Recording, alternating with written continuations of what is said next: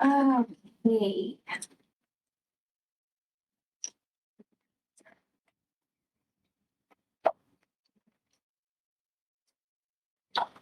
All right, so North Canton, we have Kelly Barkin, Christina Fowler, Catherine Bowling,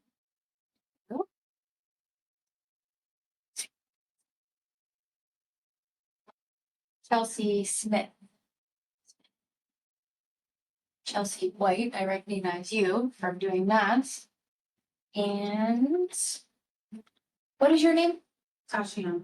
All right.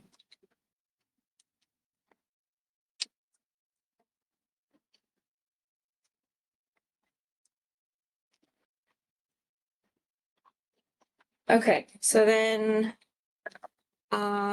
make sure you guys have your cameras on, please. There are so many of you. I really do not want to spend my time clicking through these screens to be like, who has their cameras on? What are you doing? So please don't make me do that and be your babysitter because I just don't have the energy for it. I have a 3-year-old. I already have to manage so much. All right, so we have Corey Goss. Is Corey here?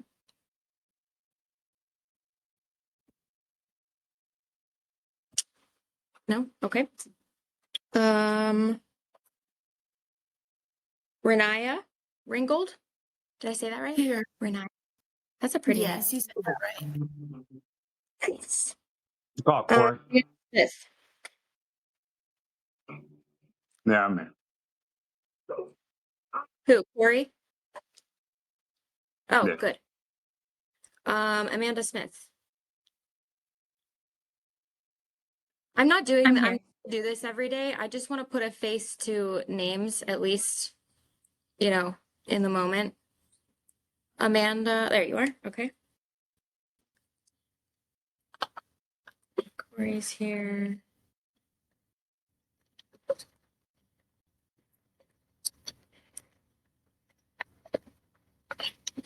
Okay.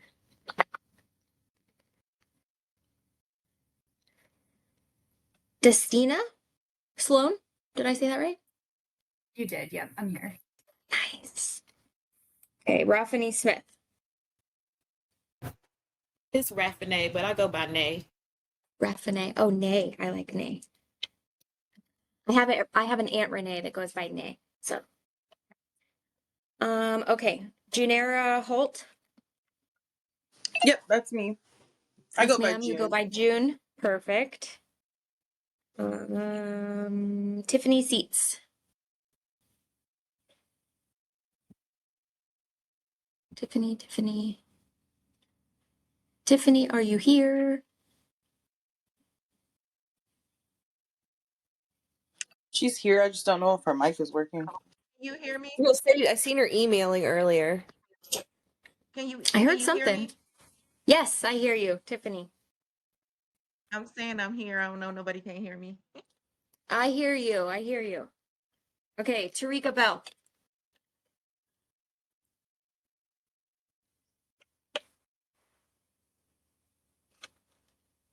There's so many of you. If I don't put a face to a name right now, I'm gonna have trouble. It's Terica. I'm here. Tarika, thank Good you. morning. Can you turn your camera on, please? It should be on. I can see me. It is not. It says that your camera is crossed off. Yeah, I just turned it off. I'm turning it back on now. Can you see me? Sandra Campbell? No, I can't see you. Is your Good do you morning. have I'm your- here. Where? Can you turn your camera on, Sandra, please? Thank you. Oh, I see you. Okay, Christina Daniel. I saw someone in the chat. Christina Daniel said Hello, she's here. I'm here. Good morning. Okay. Hello. Aries. I'm gonna be switching to Leslie? my. Oh, sorry. Oh, you're fine. You're Yes, switching to your laptop. hello. Good Where are morning. you?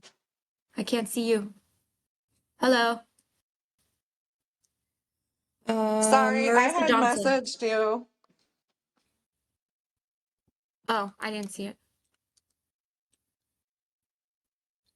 I'm here. Good morning. Hello, hello. Brandy Jordan, I saw her. I'm here. She was on page 1. There you are. Justice Love, Good morning. good morning. I don't see your face. There you are. Kaylee Moretto. Oh, Tarika, I could see you for 3 seconds. There it is. Oh, you keep going in and out. That's okay. Okay, Kaylee Moretto. Oh, good morning. I'm here. Hello, hello. So many pages. Octavia Meyer. I'm here. I see you. Deja West. Here. Beautiful. Okay, who did I not call? It was me, I didn't get called. Bonnie Hayes. That's a lot of me's. Okay, Bonnie Hayes. Did you do the Niles campus yet, or is that just for Ken? Yeah, I'm I from the feel list, like so I I have don't think you all called of them. anybody from Elyria. Yeah. Yeah, same with Maybe Niles. I'm None of missing us some got one. pages. Okay, how about this? If I missed calling your name, put it in the chat. How about that? I was gonna say for 42 or 41 or however many there are, these pages feel a little light. There should be a lot more pages here. Good. Oh, and all my returnees too.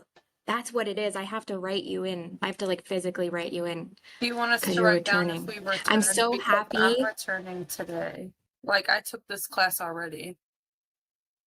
Do you want us to tell you Yeah, if we retook it? I think that's the thing. I think the names that are not on my list are all people that are returning. Which is why you, Miss Ma'am, I forget your name already, are not on my list. You're returning, right? Oh. One return from LOA. Oh, maybe that's why. That's probably why. Yeah. Okay. I mean, you guys obviously know who I'm talking to. I'm really, really happy that you have returned, and I'm so happy to see your faces. And because they had me in August, and all you guys that had Dr. Short, and are back with me, I'm really excited to see you, or Jessica Jefferson, same to you. Okay. So I already started recording. Everybody is here. Okay. Whoa. I don't know what that is. Excuse me, before you start, I just want to make sure. Yes, Miss Tarika? No, I see. I know I already said it wrong. Okay. Tarika. Terica. Tarika. Okay. Yes, I can see you. Okay. Setting. Into my display.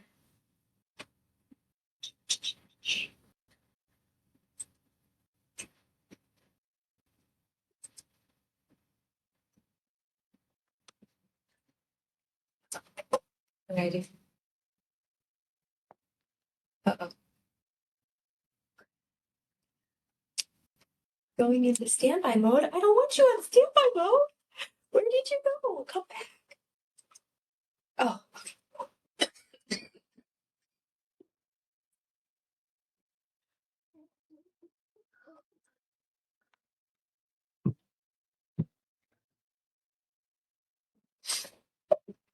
multiple displays. Yes, multiple.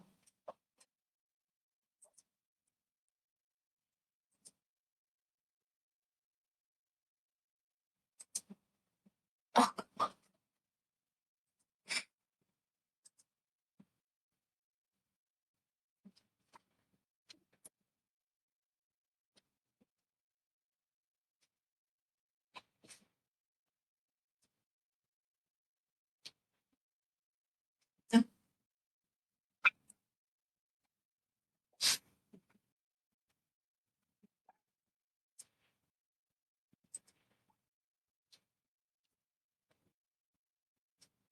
This is very nice.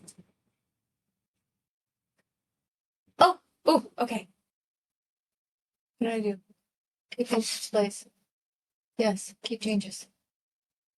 But come back here. You know, I wish I could just stay in the same classroom forever. Because then I have to go into different classrooms and everything is all jacked up. And now this computer is not working.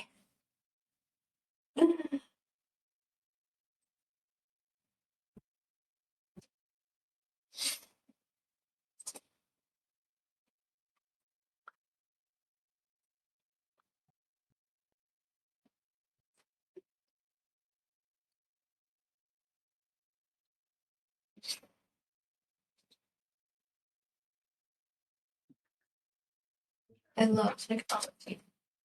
I love it. It brings me so much joy.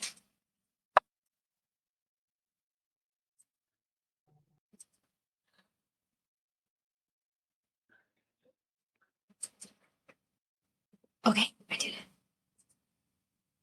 Okay. All right. So my name is Jessica Simmons. I am semi-new to Ross. I started in June, July, where I kind of trained with Miss Marianne Bell, who is in the LPN program.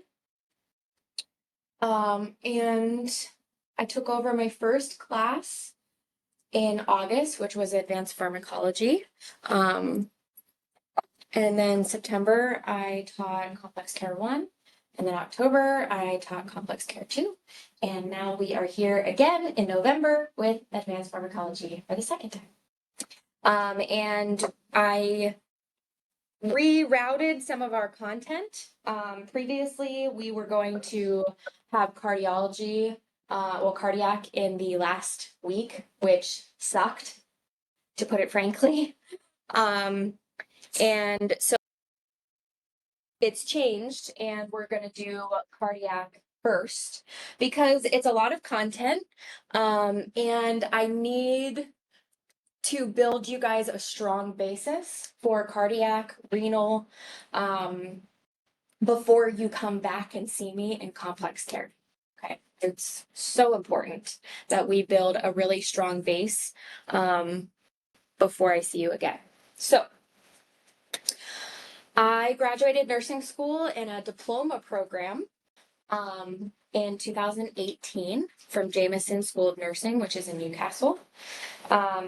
Before that, I actually went to ITT Tech in Austintown because I'm from the Mahoning Valley. I live here now. And it was a 27-month program, much like this program.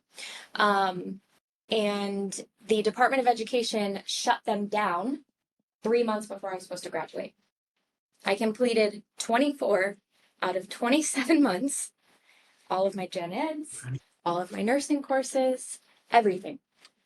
And then on September 6th, 2016, we got an email that our school was shut down nationally. So across the whole entire country. And it was devastating. And nobody would touch us because we came from a school with bad ethics. And they were accepting people into their programs that they should have never accepted, that didn't even qualify. Specifically, in my case, I have really severe ADHD. Your girl is medicated, okay? And I like it that way. And in high school, I actually almost failed high school. Make sure you mute your camera. Mute your cameras or mute your mics, please.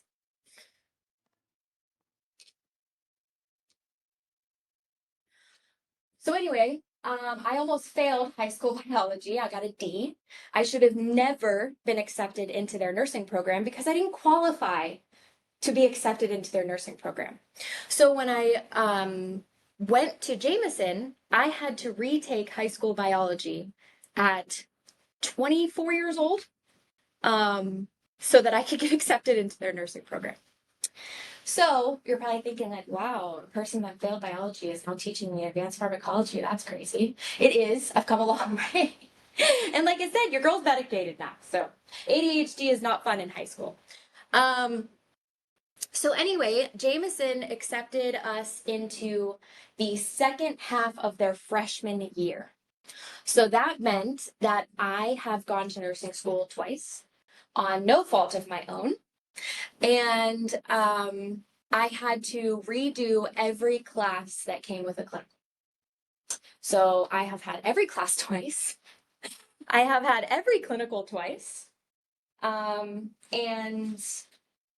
the silver lining was that I did get $30,000 discharged from my student loans from ITT Tech because it was a $55,000 school. And I'm super grateful for that. But at the time, it was the worst thing that could ever happen to me in my life. But looking back, it was probably one of the best things that happened to me because I was able to actually learn content instead of memorizing it. And I think it made me a better nurse and it made me a better teacher. So anywho, I graduated from nursing school in 2018. I started at Saney's, Maine in Youngstown on a step down tele unit called PIC. If you guys from Niles have been downtown, PIC is on the 4th floor. It was a wonderful place to start. And then about a year and a half later, I transferred to the medical ICU, which I absolutely loved. And then COVID came. And we as a team worked tirelessly through COVID. All of our patients died. It was very, very sad. And it all affected us extremely monumentally. And at that point, I had gotten married. I had experienced about 3 years of infertility, and we were finally about to do IVF.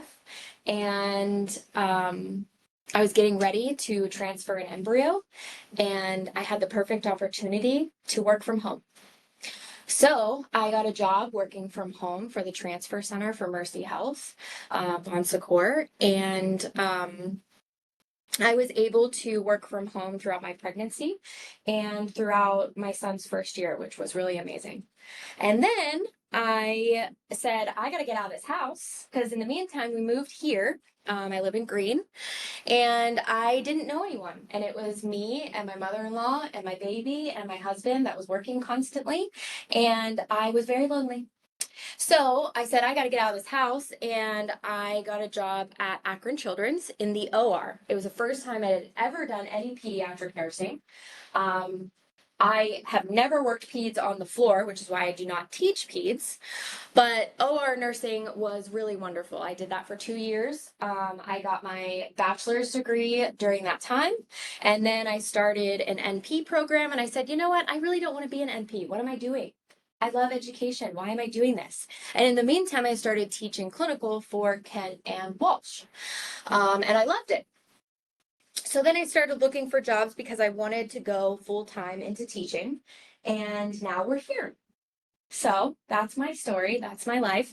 You're going to hear me talk about my husband a lot, my kid a lot. His name is Henry. He's 3.5 and he's crazy.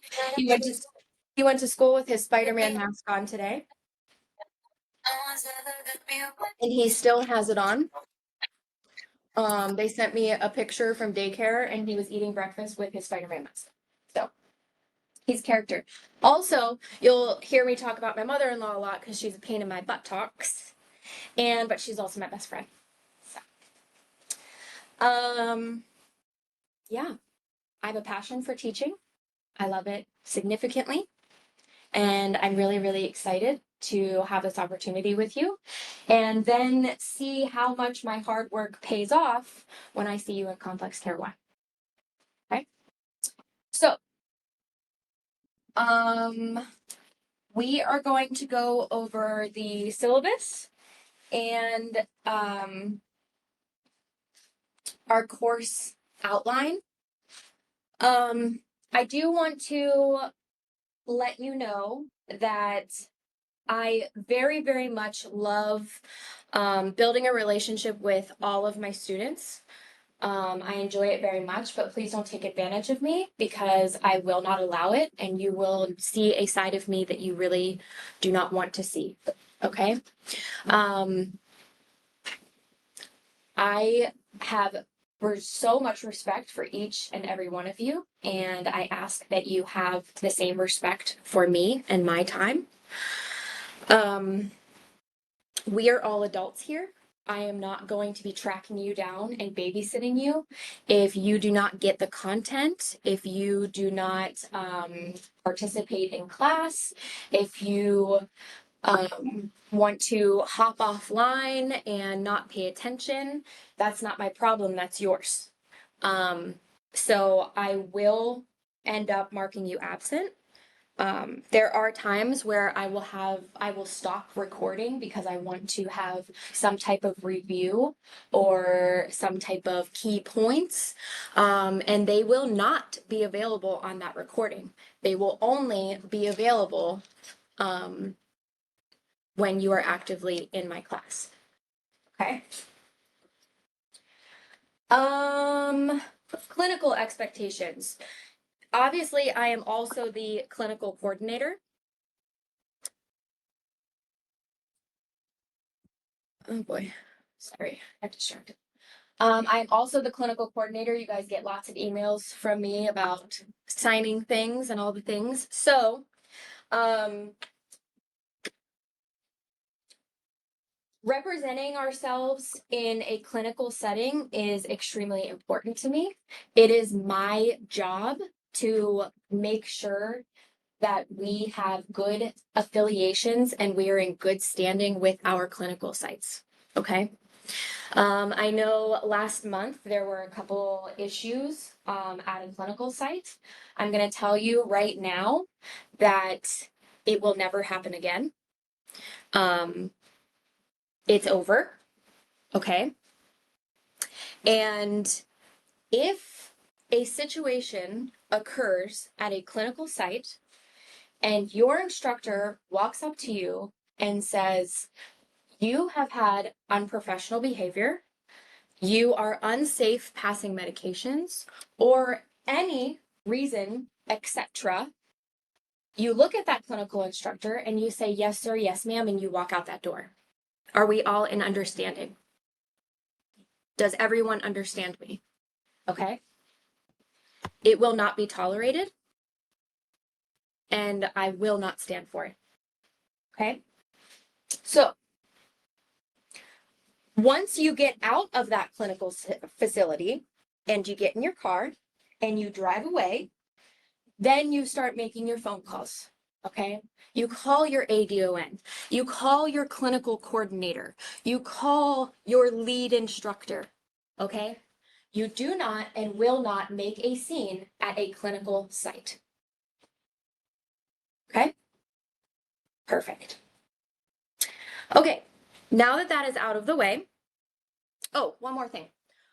When you are in your Ross scrubs, you not only represent yourself, you are also representing this school. So please don't make TikToks in your scrubs. So we have to fail you from the class or dismiss you from the program.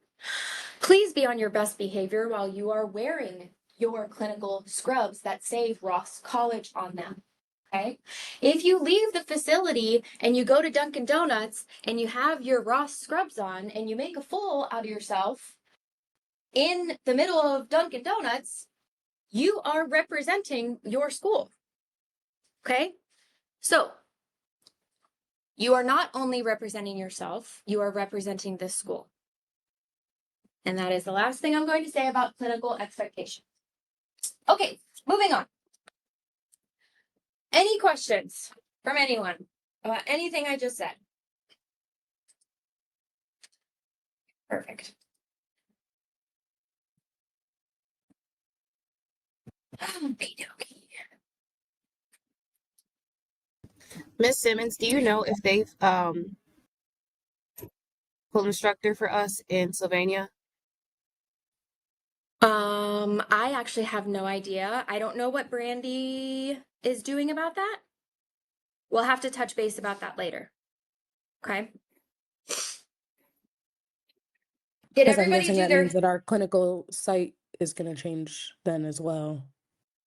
I don't know. I honestly, I really don't know. And I don't have my Okay. schedule in front of. Right now, I'm not wearing my clinical coordinator hat. I'm wearing my teacher hat. I Okay. got you. So Okay. right now, I won't be able to answer those questions. Did everybody do their acknowledgements?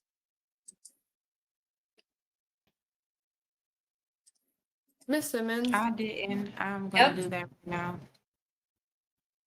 Okay. I have more of a statement rather than a question, but there are some of us from Niles that have never done a clinical site at a hospital, and we were at the same nursing home for Yeah. 7 months in a row.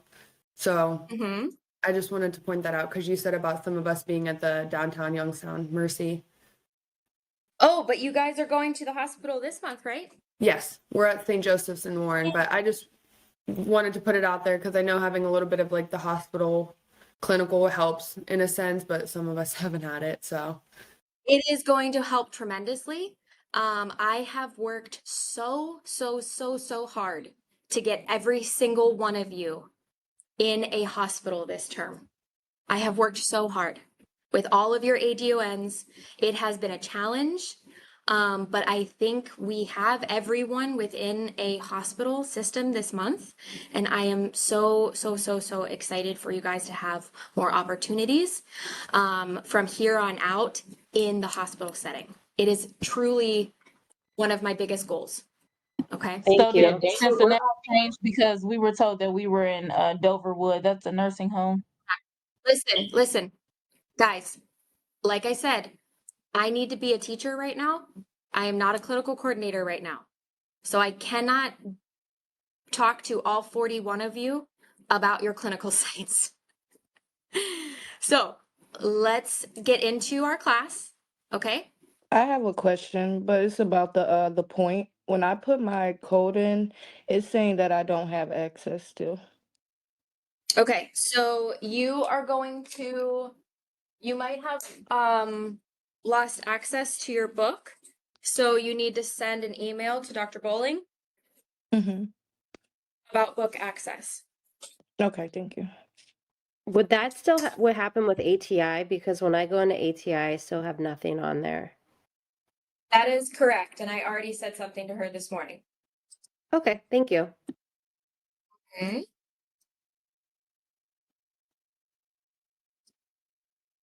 Okay, can everybody see my screen? Yes. Okay, so this is your syllabus. This is for RN 2210 Advanced Pharmacology. You have 15 planned clinical hours, so you only have 2 clinical days this month. We are using the Karch's 9th edition pharmacology book. Scroll. Why aren't you scrolling? Okay, there we go. Okay, so grading. We know that test 1 or exam 1 and exam 2 are both 25% each, which equals 50% of your grade. And then your final exam is 35% of your grade. We have a ton of content. I understand looking at it, it's very daunting.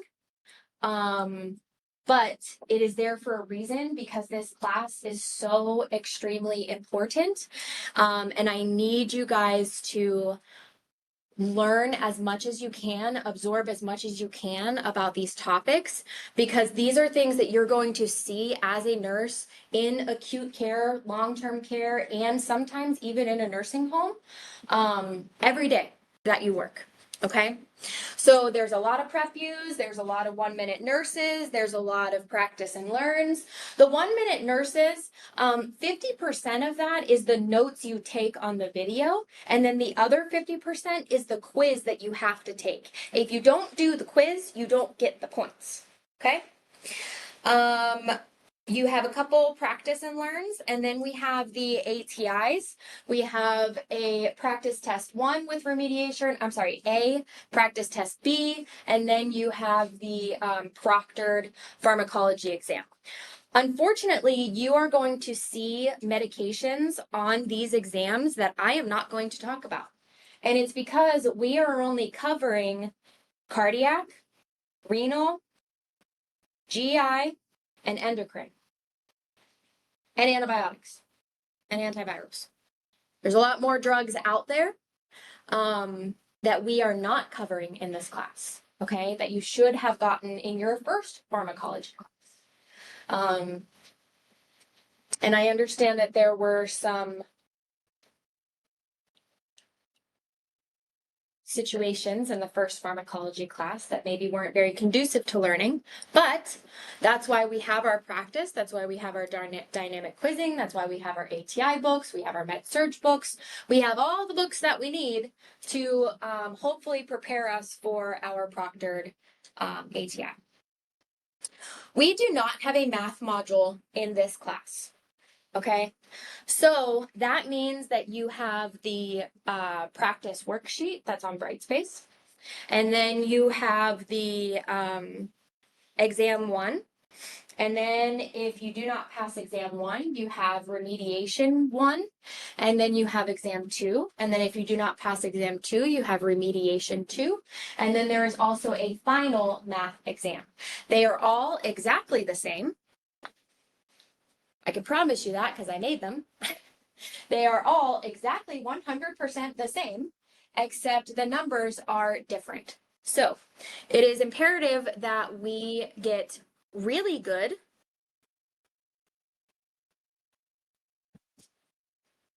at doing our dimensional analysis and our math so that we can hopefully pass it the first time. Okay? Ooh.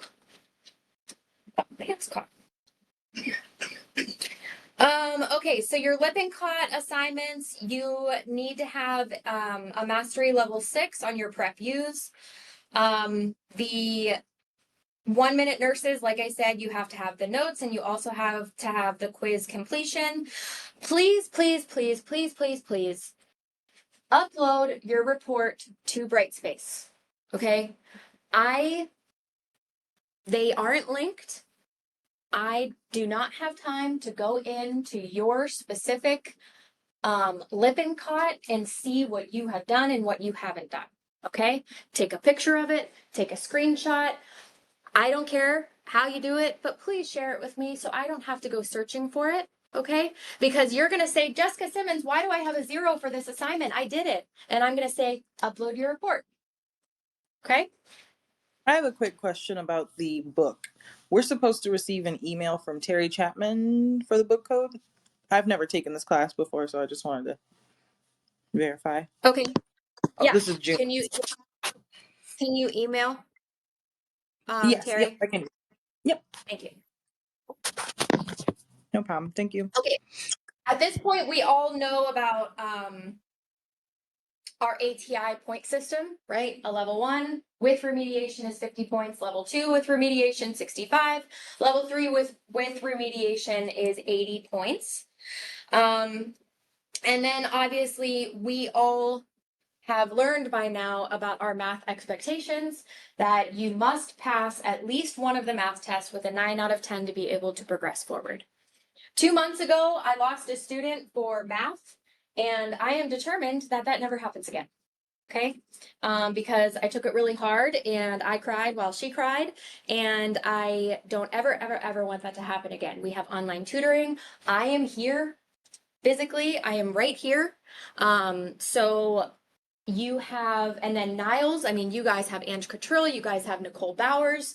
At other campuses, you have your ADONs, you have other instructors that can literally sit with you and help you with your math.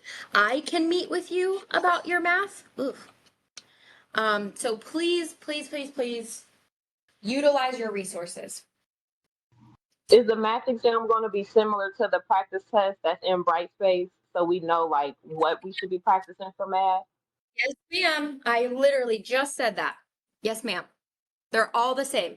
Every single one of those exams are exactly the same on Brightspace. They just have different numbers. Okie doke.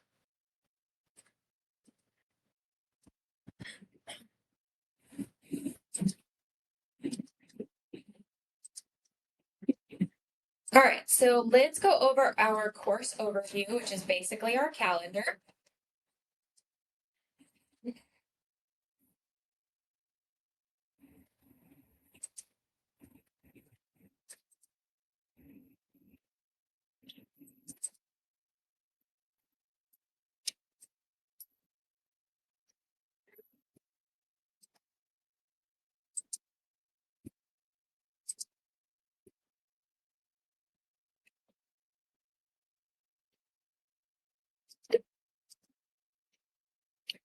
Okay, so week 1, we're going to go over, I know it looks funny and you're like, why are we doing chapter 7 and then jumping all the way to chapter 42? We're starting with chapter 7 because chapter 7 is cell physiology. This is literally the anatomy and physiology of a human cell, okay? And it doesn't make sense to do it when we're doing antibiotics and antivirals when it really should be the thing that we start with. Okay. Once we get done with cell physiology, we're then going to jump into cardiac. We're going to do an overview of the anatomy and physiology of the cardiac system, blood pressure, heart failure meds, antiarrhythmics, and anti-angina agents. Okay. By the time you get to me in complex care and you see on your exam that AFib treats diltiazem, aka cardizem, and you look at me and say, well, I didn't choose that because I don't know what diltiazem is. That's unacceptable because guess what? You're going to know what it is. I'm going to make sure you know what it is. Okay. We have a ton, so much stuff due this week. It's absolutely insane. Now, one of you are going to ask me, when you get into your Lippincon course, you're going to send me an email or you're going to put your hand up and you're going to say, can we have all of them released all at the same time so I can just get them all done? Absolutely not. The answer is absolutely not. Because we are focusing on the information that we are doing this week. This week, we are doing cardiac, which means you only have access to do your assignments for cardiac. Next week, when we move on, you will then have access to do your assignments for that subject. So please, please do not ask because it will not happen. Okay, so we have prep use for chapter 43, 44, 47. We have 1-minute nurses on antihypertensives, nitroglycerin, statins, warfarin, and heparin. And then you also have your practice test A with remediation. These are all due by Sunday at midnight. Week 2, we jump in. Yes.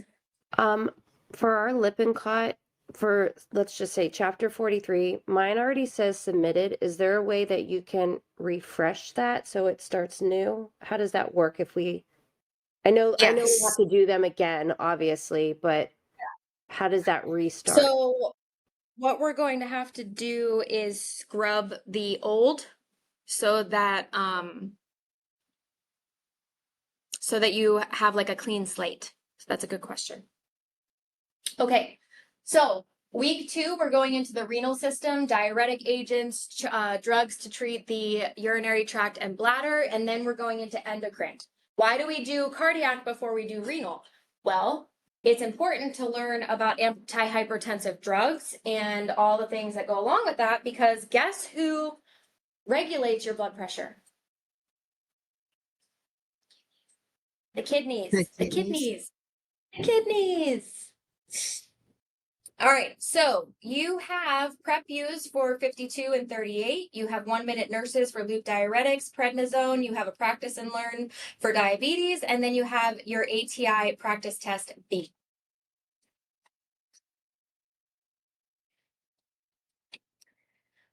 Also, obviously, you have an exam week 2.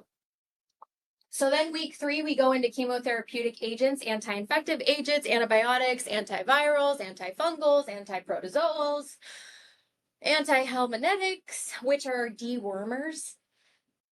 So gross. And anti-neoplastics. You have a prep U, 1 minute nurse, 2 1 minute nurses, and a practice and learn, 2 practice and learns. And then week 4, we have immune system, anti-inflammatories, immune modulators, vaccines, and then the GI system. So we are starting out super complicated with the cardiac system, also complicated with the renal system, and then we just kind of get to easier topics, which once we get to antibiotics, you're gonna be like, Jess, that's not easy. I guess it just depends on how you feel about cardiac. So, okay, so then let's go over some dates.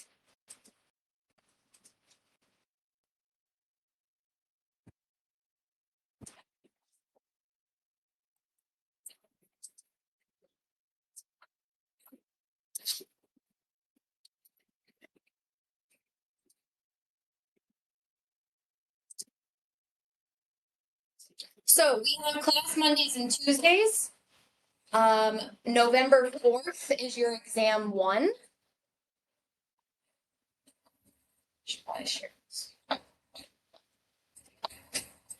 Oops.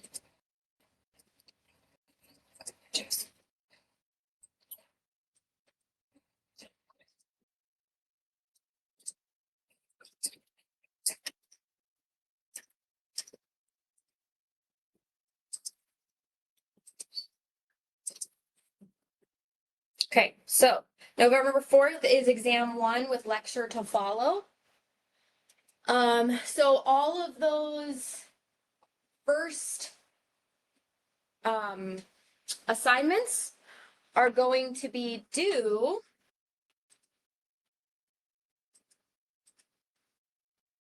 on November 2nd at midnight. Right? Sunday at midnight. Okay. So then for week 2, all of your assignments are going to be due November 9th at midnight.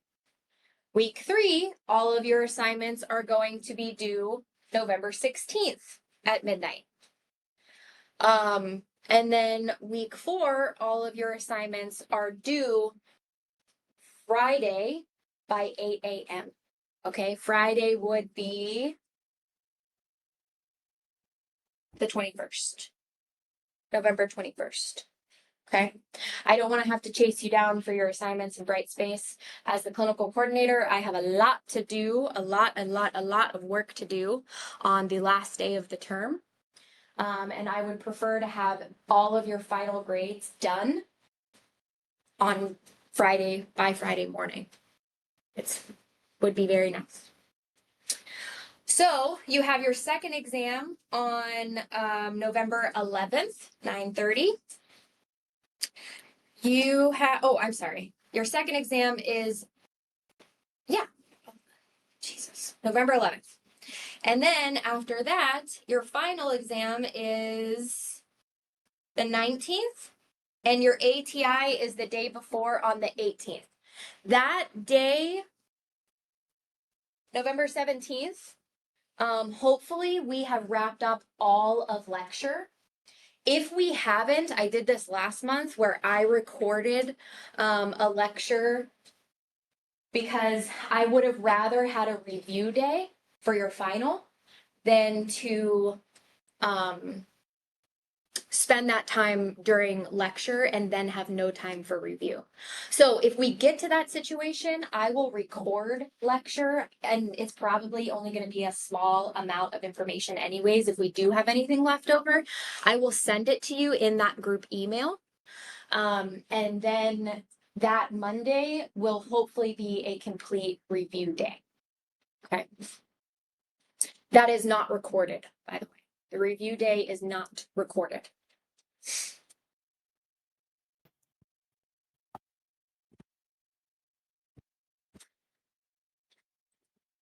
Okay, so is everyone clear on the dates? The dates, the times for your ATI, for your final, for your exams, the dates that things are due? Yes? Okay, perfect.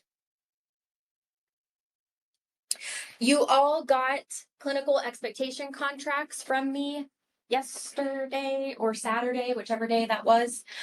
Please sign them through DocHub. Please download it and then please upload it to Brightspace. Please, please, please. Please don't make me come after you in week 4 and say, why don't I have your contract? I sent it to you 4 weeks ago. Okay, so please do that for me. Miss Simmons, All right. If you did not receive it in your email, check your spam. If it is also not in your spam, then email me and say, hey, I didn't get this, and I will resend it to you. Miss Okay. Simmons, Yes. I realized after I had sent the final for the clinical expectation, instead of it saying MedSurg 3, it put Measure 3. So I don't know if I need to correct that. Well, this is advanced pharmacology, Miss Veronica. This is not MedSurg 3. It said the course facility, like our floor. So I put we were on MedSurg 3, but it corrected MedSurg into Measure, and I realized that it was already finalized. So I didn't know if I had to redo that or if it was just an okay mistake. I can just resend it. Just send me an email to resend it to you, okay? Okay, and then I have one other question. Are you able to do, since our exams are at 9:30, I didn't know if you were able to do like a review beforehand or like following the lecture the day before or at some point? So, what I do, is a little special. I'm not allowed to give points for it anymore, unfortunately. I used to give a point for it, but I can't do that anymore, which really sucks. But one of my absolute favorite teachers that I ever had gave us key points, and there was no real explanation. Say, I am testing you on antiarrhythmic drugs, and I want you to know the therapeutic level of digoxin, and I want you to be able to tell me what puts patients at risk for dig toxicity. I want you to be able to tell me the antidote for toxicity. I also want you to tell me the signs and symptoms of digoxin toxicity. All I'm going to say for that key point situation is digoxin. And I expect you to tell me everything you need to know about digoxin. Okay, so am I ever going to give you a question that says, what is therapeutic level of digoxin? For a key point? No, absolutely not. In order for me to ethically and morally give you key points for you to study, it is going to be a very broad subject that will lead you in the direction that I want you to go. Now, previously, I had all of my students turn them in to me, handwritten, and I gave a point towards your exam. I'm no longer allowed to do that, which sucks because it really helped my students tremendously. Especially if you ask any of the returning students that I had in August, they would tell you how helpful these key points are. So just because you're not getting a point for them doesn't mean that you shouldn't do them, because they are truly extremely helpful. So the last day of lecture, maybe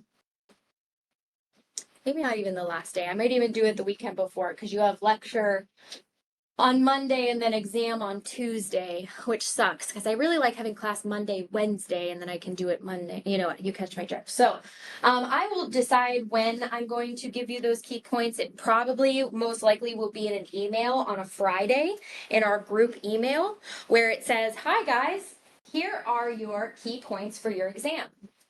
And like I said, they're going to be very broad.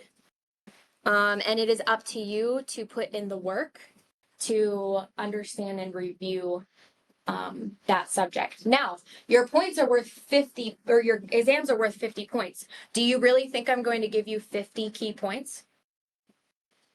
Absolutely not. You're going to get lucky to get 15. Okay? So does that mean that you're only studying the 15 things that I told you to study? Absolutely not. So when you take your exam and you bomb it because you only studied the 15 key points and you said, "Well, Jess, you gave me this and this is what I studied." Well, hear me and hear me now that you will be tested on more things than just the key points that I send you. Okay? Good. All right. So I do want to go over math today. Would you like to go over math now, or would you like to start cardiac and go over math at the end of the class? Can we start cardiac? So that's again. What do we think? Does everyone agree? Yeah, let's start Cardiac. Yes. Just That's get fine. this. Can't take it. All right, we are going to start with chapter 7. Do we need a couple minutes? Little 10-minute wet your whistle. Okay, Yes. go pee. Great. 10:35, I'm going to start talking again. Okay?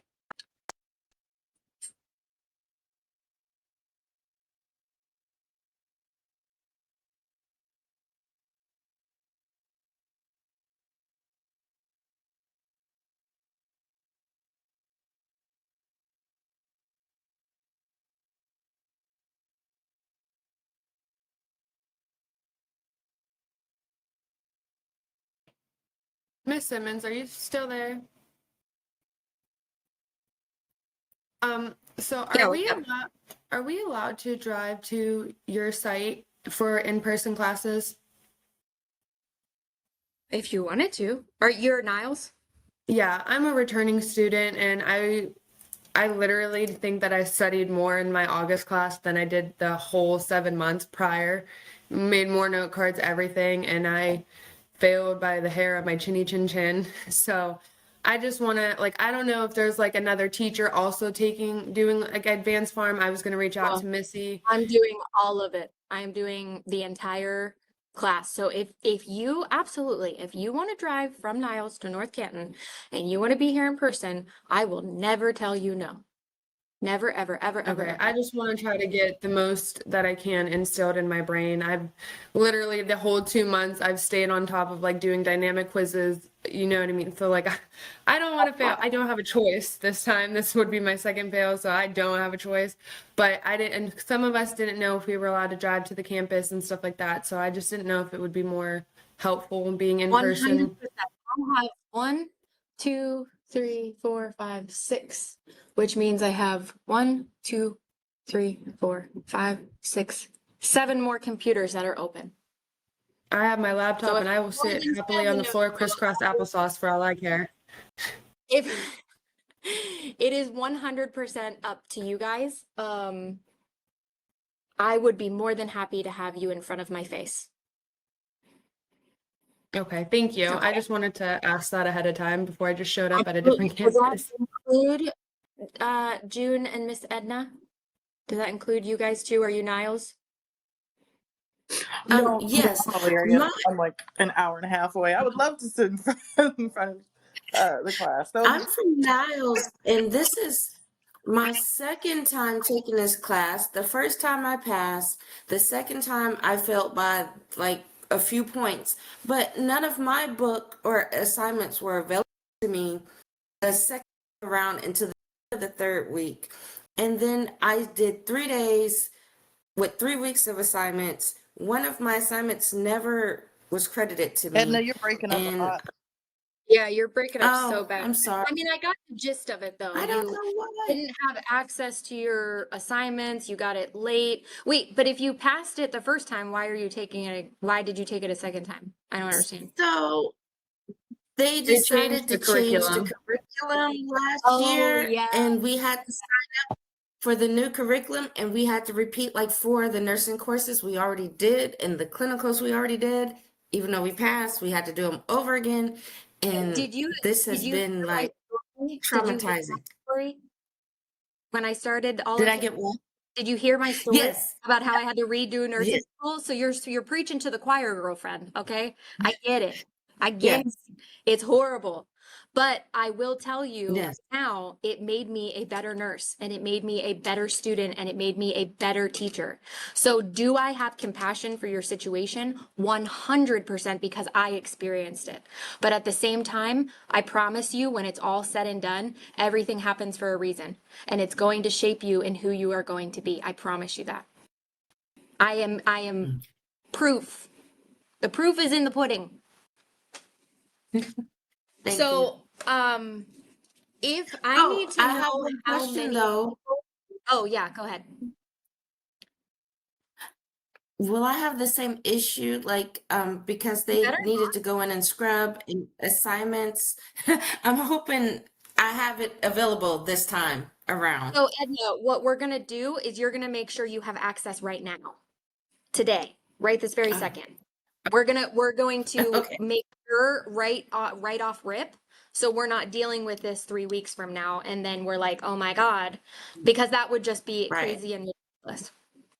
If you want, I But think Dr. Short is I, available right now. I messaged her and she already got my lip and cot set up and she's doing ATI later tonight, she said. By the end of the day. good. So yeah, if you want to send a message to Dr. Short, that would be great. Okay. I will Terry need a Chapman is list. also someone else we could reach out to. Yeah, I I will reached need a list. out.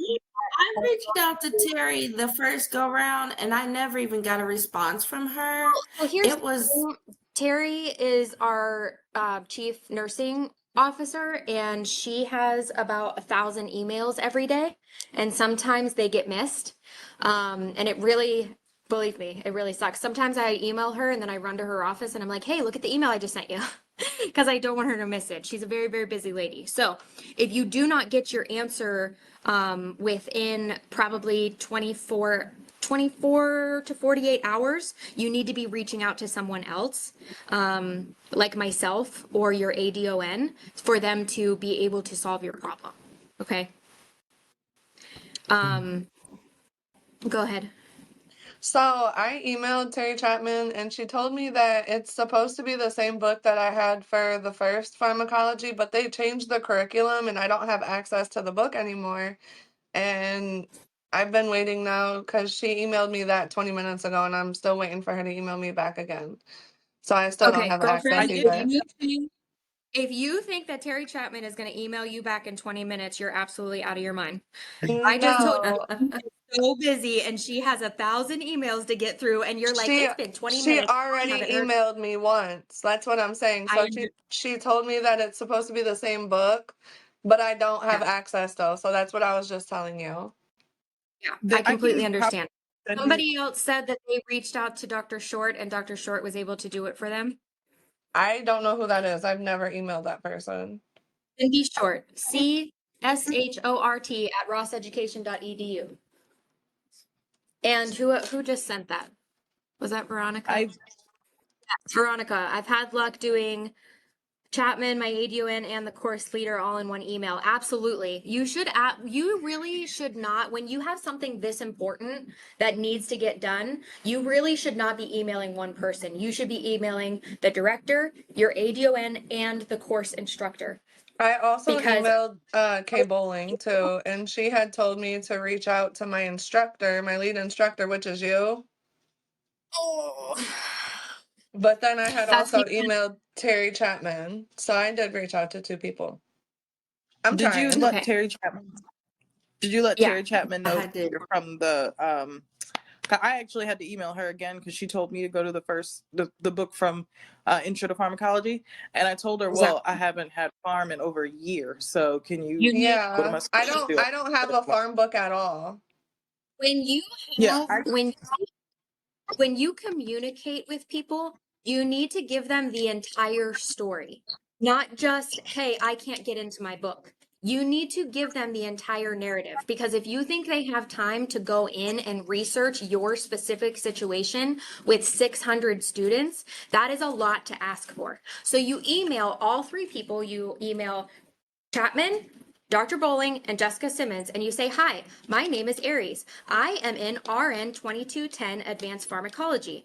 I tried to get onto my Lippincott, but it's been over a year since I've had access to my book. Is there any way that I can get a new book code, or I can get my content scrubbed so that I can adequately perform in my class this term? Sincerely, Aries Gillespie. It was very similar to that. Yeah, it was. I had the same situation, and I did my ADON, my instructor, and Terry, and it ended up being another teacher that got results. But again, it was the end of the 3 weeks. I went into the school several times. It was crazy. I'm hoping for a better turnaround this time. It is 100% going to be a better situation. Yes.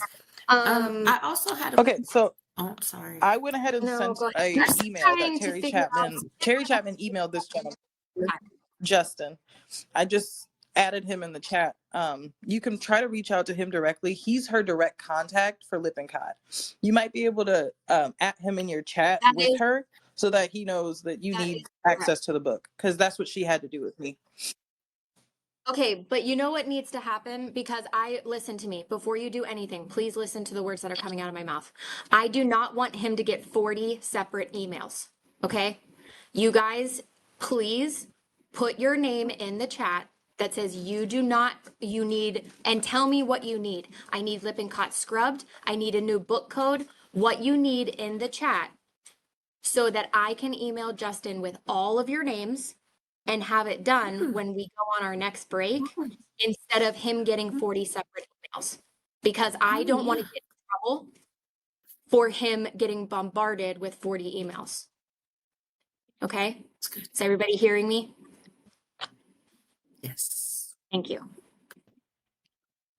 I have one more question. And I'm sorry, this was totally not like a 10-minute break for you. Just because of seating with computers and everything, if we were to come and like, are like some of us, at least if we were able to maybe reach out to you prior, are we allowed to come and take our exam at your campus and then be able to stay there for the lecture? Just because Canton from my house, it's like an hour and 8-minute drive, and I'm also a 35-minute drive to Niles.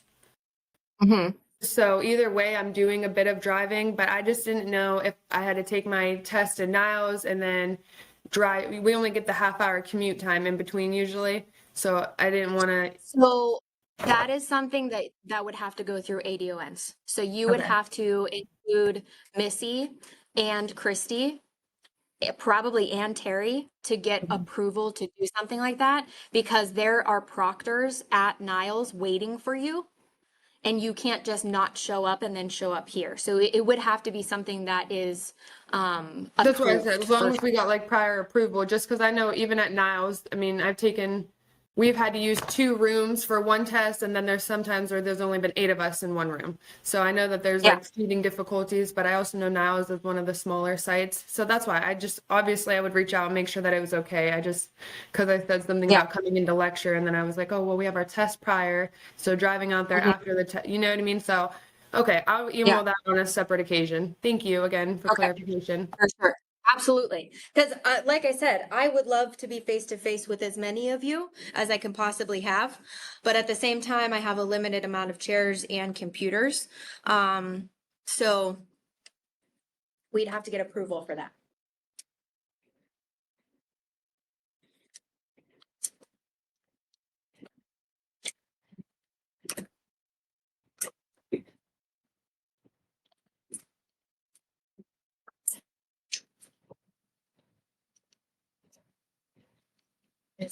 Like my little tab.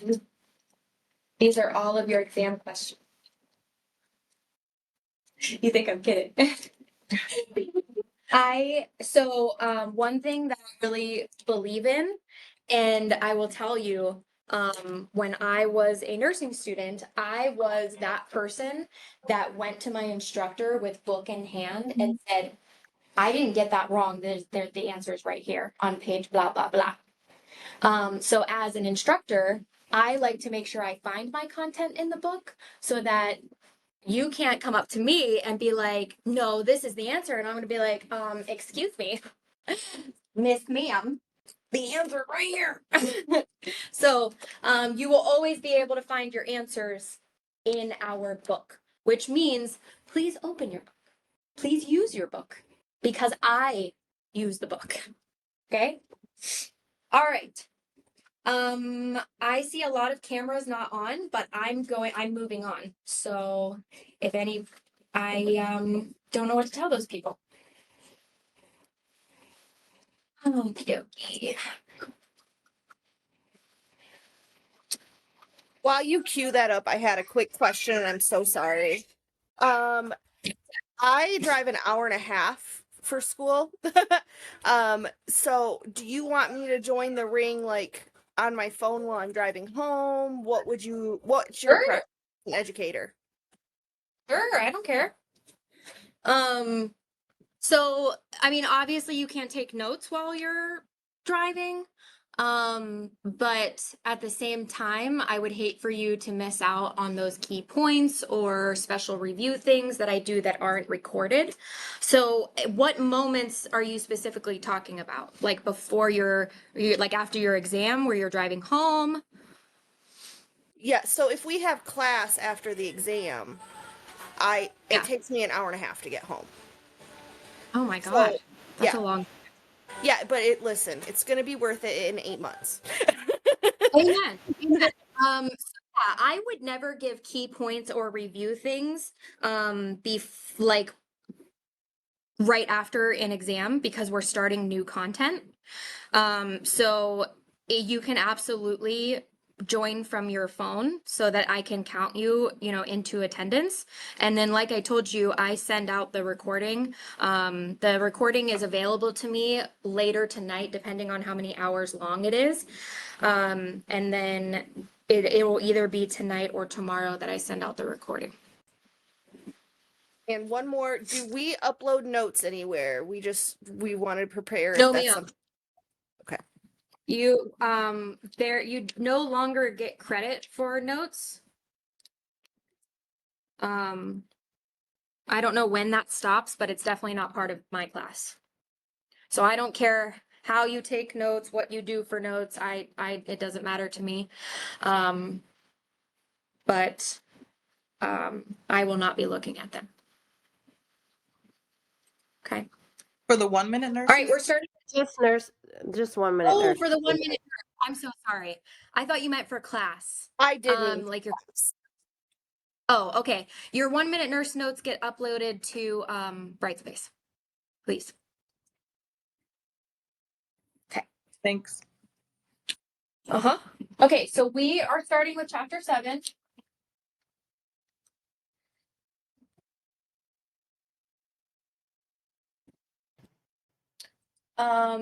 Does everybody have their PowerPoints? Do you print? Do you need them printed? I tried to put them Before on you this start- morning. Okay, so that's I things just you- want to make sure you can see me. Say Can that you see again. me? I see you, girl. Some stuff about cameras. Okay, I just wanted to I didn't want to get marked not here. No, you're good. I see you. I see you. And also there are going to be times if I don't have a lot of participation, I will be calling you out. Because it's important that our online friends get the same opportunities that our in-person friends get. It's okay if you tell me you don't know the answer. I would rather you not lie to me, and then we can work out the answer together, or we can go to somebody else, which is totally fine. All of those things are appropriate and fine. So if I put you on the spot, it's okay. Don't panic. We will get through it together. But it's just very important to be able to have everybody involved. Who needs PowerPoints for today? How many hands? 1, 2, 3. Okay. Okay, I just have one question really quick before we get started. Test 1, I know is chapter 7 going to be included? I know we have to read it, but is chapter 7 also Yes, going to be ma'am. included? Or well, okay, what Yes, ma'am. chapters is going to be over test 1? Girlfriend, it is on all of this information that is in your syllabus that we are covering in week 1. Okay. Would you like 3 slides to a page with notes? Yes. Do you care if it's front and back? Is that okay? I like to save paper. I care about the trees.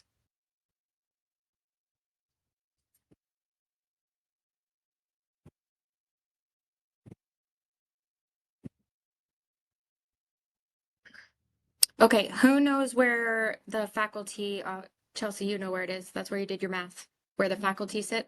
Yep. It's the printer right next to that room.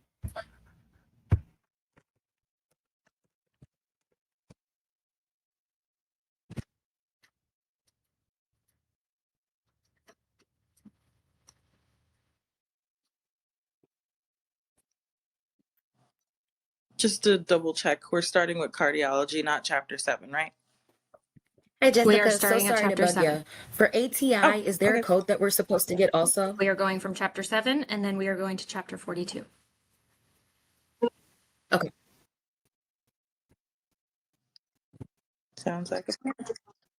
Thank you. No, ma'am. If you could please send that in the chat that you have access to ATI, that would be wonderful.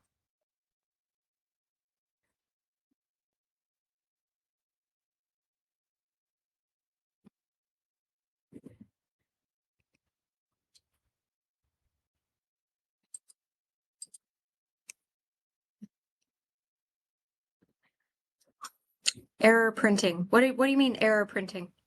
The printer couldn't print. Why? Can you please Oh, let me in Jesus. on my phone? Yeah, hold on.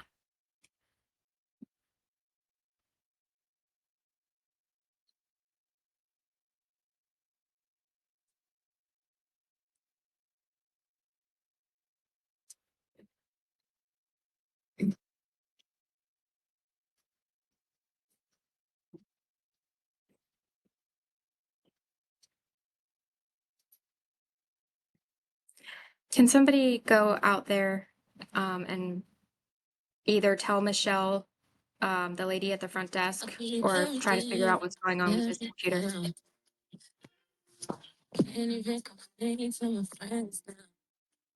You have a beautiful voice. Put yourself on.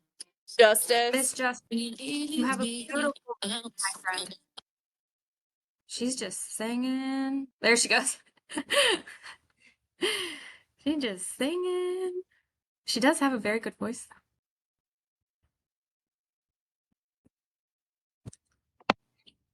I didn't see it on the syllabus. Do you have a Calendarly where we can schedule meetings? I do. I do. I need to add that. That's a very good point. Yes, I do.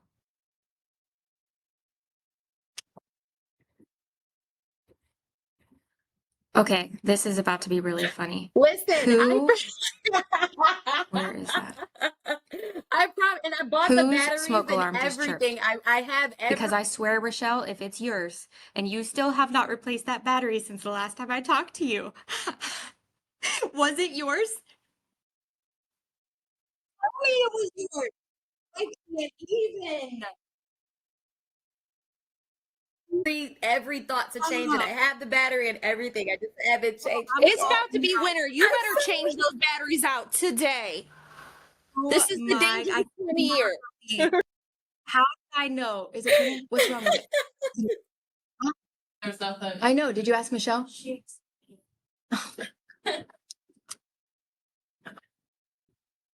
How frustrating is life? So frustrating for me, for Jessica. Print. Rochelle, if you don't get that changed, I'm coming after you.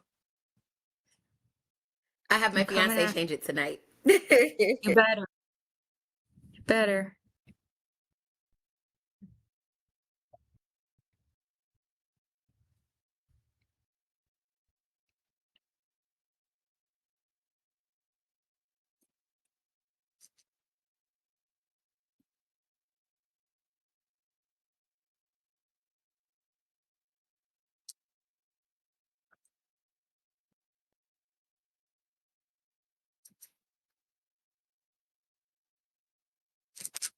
She's gonna talk to her fiance and be like, she called me out in front of everybody. I just knew. I'm like, this is gonna be hilarious if this is seriously still her from the I last just time I text talked to him her. like, all right, we gotta get on it.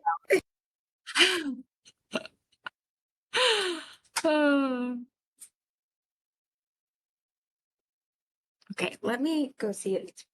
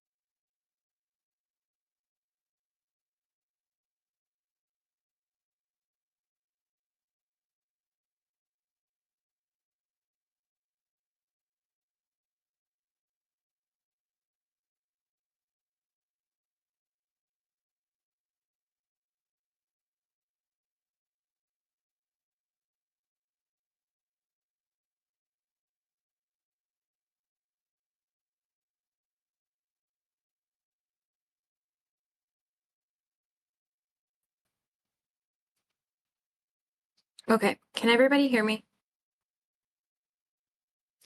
Yes, okay. Yes. Yes. Okay. It's very annoying.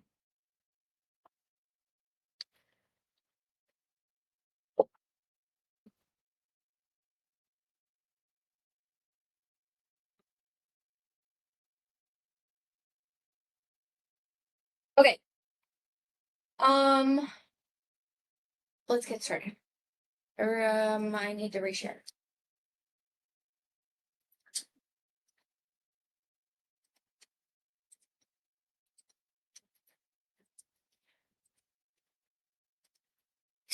Okay, so chapter 7 is super short. So chemotherapeutic drugs are used to destroy invading organisms and abnormal cells. So these drugs attack bacteria, viruses, parasites, protozoa, fungi, neoplasms, and cancer.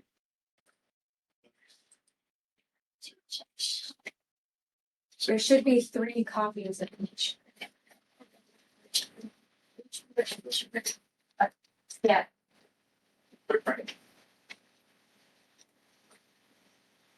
Any more of those?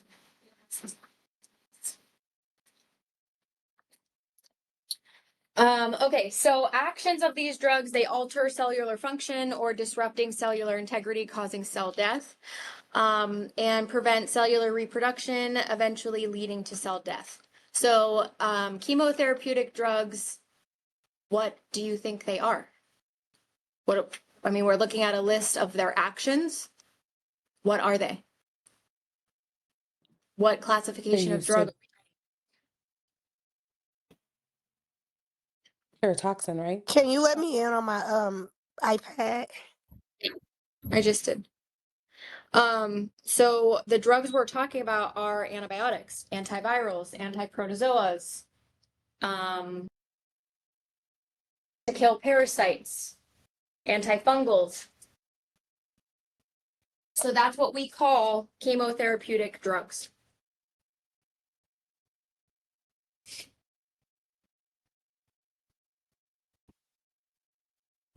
So this will take you back to 6th grade.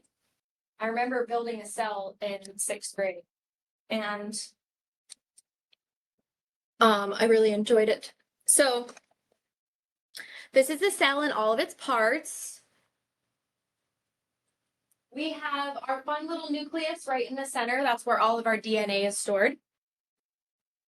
What part of the cell is responsible for energy production?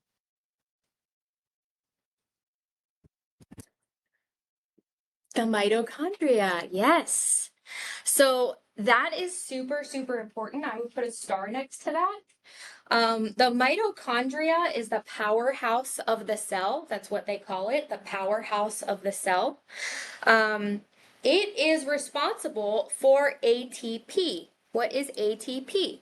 ATP is a very long and complicated chemical equation that uses glucose and oxygen and other things to produce energy. So, in order for our bodies to produce energy and use energy, we must have mitochondria, which are responsible for ATP, which is the powerhouse of the cell.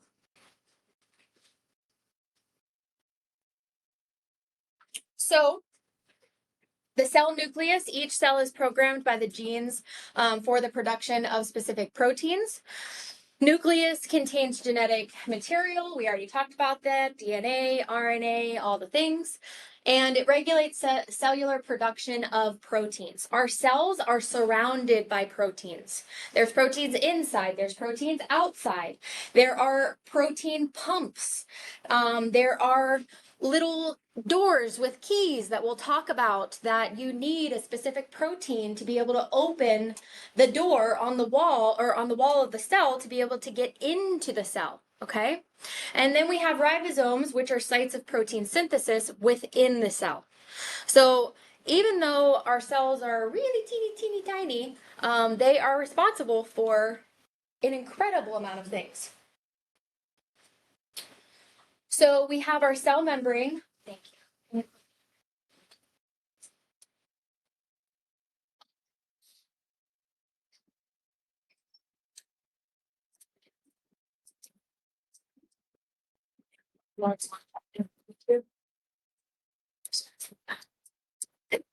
So your cell membrane surrounds the cell. It separates the intracellular fluid and the extracellular fluid. This is extremely important when we talk about intracellular versus extracellular. If I told you, or if I asked you, where is serum sodium? Is it intracellular or extracellular? When we're talking about electrolytes. Intracellular? Intro. It is extracellular. So a good way to know if an electrolyte or ion is intra or extracellular, the numbers are bigger. So what is our normal sodium level? 135 to 145. 135 to 150. 135 to 145. Now, that is your standard NCLEX. There are facilities, you will hear me say this a lot. Every facility has their own lab levels. Okay, so there's one facility that you go to that could be 136 to 146. Okay, you could see a potassium. I've seen potassium sometimes 3.5 to 5.2. That's normal at some other facility. Okay, we have a standard, which is what NCLEX goes by. I have a list for you, by the way, for NCLEX appropriate lab values. I will add it to Brightspace. Somebody remind me to do that. And when you have a bigger number, like 135, that means that a lot of that electrolyte is outside of the cell. Okay, so with me saying that, and then me saying that a normal potassium is 3.5 to 5, do you think that potassium is intracellular or extracellular? Intra. It is intracellular. So that means that most of the potassium that we have in our bodies live inside the cell. And only a small amount is allowed to live outside the cell. Okay? So when we're looking at electrolytes and you draw blood to get that electrolyte level, you're looking at what is currently circulating within your serum plasma. So not within the cells. You're looking at what's outside of the cells. Okay. Oh, I almost fell over. Okay. So I said earlier that our cells are wrapped in proteins. Okay. So they could be lipoproteins, which are fat, right? If we talk about lipids, we're talking about fats. So phospholipids, glycolipids, that means like they're sugar fat, cholesterol, okay? And then we have different receptor sites. Remember, I told you that our cells have doors all around them. Those are your receptor sites. And we need specific keys to open those doors so that things can go in and out of the cell. Okay, they're like puzzle pieces. I can't get into the cell if I don't have the right puzzle piece or key to open that door. Okay, so then we have surface antigens that play an important role of cellular immunity. This is where your body can recognize bacteria or viruses or things that they see and they're like, oh, I've seen you before. I have an antibody for you because they recognize the antigen. Okay. So then histocompatibility proteins allow for self-identification that says, oh, you belong in the colon. Oh, you are a breast cell. Oh, you are part of the epidermis. Okay. And then the immune system recognizes proteins and acts to protect self cells and destroy non-self cells. So this is when your detects that, hey, you're foreign and I'm not going to let you stay here. Or you have an autoimmune disease. Something's wrong with your immune system recognizing things. So then you have autoantibodies that are attacking your own cells. So something's wrong with the system. Okay. So then also you have channels. These are pores that allow the passage of substances into and out of the cell.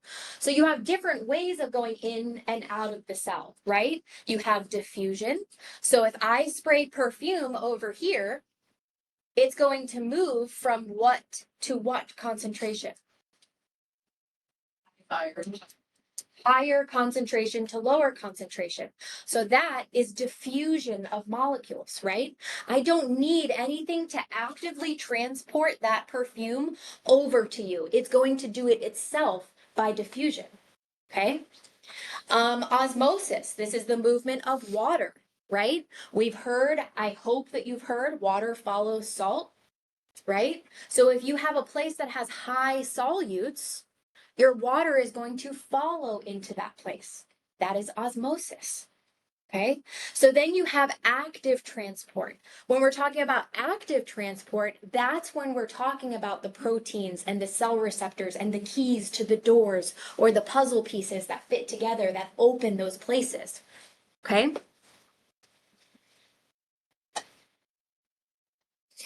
So this is a picture of what that cell membrane can look like. These are protein molecules. You have antigens, you have little cholesterol guys. These are your phospholipids, okay? And these are our protein channels, right? So there are receptor sites that need a specific key to open this door to come in. There are channels that are free flowing, that things can go in and out by diffusion.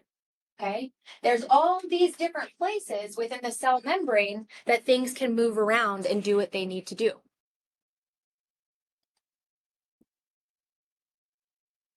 So, true or false, each cell has a preordained program produced by its genes that allow for cell division. True. True. I would say that that's true. So, what is cell division? Let's go all the way back to middle school. Okay, how do cells divide? We have two ways that cells divide. Mitosis and meiosis, right? So mitosis is when the cells split their DNA, split from one cell to two cells, right? With chromosome division and then chromosome come back together. This is how we make babies. This is how cells reproduce, right? It would be important for you to know the difference between mitosis and meiosis and how cells actually divide. Okay? So, organelles of the cytoplasm, we have the mitochondria, which we have called what of the cell? The powerhouse of the cell. We have our endoplasmic reticulum, free ribosomes, Golgi apparatus. I always thought that was such a funny little name or word. And then lysosomes.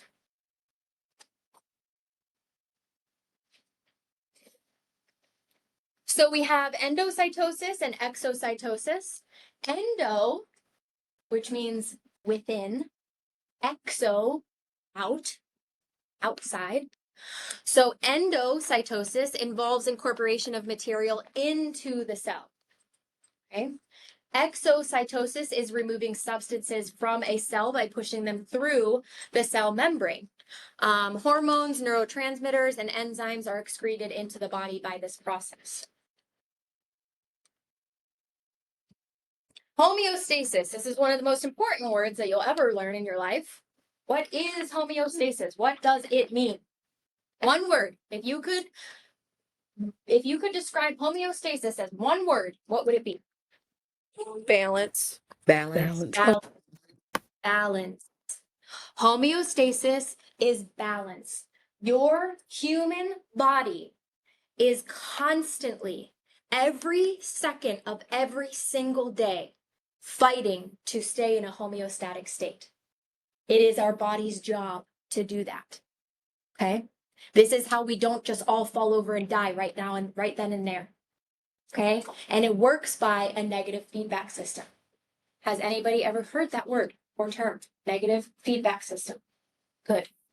Good, good, good. We will talk about that later. Passive transport, we already talked about this. This is the movement of diffusion, osmosis, and facilitated diffusion.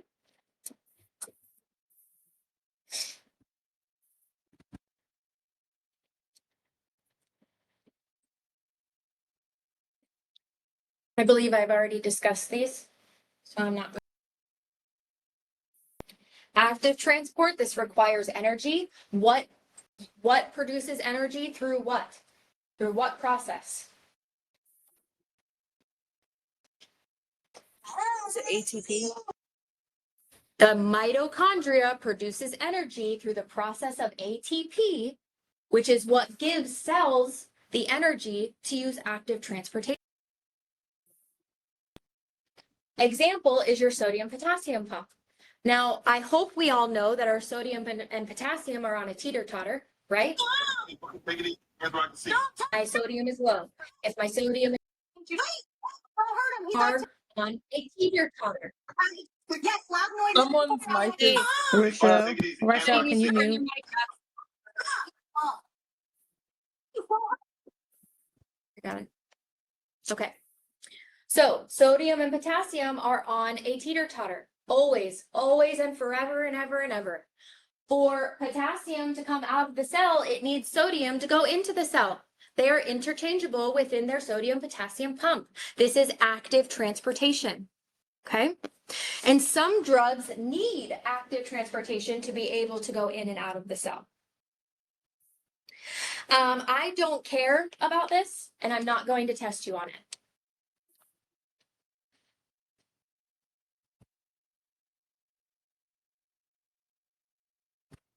And then we're done with that. So chapter 7 was really quick, but it doesn't make sense to wait until week 3. Also, I forgot to.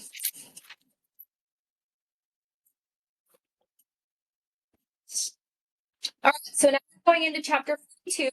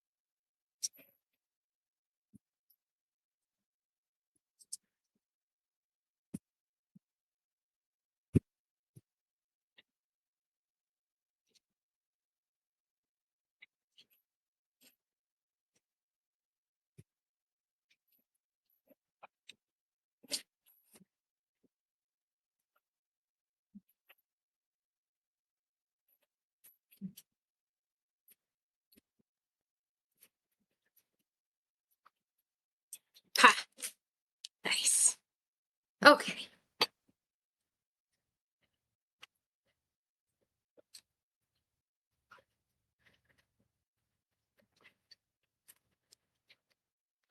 All right, introduction to the cardiovascular system.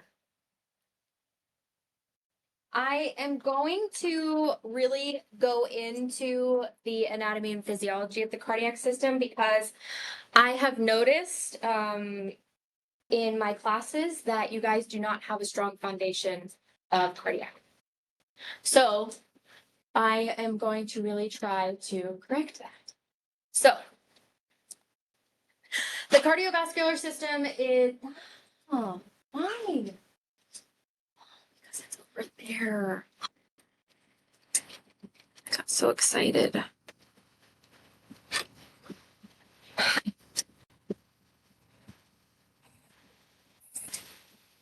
I hate technology. I really, really hate it a lot.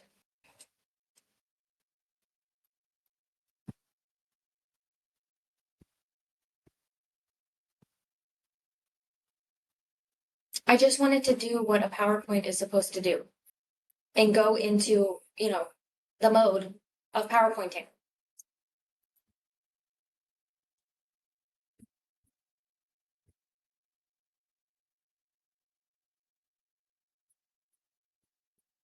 Okay.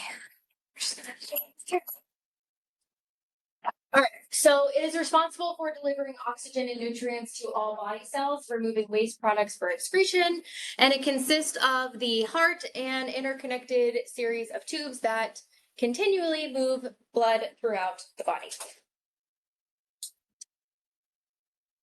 There are 4 chambers of the heart. We have the right side of the heart and the left side of the heart. We have the right and left atria, and we have the right and left ventricles. There is a septum right in the middle that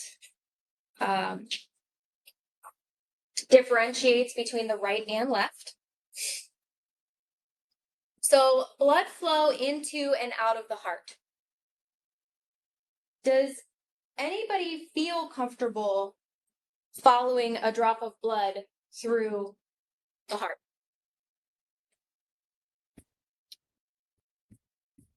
Okay. So on page, well, some of you don't have access on.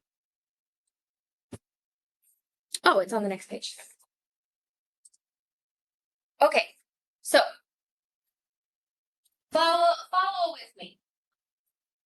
So you have blood that starts, we're gonna start outside of the heart, okay, in the periphery, and they are Sorry, I don't mean to cut in, but my phone's on 1% and it's going to die and my computer's doing an update. So as soon as it's done, I'm going to retry to get in. Okay, perfect. All right, so you have the superior vena cava and the inferior vena cava. Inferior is here, superior is here, right? Okay, so that drop of blood goes into the superior vena cava, or, you know, from the bottom, wherever it's coming from, okay? And it goes right into the right atrium, okay? The right atrium is going to contract, which causes the blood in the right atrium to go through the tricuspid valve into the right ventricle. When that happens and that contraction stops, the tricuspid valve is going to close shut. So the blood in the right ventricle can't go back. Okay? It's important that it doesn't go back. That means you have a problem. Okay? So once your blood is in the right ventricle, you are then going to have another contraction, right? Which is going to push blood up into the pulmonary artery, because, by the way, the only place in our entire body that arteries and veins are reversed, right? Because arteries carry oxygenated blood. Veins carry deoxygenated blood. In the lungs, it's the opposite. It's the only place in the human body that it is the opposite, okay? So the blood goes into the pulmonary artery, through the pulmonic valve, into both lungs, okay? When it goes into those both lungs, it goes down all the way into the little capillary beds where your little alveolar sacs are. And that is where we have gas exchange, okay? That is where gas exchange occurs, within the alveoli and the little capillary beds that are sitting right next to it, okay? So you have a drop off of carbon dioxide and you have a pickup of oxygen. Okay.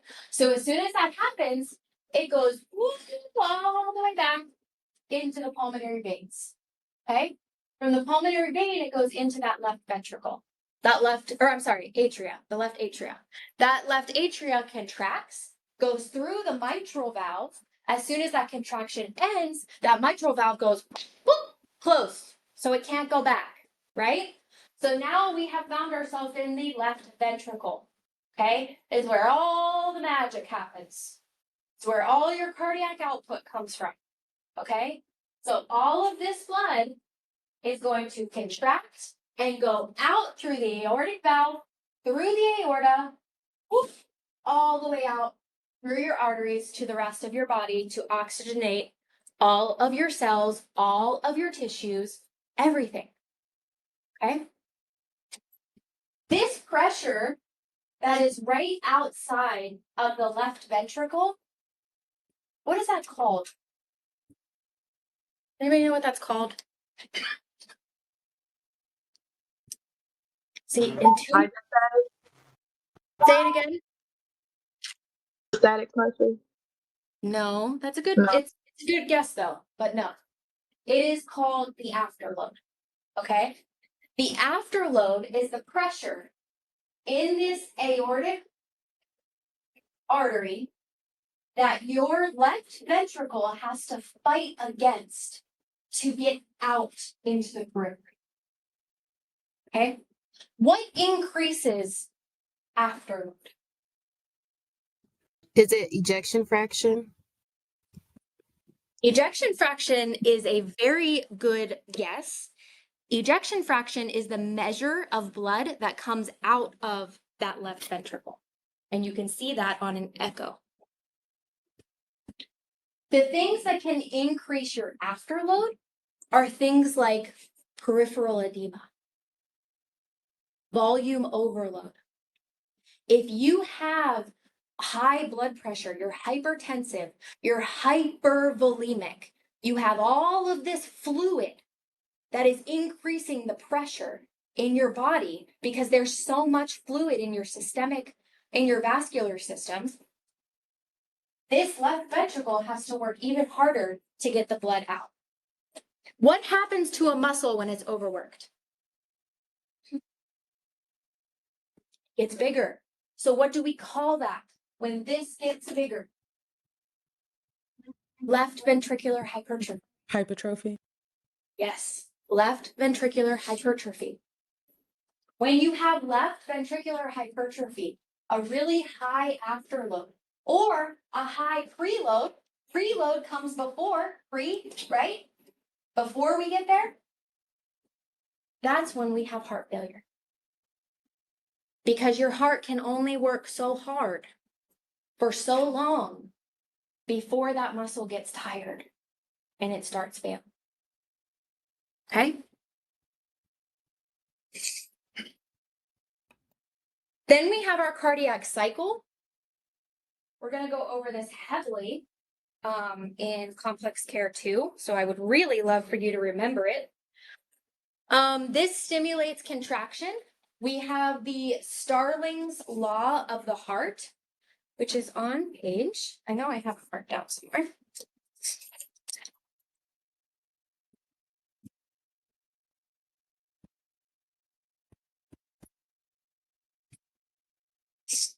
So Starling's law is on page 726.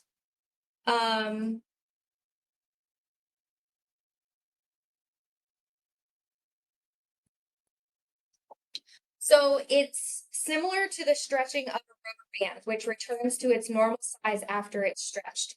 So when those atria and ventricles expand and then contract, dilate and contract, it is kind of like a rubber band where it goes back to its original size. It stretches and then goes back to its original size. So the further it is stretched, the stronger the spring back to normal until it is stretched to a point at which it will not react at all. This property is called Starling's law of the heart. So we have diastole, which is our bottom number, of our blood pressure. We have systole, which is our top number. So during diastole, this is the period of relaxation. This is when blood is coming back to the heart, okay? This is the period after those atria and ventricles contract. Then they have to relax, okay? And then during systole is when you have contraction. We've all done CPR and BLS, right? So remember when you're practicing CPR and they tell you you need to have a full recoil. You need to push all the way down and then you need to come all the way back up with a full recoil. Why?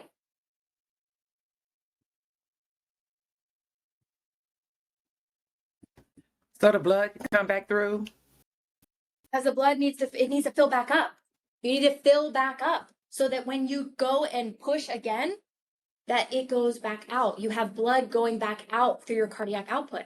If there's no period of relaxation, your cardiac output sucks. Okay?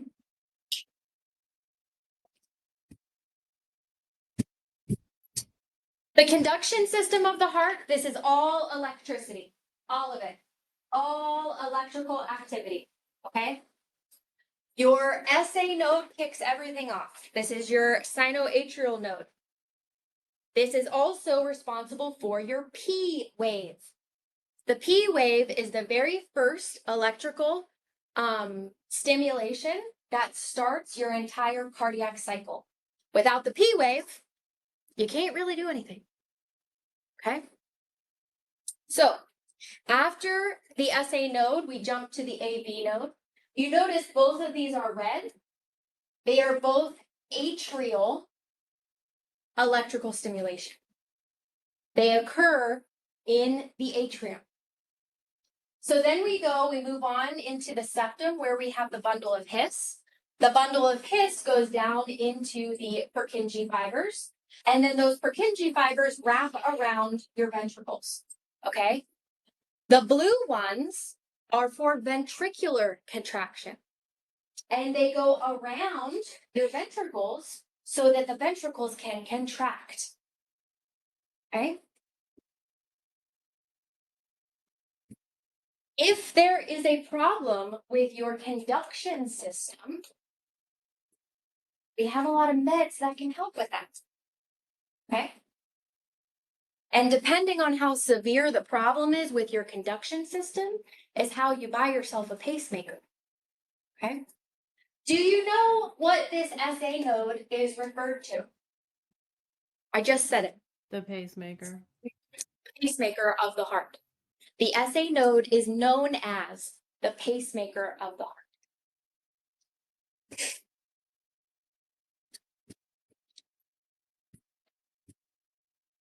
I implore you to know the cardiac conduction system. Okay.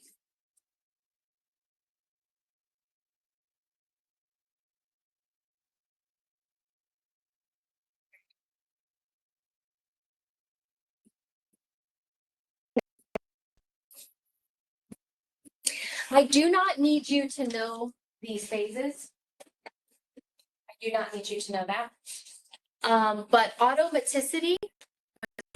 Ooh, that's a good point.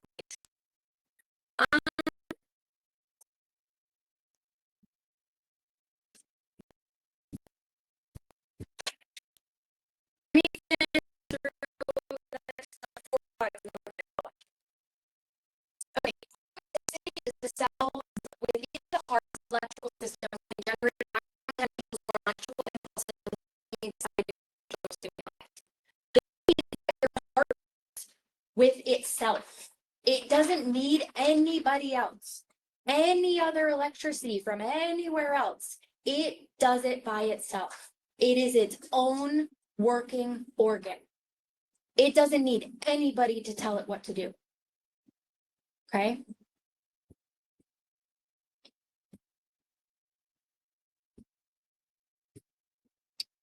Conductivity.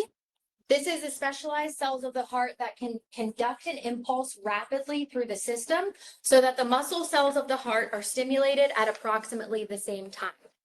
So Your atria need to be excited and contract at the same time. Your ventricles need to be excited and contract at the same time. Your atria need to relax while the ventricles are contracting and vice versa. All four chambers cannot contract all at the same time. You'll never have anything go anywhere. Your cardiac output would suck. Okay? So there has to be relaxation up here to have contraction and cardiac output from down here. Make sense? Okay.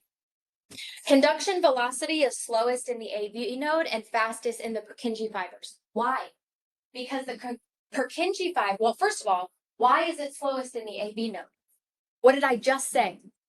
The AV node is on the other side of the atria. The atria have to do what for the ventricles to contract? Relax. They have to relax. They have to relax. So this conduction needs to be slow. Okay? For everything to have a chance, a half of a second to fill back up so that the Purkinje fibers can be really, really strong and that velocity can make that contraction in the ventricles push all that blood out to the periphery. Okay? Autonomic influences, you have your autonomic nervous system and your sympathetic nervous system. The autonomic nervous system can influence heart rate and rhythm and strength of contraction because it's automatic. And then your sympathetic nervous system stimulates heartbeat to beat faster, speeds conduction through the AV node, causes heart muscle to contract harder. What stimulates our sympathetic nervous system? Who said it? Fight or flight. Fight or flight. Fight or flight. If I need to fight or if I need to run for my life, you best believe my heart is racing. This is your body saying, hey, beat faster. I need more energy. I need more oxygen. I need to run. I need to fight for my life. This is anxiety. Hi, it's me. Anxiety. Okay?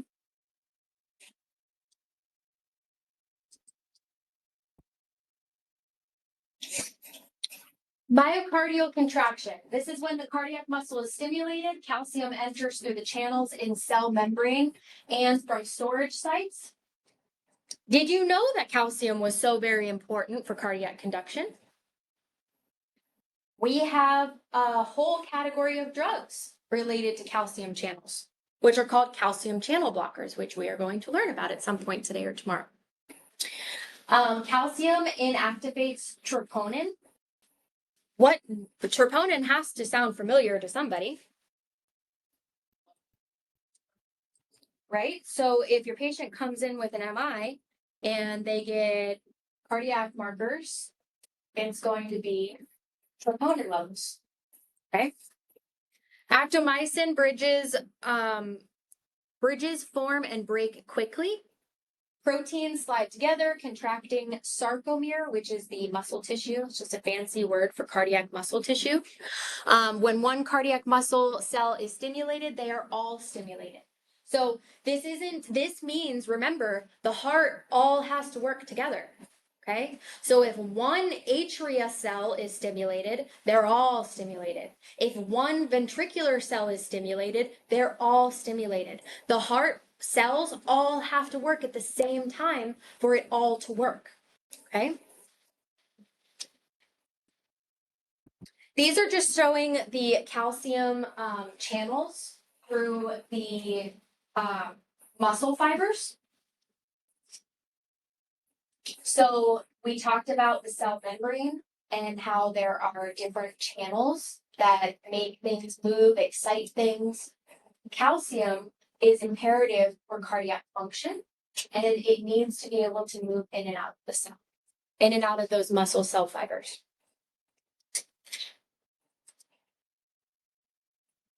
So what does Starling's law of the heart address?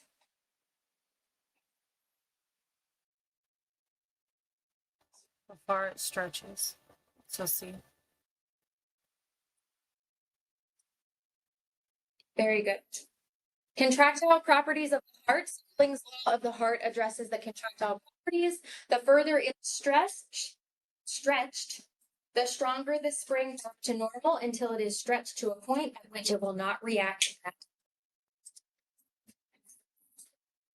I'm gonna go 10 more minutes. We'll go to lunch at 11. Electrocardiography, ECG or EKG. This is a process of recording patterns of electrical impulses as they move through the heart.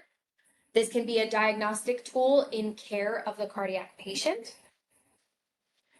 I hope, have all seen an EKG machine. Okay. This machine detects patterns of electrical impulse generation and conduction through the heart and translates it into a recorded pattern. The difference between an electrocardiography and an electrocardiogram is that gram is the measurement. Okay, we're going to go over that heavily in complex care too, where we're talking about rhythm strips and measuring the actual electrical impulses in little teeny tiny 0.04 seconds. Okay.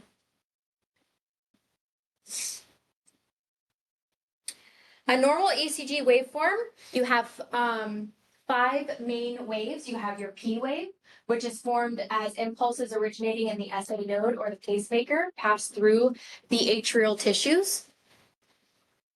And then you have your QRS complex, depolarization and repolarization. Depolarization is talking about contraction. Repolarization is talking about relaxation. Repolarization, relaxation. Okay. So the QRS complex is the depolarization of the bundle of His and then the ventricles. And the T wave is the repolarization of the ventricles. So the P wave is the SA node, which tells the atria to contract. And remember, it slows down when it gets to the AB, which means it fills back up, right? There has to be an area between the P and the QRS for the atria to refill, right? Then the QRS comes in, which shows ventricular contraction. So the P wave is all about the atria. The QRS is all about the ventricles. Okay? Atrial contraction, ventricular contraction. Okay? This is a normal EKG. I wish it was bigger. I want to try to make it bigger.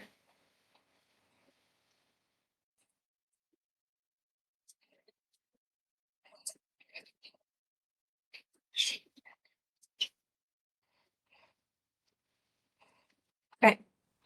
So, like I said, we're going to get into this in a couple months, but if you hear about the PR interval, this is the start of the P to where the QRS begins. Okay. This is the PR interval. Then you hear about the QRS. This is the beginning of the Q to the end of the S. Okay. Then we talk about QT, long QT syndrome, QT prolongation. We're going to talk about a lot. That is the Q to the end of the T. Okay. And all of these little tiny boxes equal 0.04 seconds. And we get to add them up later on. Okay. But I want you to see this and know at least what it looks like now, so that when I see you in 2 months, you're like, I know what that is.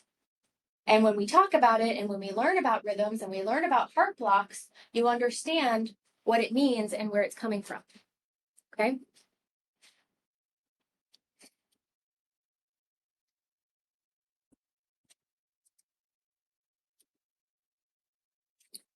Okay, so the P to R interval, this is normal delay of conduction at the AB node.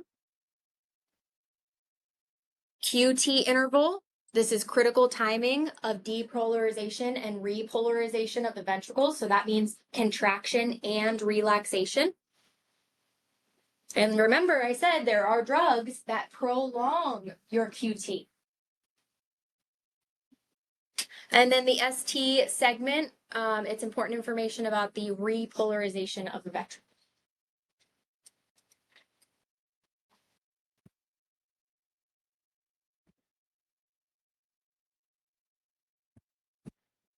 When you have arrhythmias, there are many factors that can change your cardiac rate and rhythm. Okay. Drugs can absolutely change your rate and rhythm. Acidosis, decreased oxygenation, so hypoxia, changes in electrolytes. What electrolytes can change your cardiac conduction? Potassium, potassium, potassium. Put that in your filing cabinet. Potassium is everything. We're always correcting potassium. Every patient in the hospital, you're going to be looking at their potassium. It is imperative that your patient has a normal potassium between what? 3.5 to 5. Okay? Because hypokalemia and also hyperkalemia can cause arrhythmias, dysrhythmias, and cardiac arrest. And then we could also get arrhythmias from a buildup of waste products. These can arise because of changes in automaticity or the conductivity. If they are significant and they interfere with the work of the heart, they can disrupt your cardiac output. When we disrupt our cardiac output, we become symptomatic. What kind of symptoms do we have when we have decreased cardiac output?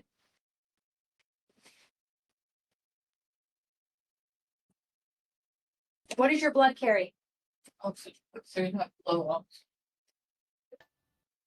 Shortness So, of breath. Shortness of our breath, bodies carry, fatigue, or our blood carries. tachycardia. Yes. Okay. So we could have hypoxia. We could have shortness of breath. We could have tachycardia, which is trying to make up for the decreased cardiac output. Tachypnea, which is going to try to increase your oxygenation, right? We could be pale. We could be dizzy. We could have syncopal episodes because guess where blood isn't going? To your noggin. And guess what happens when you don't have oxygen to your brain? You go on the floor. You have a syncopal episode. So decreased cardiac output is a huge problem.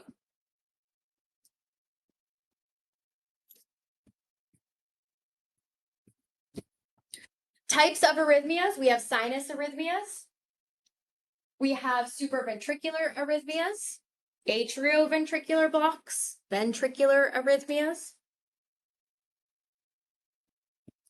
So our atrial arrhythmias are going to be our A flutter, AFib. Our ventricular arrhythmias are going to be SVT, supraventricular tachycardia, or VTAC, ventricular tachycardia, or VFib. VFib means defib. VFib means dead. VFib, dead. What do we do when we have VFib and we're dead? Clear. Do we shock asystole? No. No. In order to shock someone, they have to have electrical activity. What do you not have in asystole? Electrical activity. Okay? If your patient is in ventricular tachycardia, do they have a pulse? Trick question. It's the first question you ask yourself when you see a patient go into VTAC. First thing you do is check for a pulse. Because guess what? A patient can go into VTAC and have a pulse. A patient can go into VTAC and be dead. Okay?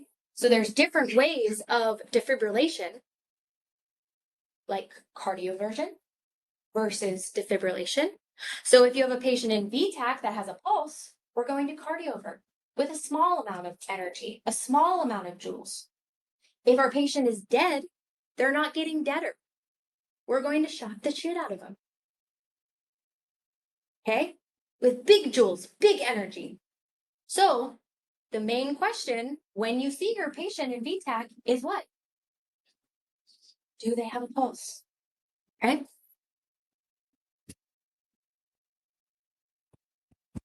All right, question, and then we're going to lunch. When reading an ECG, a nurse knows that the PR interval reflects the normal delay of conduction at the AV node. True. True. True. I agree. Because what happens at the AV node? What happens with that slowed down electrical conduction? What is the heart? The atria is contracting. It relaxes. The SA node contracts. The slowing at the AV node is the relaxation so that the atria can refill. So the PR interval reflects the normal delay of conduction at the AV node and the beginning of electrical excitation of the atria to the beginning of electrical excitation of the ventricles. But they can't be excited at the same time because then our cardiac output what? Sucks. Okay, go to lunch. 30 minutes, no more, no less. I will see you at 12:15.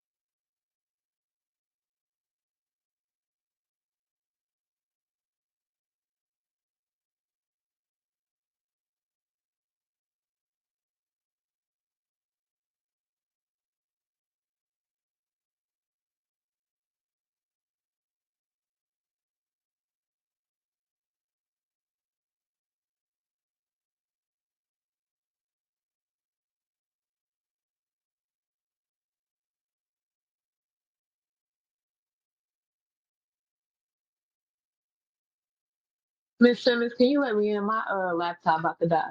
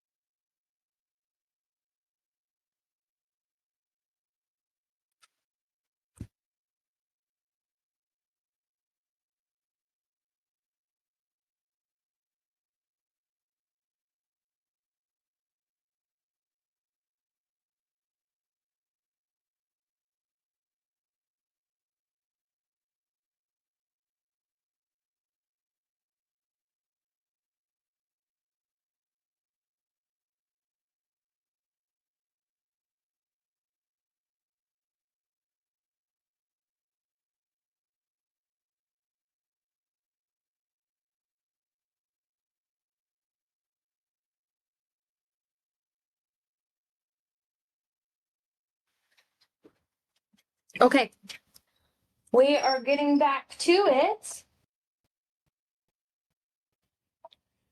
Everybody hear me? See me? Yes.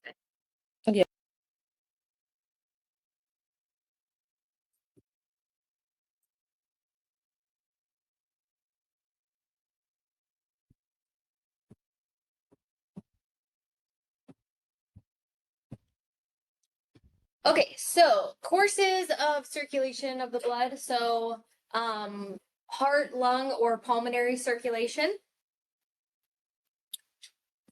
The right side of the heart sends blood to the lungs. Carbon dioxide and some waste products are removed from the blood. And then systemic circulation is the left side of the heart sends oxygenated blood out to all of the cells of the body. At this point, I hope we all know those things. We already kind of covered this too. This is just the heart blood flow from the periphery that is going up through the veins. And then when it comes out of the heart through the aorta, it is oxygenated blood going out into the periphery. So pulmonary circulation, we have deoxygenated blood that flows into the right atrium from the inferior and superior vena cava. Pressure increases as blood flows into the atrium. When the pressure becomes greater than that in the ventricles, most of the blood flows into the right ventricle. So that stretching tells the heart and receptor sites that it's ready, it's full to have contraction, right? So the atrium contracts, pushes the blood into the ventricles, then the ventricles contract. Pressure opens up the pulmonic valve and sends blood into the pulmonary artery. The blood circulates around the alveoli and the lungs, picking up oxygen and getting rid of CO2. We already talked about all of this, right?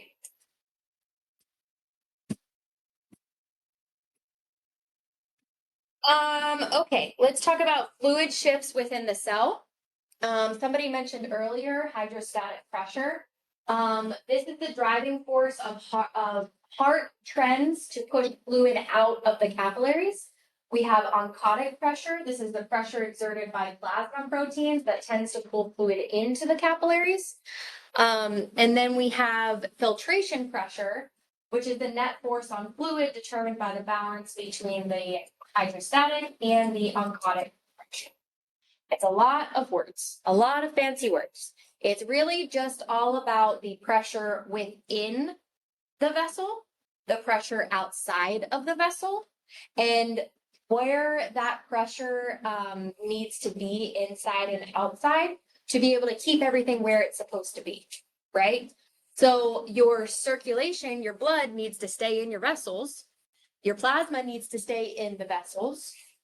And we don't want that plasma going into the outside space, which is what we call the interstitial space.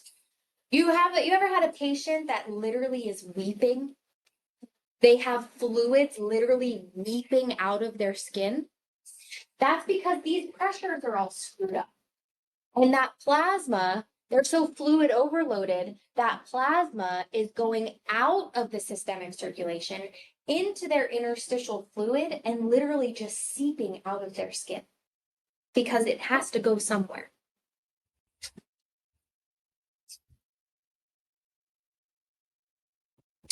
Coronary circulation. This is important because what I do need you to understand, if you don't know already, is that the heart has its own circulation. It has its own oxygenation. It has everything that it needs to survive, okay? So it has its own arteries that maintain constant oxygenation to the muscle tissues, okay? So when you have an MI that occur within the coronary arteries, a blood clot or plaque or something that narrows and all of a sudden is cut off within that coronary arteries, that's when you have an MI, okay? So the heart muscle requires a constant supply of oxygenated blood. The coronary arteries receive blood during diastole, so it receives blood during relaxation. Okay. The pulse pressure denotes filling pressure of the coronary arteries. Oxygenated blood reaches every cardiac muscle fiber, and the pattern of circulation is called end artery circulation.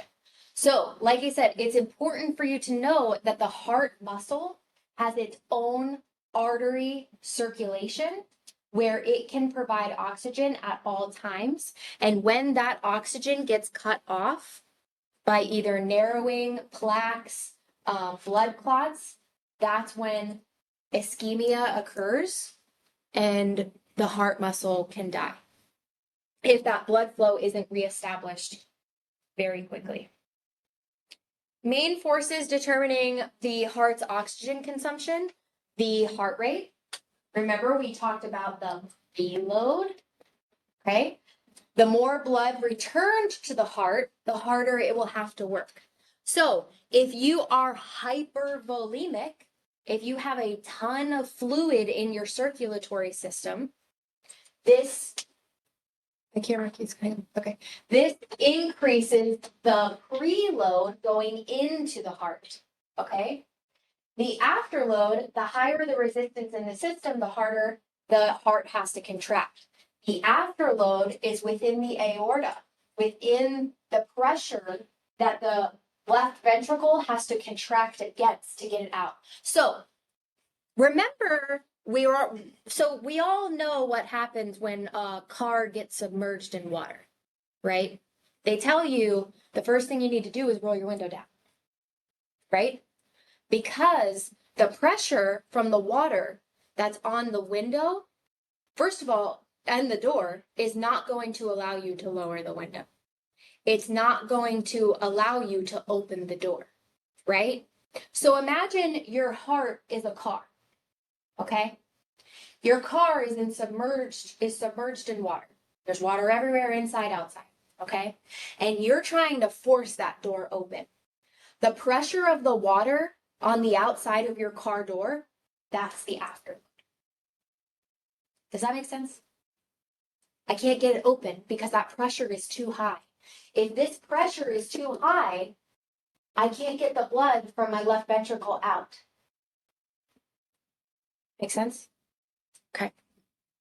Contractility increased with more influx of calcium. So calcium helps with your cardiac contraction.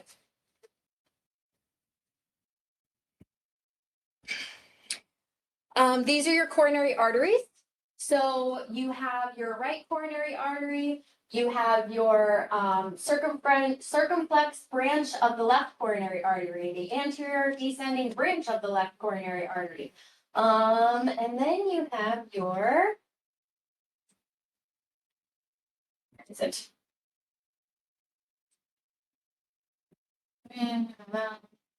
Posterior descending branch. I don't need you to know these. It's just important. Someday you will have to know them. Today is not that day.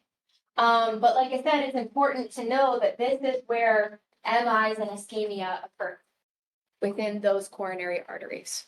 They are what supply your heart with oxygen at all times. Okay? And the right side supplies the right side, the left side supplies the left side, the atria and ventricles. Systemic arterial pressure, this is the measurement of systolic and diastolic pressures that indicates pumping pressure of the ventricle, and generalized pressure in the system. So we have hypotension,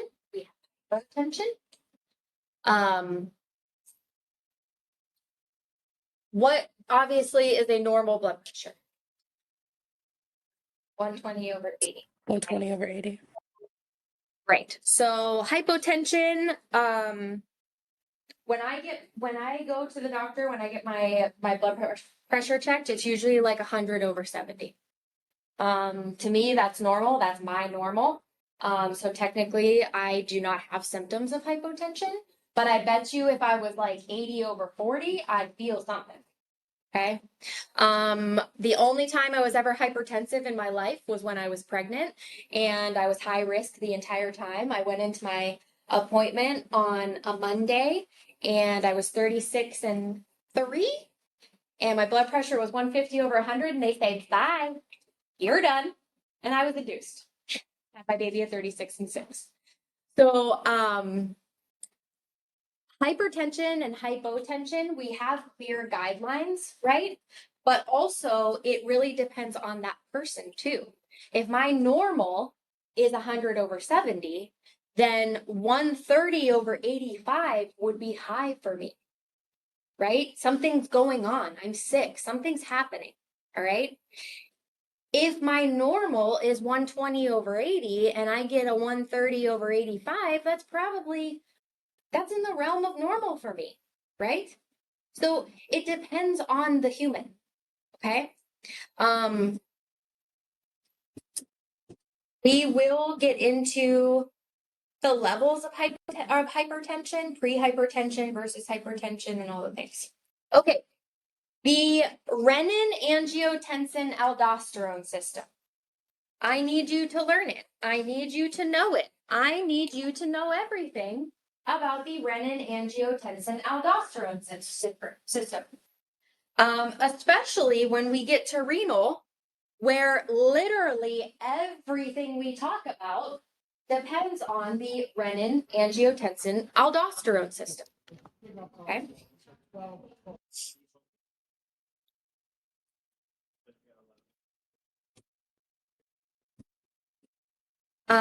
We are going to hit really heavy on that in a couple slides, so I'm not going to go through it yet. Venous pressure, the blood in the veins exerts pressure that sometimes rises above normal, results in backup or congestion of blood waiting to enter the heart. Then we have heart failure. We talked about this. If the heart muscle does not effectively pump, the left side causes pulmonary edema. Think left lungs. Left-sided heart failure causes congestion and pulmonary edema. Right side causes peripheral, abdominal, and liver edema. I would know the signs and symptoms of heart failure, right-sided versus left-sided.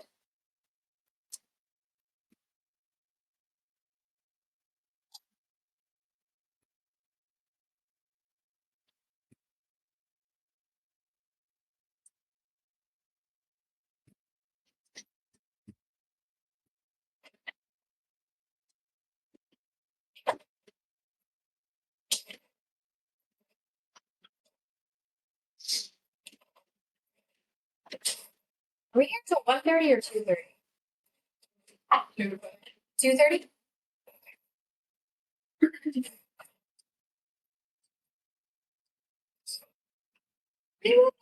For that. My gears.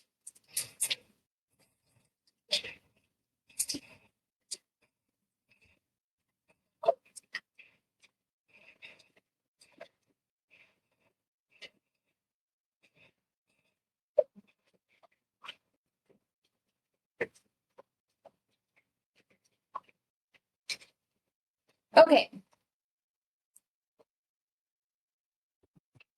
My DoorDash is almost here.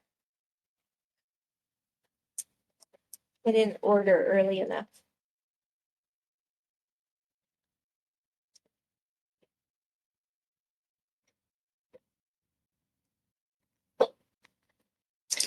Okay, we are getting into meds. So eyes open, ears open, hands ready to be writing.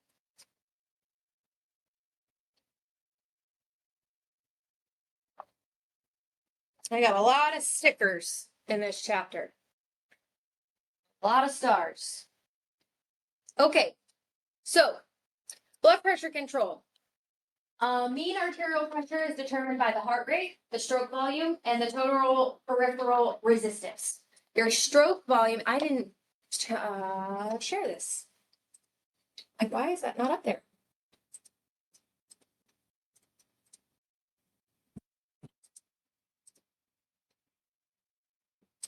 There we go. Okay. The stroke volume is the amount of blood pumped out of the ventricle with each heartbeat. The stroke volume is cardiac output times heart rate equals stroke volume. Cardiac output times heart rate equals stroke volume. I'm sorry, Ms. Simmons, what chapter is it? This is chapter 43. Thank you. We have just moved on. We talked about the autonomic nervous system, baroreceptors. Baroreceptors line your arteries. And they have, if they are traumatized, injured in any way, could cause hypertension. So baroreceptors are the receptors that are within your artery walls. Then we have our renin, angiotensin, aldosterone system. I'm going to get really sick of saying that over the next 2 days. Just want to let you know. So the control of blood pressure, I know this is really, really small. But we're just going to go to the next slide because that's where the thing is. Okay. This, my friends, is your renin, angiotensin, aldosterone system. Okay, so number 1, decreased perfusion pressure in the afferent arteriole stimulates secretion of renin by the juxtaglomerular cells. A lot of words. Where is the glomerulus? Kidneys? Inside the kidney?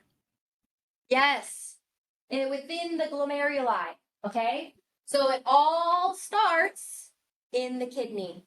Okay, so the juxtaglomerular cells, they sense that there is decreased perfusion pressure, which means there's not enough blood pressure. There's not enough pressure circulating blood.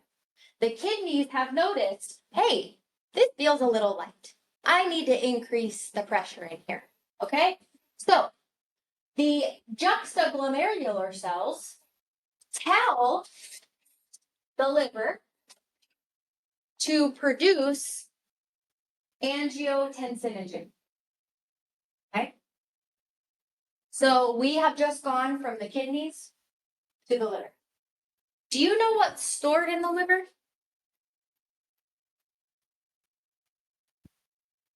Is it waste? No, the liver does metabolize waste. It is glucose. Your liver stores glucose in the form of glycogen. Okay? So, renin reacts with the angiotensin to form angiotensin 1. Okay? So when I ask you, where does the angiotensin 1 get formed? You say, "Ah." Okay? So kidney to liver. Now we go to the lungs. Okay? The lungs, activation of angiotensin 1, which was created here in the liver. And the activation of angiotensin 1 to angiotensin 2 occurs in the pulmonary capillary bed by a converting enzyme.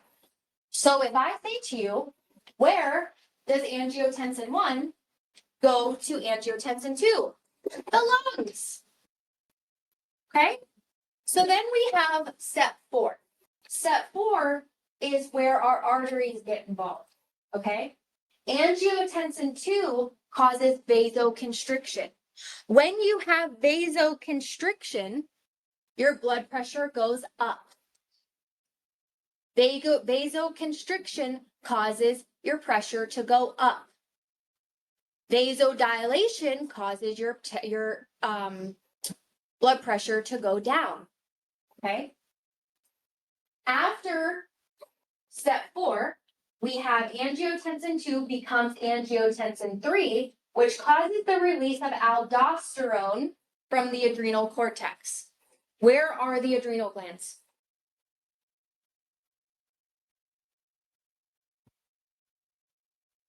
On top of the kidneys? On top of the kidneys. Yes, ma'am, they are. So we have gone from kidneys to the liver, to the lungs, to the arteries, to the adrenal cortex, and which is on top of the kidneys. So basically back to the kidneys, right? So the the conversion of angiotensin 2 to angiotensin 3 causes the release of aldosterone. What does aldosterone do?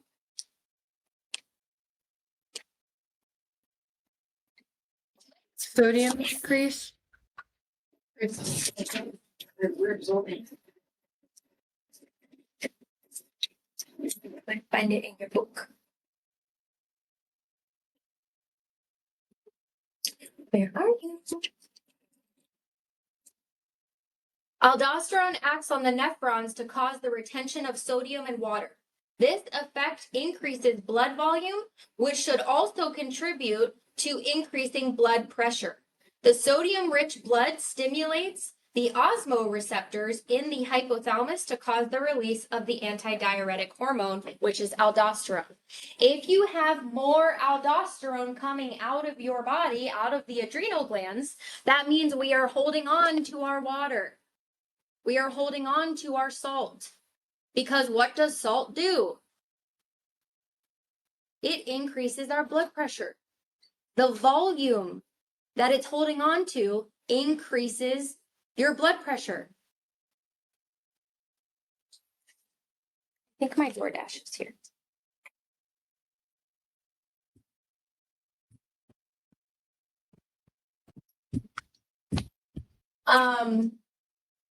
So aldosterone causes increased sodium and water reabsorption by the tubules of the kidney, which results in increased blood volume, which cause increased sodium, ADH release, and water retention to increase blood volume.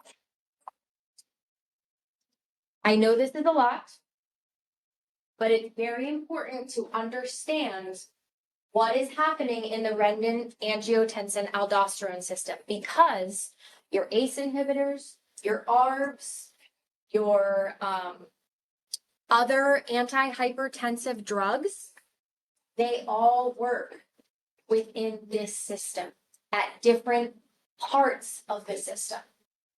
Okay?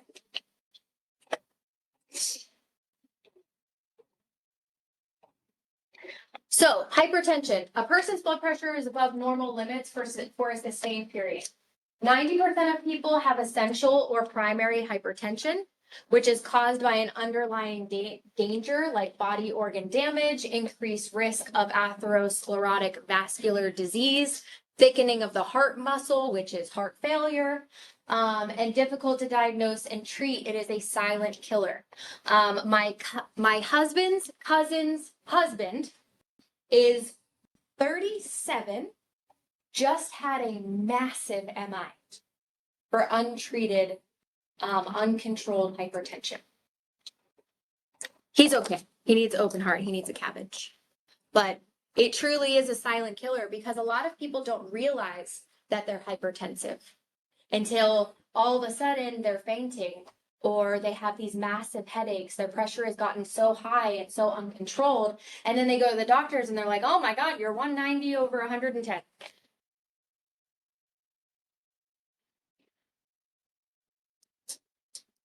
Conditions related to untreated hypertension would be coronary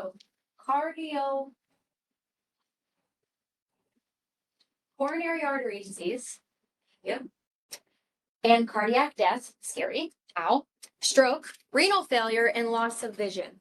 Why loss of vision? What's really teeny tiny in the eyeballs? Your vessels are really teeny tiny. And then you have a big old optic artery too. And when you have really high blood pressure, you ever hear of people like seeing spots? And that can cause the high pressure in the vessels can actually cause those vessels to rupture, which can cause vision loss. Scary, very scary. Risk factors.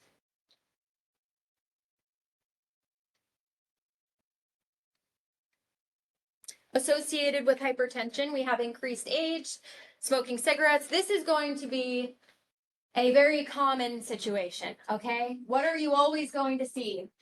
Cigarette smoking, Obesity.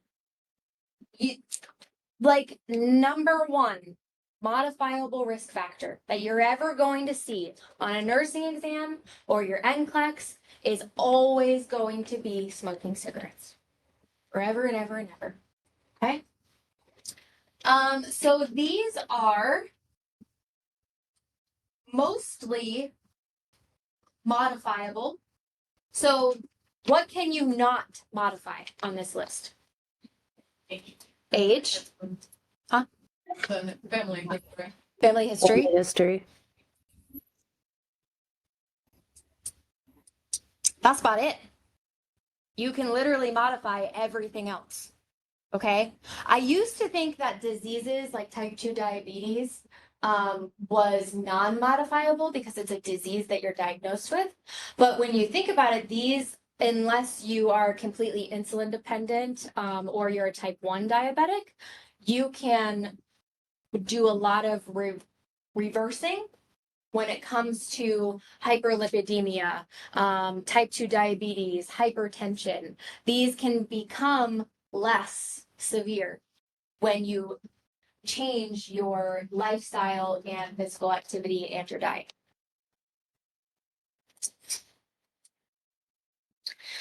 Okay, so hypotension, blood pressure becomes too low. The vital centers in the brain and rest of the tissues in the body may not receive enough oxygenated blood to function. This can progress to shock, hypovolemic shock. This is part of septic shock. This is part of cardiogenic shock. A lot of shocks that include hypotension. Anaphylactic shock. This can occur in the following situations. The heart muscle is damaged and unable to pump effectively. Severe blood or fluid loss when volume drops dramatically, like hemorrhaging, right? Impairment of autonomic nervous system to increase cardiac output, vascular resistance, or both. This is neurogenic shock or cardiogenic shock. And then medication-induced hypotension. If you take too much of a beta blocker, or you take too much of an ACE inhibitor, or your patient accidentally takes 3 instead of 2 that day, right? Or if they already have a blood pressure of 100/70 and they take their prescribed lisinopril, they're probably going to become hypotensive. So we should always check what before we give our hypertensive drugs? Our blood pressure and our heart rate. Orthostatic hypotension. This is the lowering of blood pressure when a person sits up from lying down or standing from sitting position. It may be accompanied by dizziness, lightheadedness, nausea, changes in vision, and or syncope. The symptoms are caused by decreased blood flow to your brain. When you have decreased blood flow to your brain, what does that mean? What is your brain not getting? Oxygen. It's all about oxygenation. When you have decreased perfusion, you have decreased oxygenation. It's all about the oxygen. So if the oxygen can't be brought to where it needs to go, you're going to become symptomatic of hypoxia, of lack of oxygenation to that organ. Okay? Increased risk for older adults and use of certain medications. I hate these little use of drugs affecting the lifespan things. I usually skip over them because I hate them. So stepped care management of hypertension. Step 1 is they're always going to be like, you need to change your lifestyle. You need to exercise more. And then they're going to tell you, you need to go on a diet. You need to lose weight. You need to cut your salt. You need to do all the things, blah, blah, blah. Exercise and eat better. Step 2, they're going to add in drugs. Okay. Step 3, they're going to change the drug dose or class or add another drug to try to help the hypertension. And then step 4, there's going to be a second or third agent or a diuretic that is added. So at first, they're going to try to get you to reverse it yourself.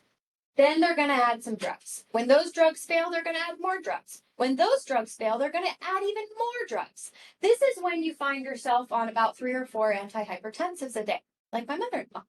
who is on 3?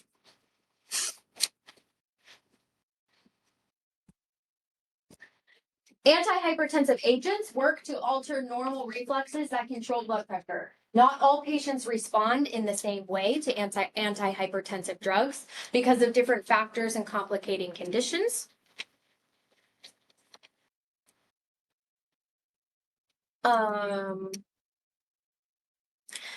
There are several different types of medication that may need to be used in combination. These drugs, we have ACE inhibitors, we have ARBs, calcium channel blockers, vasodilators like nitroglycerin or nitrates, and then other agents we're going to talk about.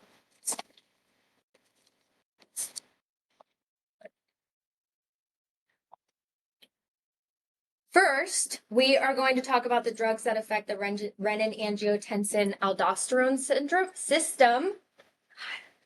It is such a tongue twister, especially when I'm standing here talking all day and my mouth gets all dry. Renin-angiotensin-aldosterone. All right, we're going to start with ACEs. I like to give you your most common drugs that you're actually going to see with your eyeballs over your nursing career.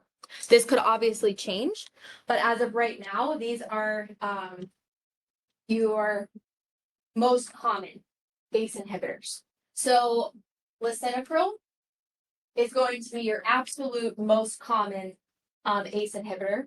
You will see captopril once in a while. You'll see enalapril once in a while. And that's about it. You are not going to see one of these on my exams that I didn't tell you are not common. Okay? But what you do need to know is that every single one of these, except for this guy, end in pril, P-R-I-L. Okay? So they are easily spotted. So ACE inhibitors end in pril.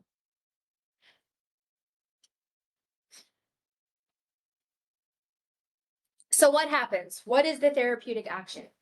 When I tell you that I want your med sheets done when you are at clinical, this is what I want. I want the mechanism of action. I want you to understand why and how this works within your body. Okay?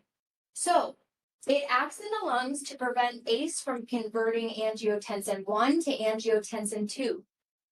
Where does angiotensin 1 convert to angiotensin 2? The lungs. The lungs. Huh? Okay. Is it the lungs? Is it the lungs? Let's see on our picture. Our lungs are responsible for angiotensin 1 to go to angiotensin 2, which is on page 744. This leads to a decrease in blood pressure and in aldosterone production, results in an increase in serum potassium and loss of serum sodium and fluid. So, what do ACE inhibitors put you at risk for?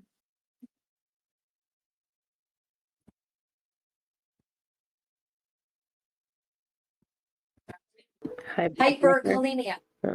Hyperkalemia. If ACE inhibitors results in increase in serum potassium, it puts the patient at risk for hyperkalemia. I would remember that.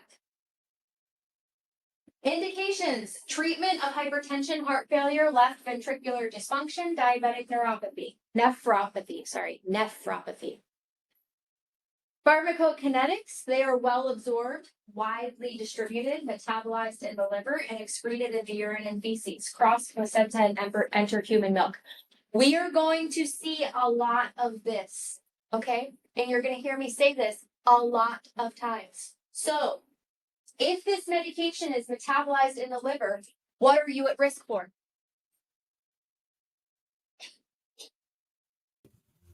Liver failure? Liver damage? Liver failure, hepatic toxicity. If this is excreted in the urine, what are we at risk for? Renal failure. Renal. Renal failure, kidney damage. Yes. We're going to see this a lot. And this obviously cannot be given to a person that is pregnant or breastfeeding. Which brings us to our contraindications. Obviously, we are not giving these drugs if you have a history of an allergic reaction. I'm going to get really sick of saying that too. That's just the most obvious thing in the universe, that I'm not giving this if you are allergic to it. It is excreted in the kidneys. So if my kidneys are already screwed, then I don't want to take this if it's going to impair my renal function even more, right? Acute heart failure exacerbation. This is not, yes, it can treat heart failure, but see the clue here, acute. Acute and chronic are two very different things. Salt and volume depletion, which is most likely going to lead to hypovolemia or hyponatremia. You don't really want to use ACE inhibitors for, because what does it do? It increases potassium, which, if our potassium is increased, our sodium is decreased, which is going to make us more hyponatremic, right? And pregnancy and lactation. What is the number one life-threatening disorder that can occur from ACE inhibitors? Angioedema. Angioedema. Who was that? It was me. Thank you, Marissa. Angioedema. Angioedema, what is it? It is the rapid swelling of your face, neck, mouth, soft tissue inside of your airway and mouth. Angioedema occurs with anaphylaxis. This is what causes your airway to close. When can angioedema occur?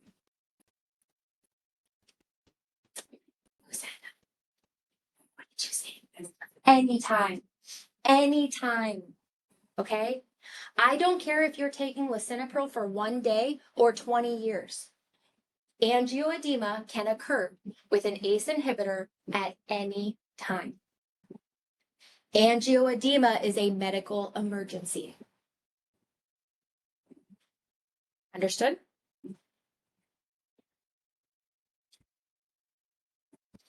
So would that, Adverse effects. I have a Go ahead. question. So would that be like an allergic reaction to the medication? Kind of, but it's different. It's different because it's so specific to that drug, but it mimics an anaphylactic reaction with the angioedema. Okay. That's a great question. So So if your patient I have a question. has sudden angioedema, what are we worried about? Our airway. We need to protect our airway as soon as possible. Do these patients get an EpiPen or anything to carry with them, since that's such a no? No, ma'am, because it's different from anaphylaxis, right? Okay. It's not true anaphylaxis. So you can't treat it the same way as an anaphylactic. Because the thing is, what happens with anaphylaxis? Anaphylaxis occurs because of a histamine release. And what happens is massive vasodilation, which causes extreme hypotension. It also causes an inflammatory response from that histamine that causes that rapid swelling. So epinephrine will vasoconstrict, which is going to save your cardiac output and oxygenation to your tissues. It's going to increase your blood pressure. It also is a bronchodilator. So it's going to open and reestablish that airway in anaphylaxis. So if this angioedema is not related to anaphylaxis, it is not going to occur the same way or resolve the same way. Okay.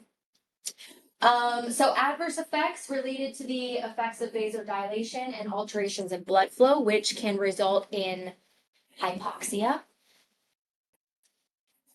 syncope, dizziness, vertigo. You ever stand up too fast and you're like, whoa, that's your brain not getting oxygen. This is why patients that are on antihypertensives are at such a high risk for falls. Okay. Serious allergic reactions, obviously, because everyone has a risk of an allergy to anything at any time. Did you know that you can have, like, come up with an allergy out of nowhere? I've been eating peanut butter for my entire life. Someday, out of nowhere, I could all of a sudden be allergic to peanut butter. That sounds devastating, but it happens all the time. Okay. Hyperkalemia, we talked about. Captopril, Moexapril, Perindopril have more serious effects, which is why we don't see them often in practice. For some reason, I don't know why it's not listed on this page.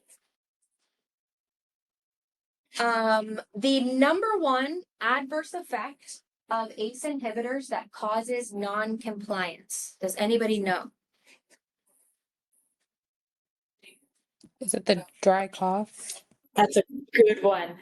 Yes, it is a dry cough.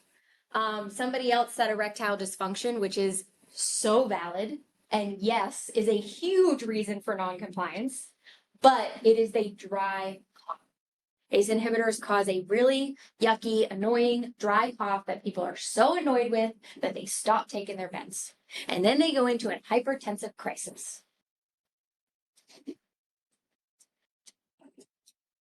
All right, drug-drug interactions.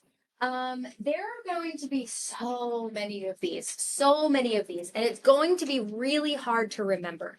So what we like to point out is something called zebras. Zebras are the ones that are different from the pack, okay? So yeah, you can, if you're looking out at a field in the African safari and you see a bunch of antelope, your eye is going to be completely distracted by that one zebra, right? It's something that catches your attention. It's your outlier. So zebras are very important. So if you see something that isn't the same as every other antihypertensive and you're like, wow, that's special about ACE inhibitors. That's special about lisinopril. It's something you should know, like the dry cough, like the hyperkalemia, like the angioedema. Okay, catch my drift? Okay. So drug-drug interactions, allopurinol. What is allopurinol? For gout, it's an anti-gout medication. NSAIDs, diuretics, and other antihypertensive medications. This is going to say this on every single one of them. Because if you add on diuretics with ACE inhibitors or ACE inhibitors on top of ARBs, or ARBs on top of ACE inhibitors and calcium channel blockers, what can happen? Hypotension, severe hypotension, lack of oxygenation, right? Potassium supplements and potassium sparing diuretics. Why? Because you're already at risk for hyperkalemia. Thank you. Lithium. Lithium. Why lithium? Does anybody take in lithium? Do you know anybody that takes lithium? What is special about lithium? It's very toxic to the liver. You gotta And get it's your for, like, blood people drawn with with that bipolar. medication. It's where. Yes. So lithium, like a lot of other drugs, like digoxin, which is an antiarrhythmic, which we'll get to eventually, they have a therapeutic level. Okay. So when things mess with your renin, angiotensin, aldosterone system and they hold on to P or don't let go of P or something is happening, it affects your therapeutic levels of drugs. Okay. So if you're holding on to too much lithium, you become toxic. If you're not holding on to enough lithium, guess what? Your bipolar tendencies are going to come back out because you're not within a therapeutic level. Okay. Other drugs that alter the renin, angiotensin, aldosterone syndrome, which we already talked about here, and other ACE inhibitors, ARBs, or renin inhibitors. But you're going to see that sometimes these things are combined, right? Because if the first stage of diet and lifestyle modification doesn't work, then we move on to drugs. And then when that drug doesn't work, then we add on another drug, and then we add on another drug, right? They could be from the same class. You could have an ACE inhibitor and an ARB. You could have a beta blocker and a and ARB together. Like sometimes it gets to a point where you have to compact them onto each other. So in that sense, Miss Simmons, would it be like the benefit is outweighing like the risk of putting them on so many medications that could possibly Yes, ma'am. interfere? Absolutely. Yes, ma'am. Everything when it comes to medications is always going to be the risk versus the benefit. The benefit of the drug and the side effects, the adverse effects outweigh the risk of not treating it. Okay. This looks closer at Captopril, which annoys me. It really should be lisinopril, and it really just grinds my gears, and that's why I don't like these slides. But I teach off of them anyways because they're otherwise very good. But this is really just a grand scheme of ACE inhibitors. I don't care what you put at the top. Like I said, it should say lisinopril, but it tells you the indication. It tells you the action. It tells you the adverse effects and how long it takes to get excreted from your body, the onset and the peak. Okay. So when you're looking at your drug books, which you should have within Lippincott, when you're looking up drugs online, when you're looking up drugs in your book, you should be looking for all of these things. I want to know the mechanism of action. I want to know how it works and what it's affecting.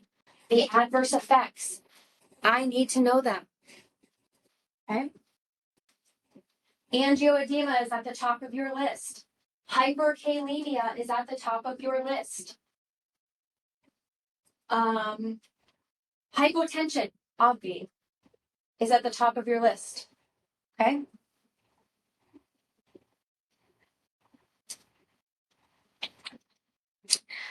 The use of a loop diuretic is the first drug used in the stepped care management of hypertension.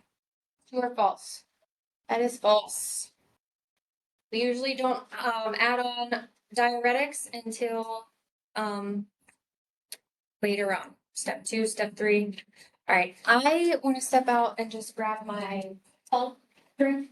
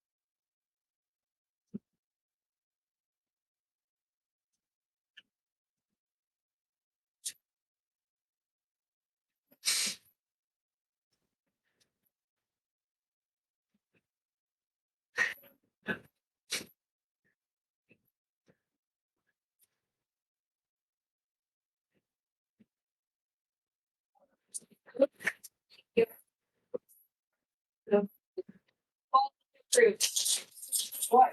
I was looking everywhere.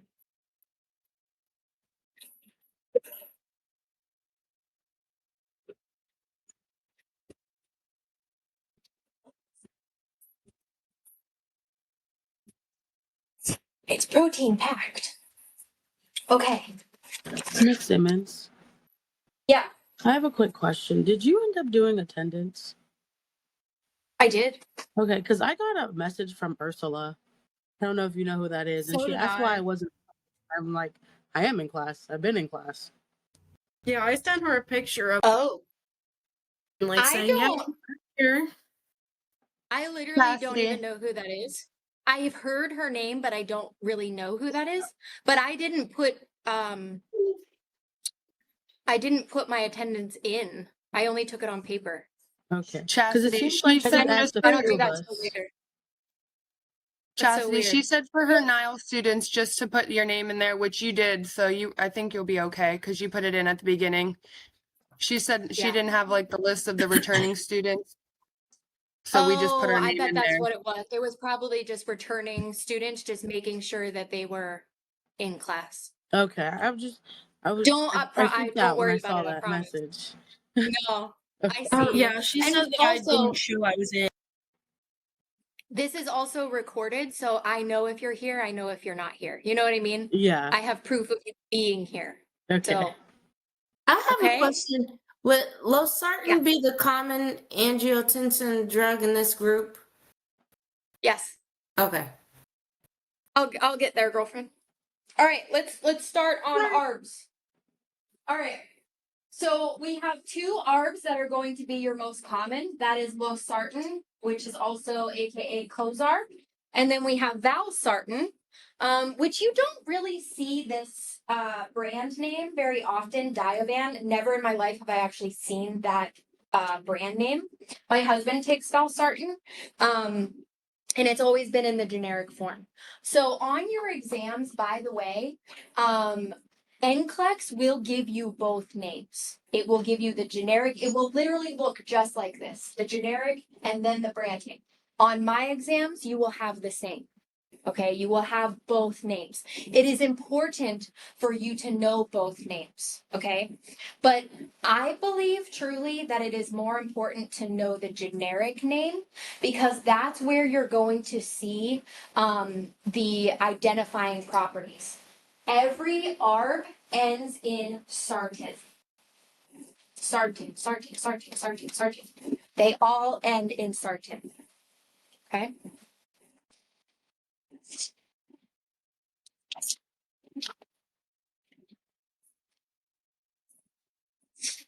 All right, your therapeutic actions. This selectively binds with the angiotensin II receptors in the vascular smooth muscle and in the adrenal cortex to block vasoconstriction and the release of aldosterone. So if we look at our little chart of our angiotensin aldosterone system, where'd it go? On page 744. If it's affecting angiotensin 2, that means it is occurring between step 3 and 4. In step 4, angiotensin 2 is a powerful vasoconstrictor. Okay, so if it's stopping angiotensin 2 from vasoconstricting causes increased blood pressure.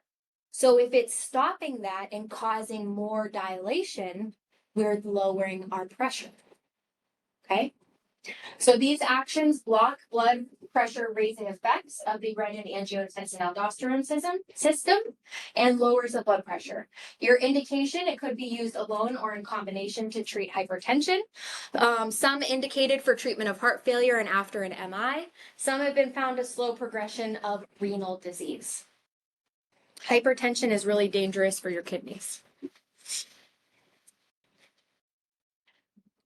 Pharmacokinetics, it is well absorbed. It undergoes metabolism in the liver.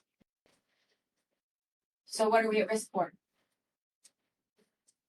Hepatotoxicity. It's excreted in the urine. What are we at risk for? Nephrotoxicity. It crosses the placenta. What are you not taking while you're pregnant? ARBs. Contraindications, allergy, obvi, pregnancy and lactation. We want to use caution in hepatic or renal dysfunction. How about that? Because it can cause hepatotoxicity and nephrotoxicity. And hypovolemia. If you're already hypovolemic, we need to correct your volume before we're treating your blood pressure. Okay. Adverse effects: headaches, dizziness, syncope, weakness. Why? I'll say it 100 times. No oxygen. Not really the headache, but the rest of it. No oxygenation to your noggin. Right? Headache, it just comes with ARBs. It's something, you know, when you start a med and you're like, oh my God, these headaches, and then eventually they dissipate. Ain't that. GI complaints, so upset stomach, nausea, vomiting, diarrhea, dry mouth, and tooth pain. Weird. I don't know why. I would have to look into that. Symptoms of upper respiratory infections and cough. Rash, dry skin, and alopecia. Our drug-to-drug interactions are other antihypertensive, potassium supplements or potassium-sparing diuretics, lithium, and NSAIDs, because this affects what you're excreting.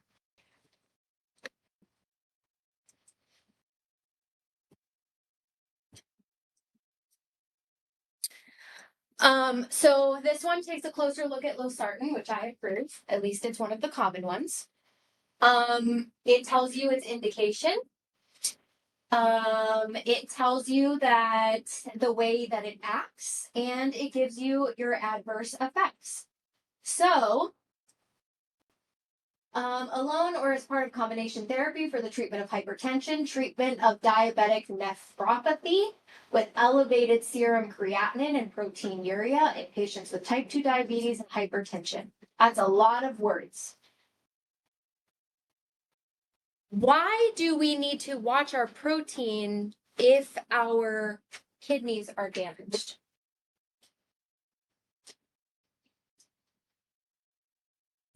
Protein molecules are very large. They are some of our largest molecules in our bodies. They are not meant to be processed through the glomeruli. If you have, right, we're not supposed to have protein in our urine, right? Most of us have had babies. They're looking for protein.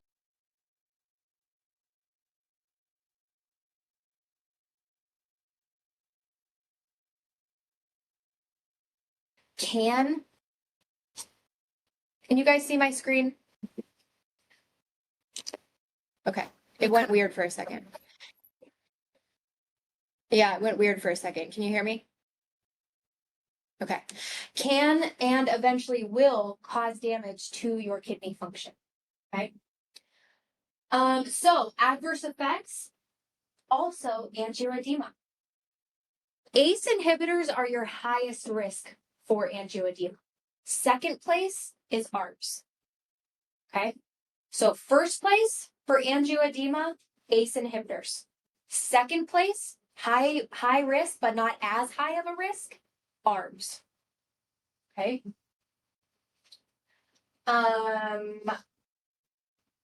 This is also the cough. Okay.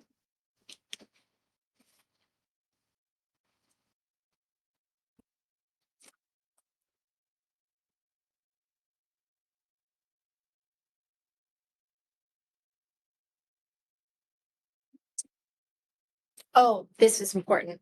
Let me go back. I don't know why it doesn't say this, but it's important. Fetus deletus. Okay. ARBs used in pregnancy cause serious fetal abnormalities and even death. Page 756. ARBs equal fetus deletus. We be very careful. Fetus deletus or cyclops. You don't want a baby with one eye. I only got one half smirk over there. That should have been funny. Okay. All right. Anyways, moving on.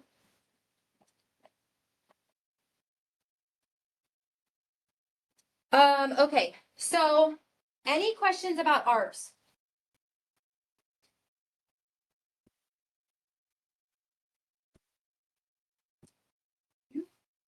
You said I would say. Page 756 talks about the serious fetal abnormalities and fetal deaths. Okay, so the next drug we're going to talk about, which I don't really care about, and I don't really care if you care about it, and I've never actually seen it in real life. You will probably only see it if you work in a very specialized place. So this drug, I don't even know how you say it, aliskiren, Tecturna. This directly inhibits renin, leading to decreased plasma renin activity and inhibiting the conversion of angiotensin to angiotensin 1. It is poorly and slowly absorbed, it's metabolized in the liver, and it crosses the placenta and enters human milk. It's contraindicated in pregnancy and lactation. There's a huge risk for hyperkalemia, angioedema, and you don't want to give with furosemide, which is a what? What kind of diuretic? A loop diuretic. Other antihypertensives, ACE inhibitors, ARBs. It's a high risk drug, which is why you don't see it. There's too many interactions. There's too many adverse effects. And the risk of this drug is too high to be given out commonly.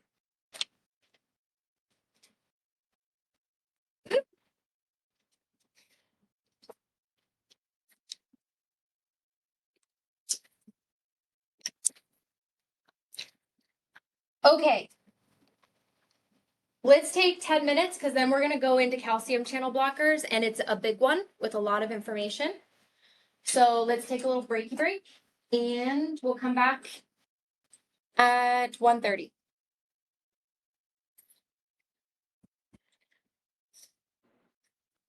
Miss Simmons.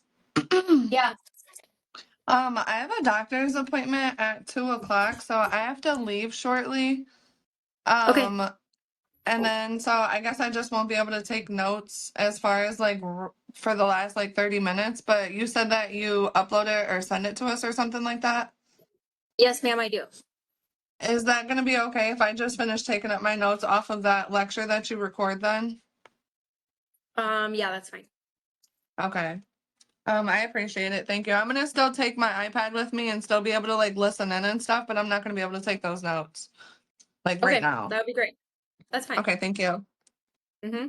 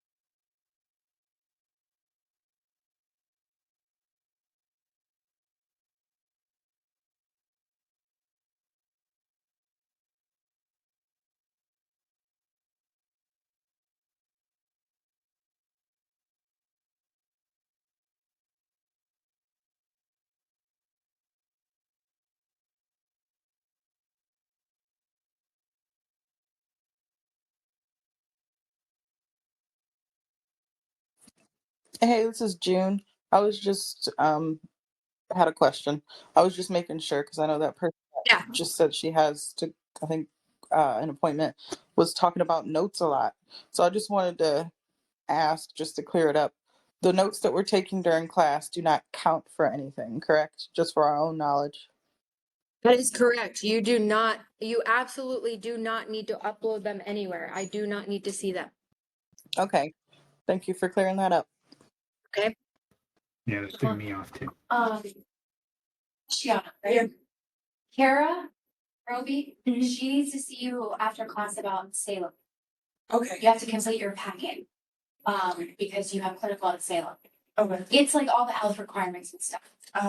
But because you are like returning, we just have, and I don't know if you've been to Salem. Have you been there? No.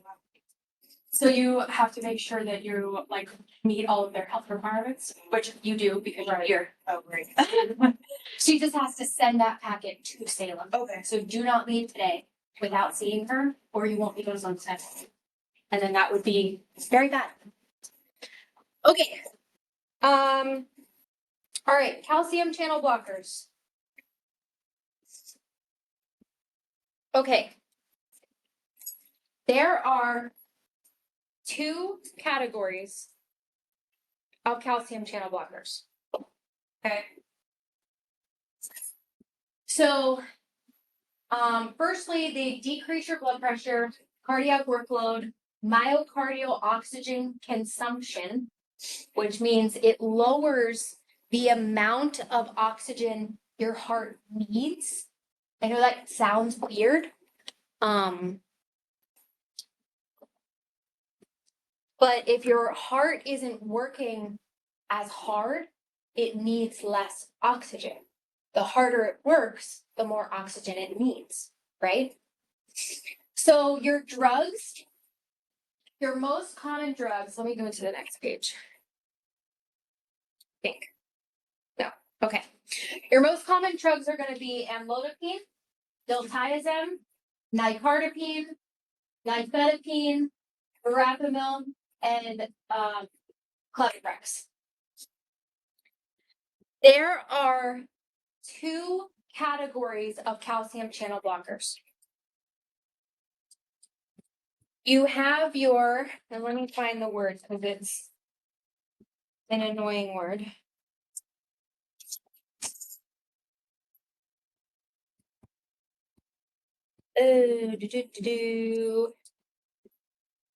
It is diltiazem and verapamil. You see how they have different endings? So all of your calcium channel blockers end in dipine. Okay? They all end in dipine. Other than verapamil and diltiazem. Okay? That is because they are called non-hydropyridine calcium channel blockers. And these 2 drugs specifically are meant for the treatment of cardiac tachyarrhythmias, which include atrial fibrillation and atrial flutter. I need to connect back to my hotspot.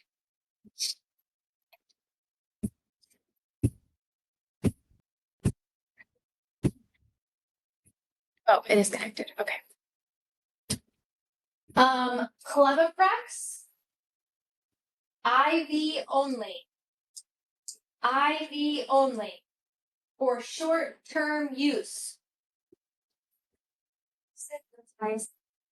Verapamil.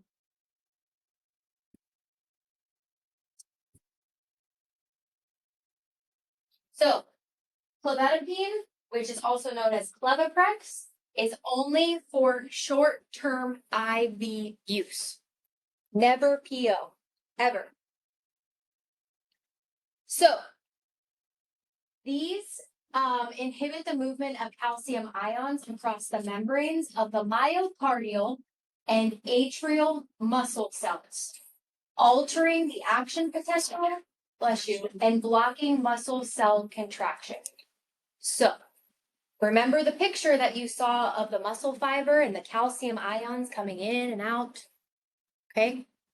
This controls the movement, stops, inhibits, lowers the movement of calcium going into those muscle fibers. Okay. So what this does is it slows down the muscle contraction. It slows down that action potential of the calcium ions. Okay. So your indications for your dipines, not the cardizem or verapamil, are going to be hypertension and angina. They do, they're well absorbed, they're metabolized in the liver and excreted in the urine, and they do cross the placenta and enter human milk.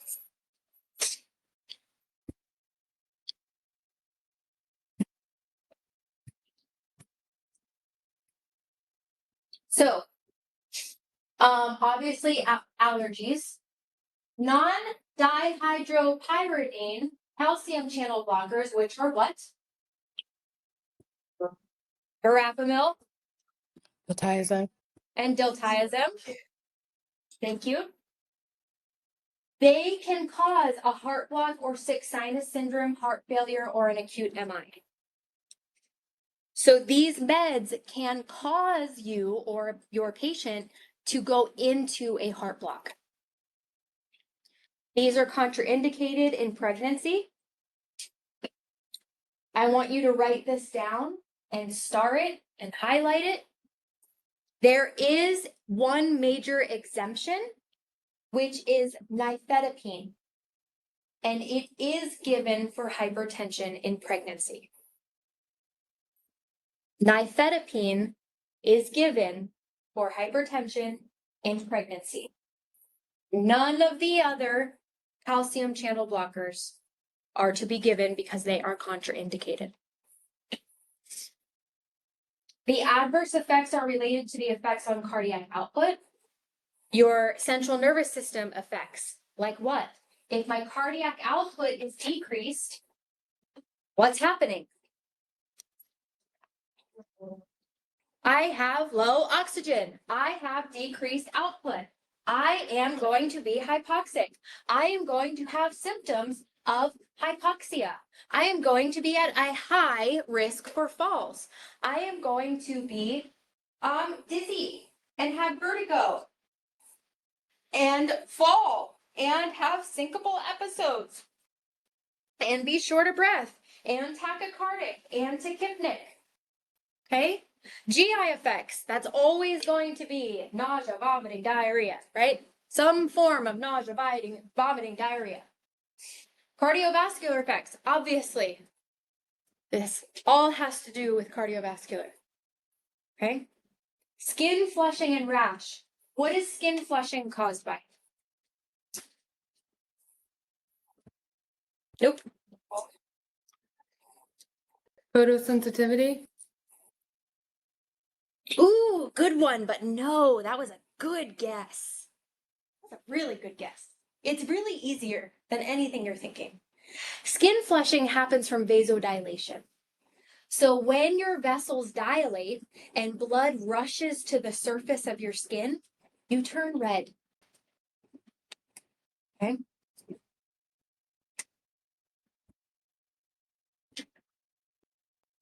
Drug-to-drug interactions, they vary with each drug.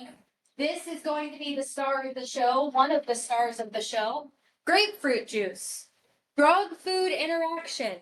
Calcium channel blockers and grapefruit juice. It's a no from me.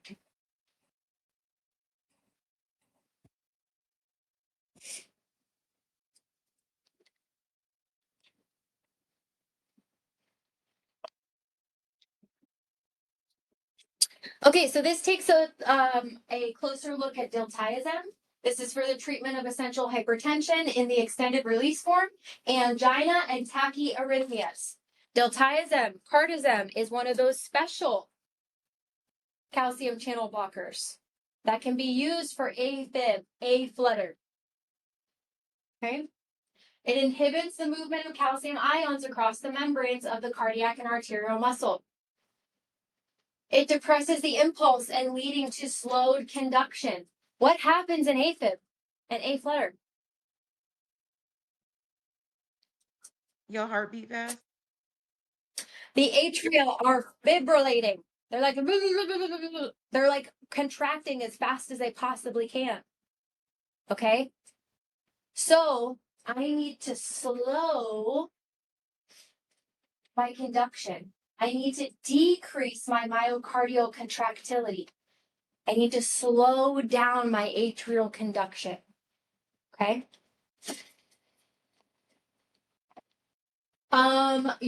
Most of your adverse effects are going to be because of decreased blood pressure, dizziness, lightheadedness, headache.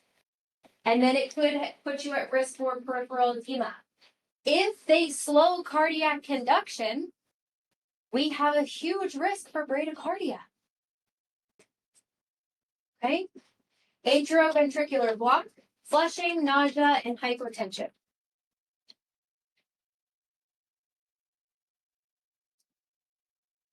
Any questions about calcium channel blockers?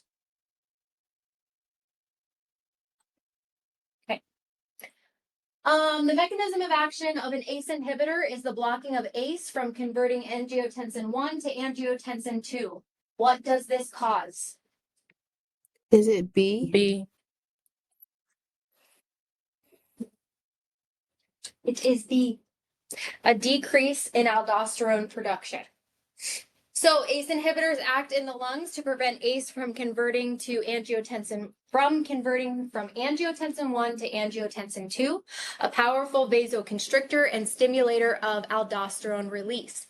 This action leads to a decrease in blood pressure and in aldosterone secretion, with a resultant increase in serum potassium and a loss of serum sodium. Okay, next we're going to go into vasodilators. Most are reserved for use in severe hypertension, refractory hypertension, or hypertensive emergencies. Okay.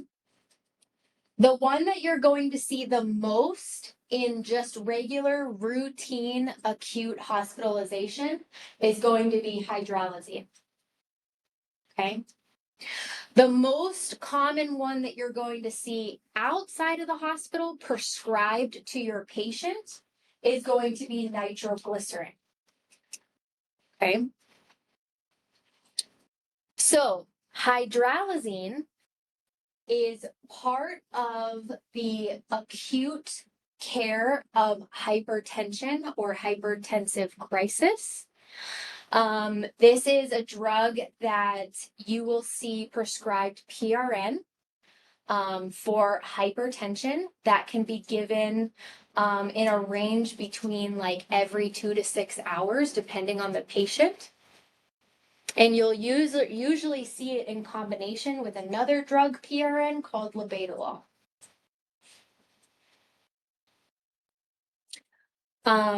Obviously, nitroglycerin is used for chest pain, which we call angina. Where does nitroglycerin go? Sublingual. Where else can it go? A spray, topical, a patch. A patch. It can also be transcutaneous. It can also be given IV. But it can, yeah, I mean, you can literally have, I'll never forget the first time I saw it. I thought it was the craziest thing I ever seen. The little strips of paper that have the little notches on them, and you have the nitro paste, and you put the little cream on the piece of paper, and then you tape it to their chest. I just think that's the craziest thing in the world. Like, that's the best way. Like, God forbid you don't put gloves on. Can you imagine? You put it on your patient, you get some on your hands, and then you massively vasodilate because it's transdermal. You're going to hit the floor like a sack of potatoes. Whew. I don't even want to know what that would feel like. It makes me anxious just thinking about it. All right, so these act directly on vascular smooth muscle to cause muscle relaxation, leading to vasodilation and drop in blood pressure. Your indications are severe hypertension that has not responded to other therapy. They are rapidly absorbed and wildly distributed, widely metabolized in the liver and primarily excreted in the urine. So we are at risk for what and what? Liver and kidney damage. Hepatotoxicity and nephrotoxicity.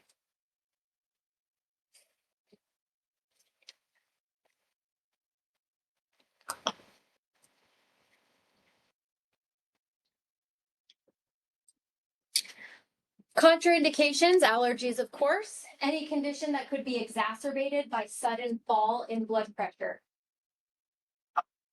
So your patient has a brain bleed, a subarachnoid hemorrhage.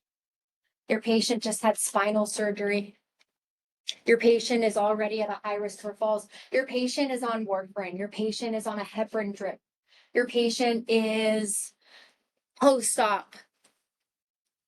So if you vasodilate and cause syncope and your patient falls and they already have a head bleed, or they're on Eliquis or heparin or warfarin and they hit their head because they fell because of vasodilation and syncope.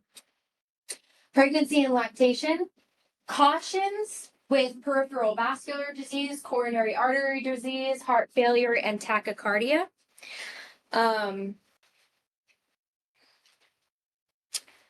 Adverse effects are related to changes in blood pressure, so falls and hypoxia and all the things that come with a decreased cardiac output.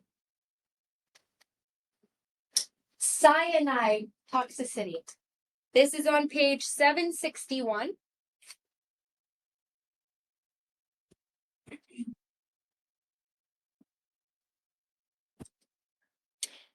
Cyanide toxicity, which includes dyspnea, headache, vomiting, dizziness, ataxia, loss of consciousness, imperceptible pulse, absent reflexes, dilated pupils, pink color, distant heart sounds, and shallow breathing, may occur with nitroprusside, which is metabolized to cyanide and also suppresses iodine uptake and can cause hypothyroidism.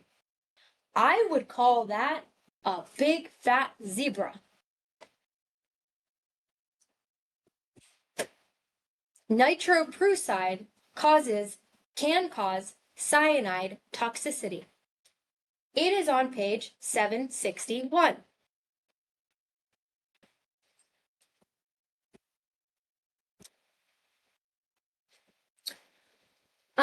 So this is just looking closer at nitroprusside, severe hypertension, maintenance of controlled hypotension during anesthesia, acute heart failure. It has a really short half-life.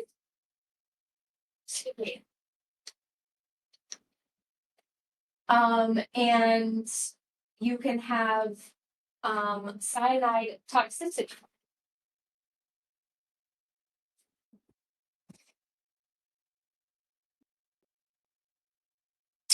How often can you take nitroglycerin? Only 3. One every 3 to 5 minutes. And how many times? 3 times.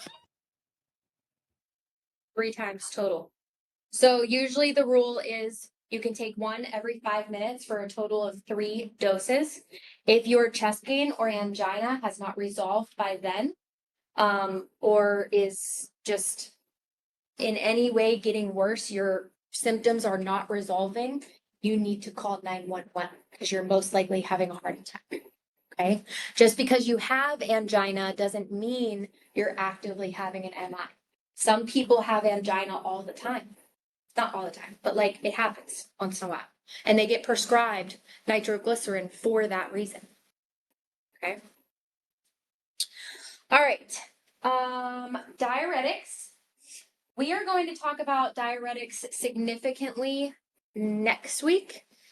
But they increase the excretion of sodium and water from the kidney to lower blood pressure. When we go over chapter 51, we will talk about those in depth. often one of the first agents tried in mild hypertension. That is, there's really only one diuretic that is used for the treatment of hypertension, and that is hydrochlorothiazide. And it is a thiazide-like diuretic. You most likely are not ever going to see a patient on furosemide or Bumex for the treatment of hypertension. Okay. Usually tolerated well by most patients. Diuretics used to treat hypertension. Oh, it says right there. Thiazide and thiazide-like diuretics, and possibly potassium-sparing diuretics, which is what?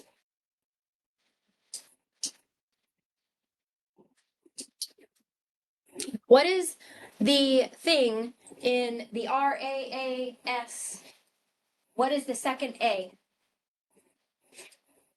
Aldosterone. Angiotensin. Aldosterone. The potassium sparing diuretic is called aldosterone or spironolactone. Okay. All right. Next, we are moving on to sympathetic nervous system blockers. These block the effects of sympathetic nervous system.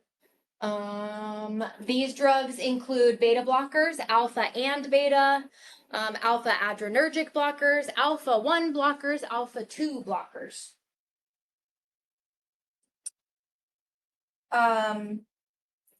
I'm going to give you examples of each category, and that's really as far as we're going to get into them at right this very second, until we move on to beta blockers.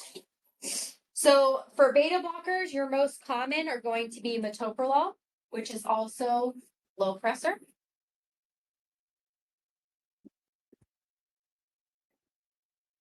Propranolol, which is also referred to as Inderal.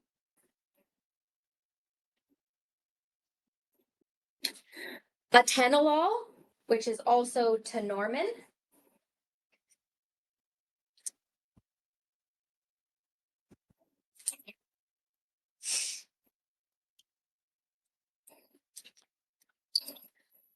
For the alpha and blockers, we have carbanolol. The other name is Coreg.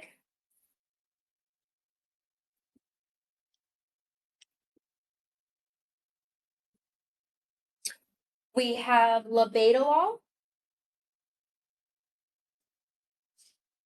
I skipped over the alpha adrenergic blockers.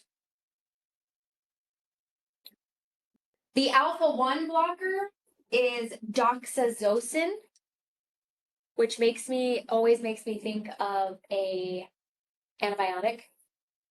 I don't know why they decided to name it doxazocin. I feel like that was really missed because the brand name is Cardura, which makes more sense.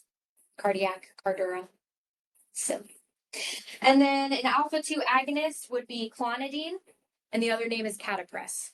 This is all on page 762.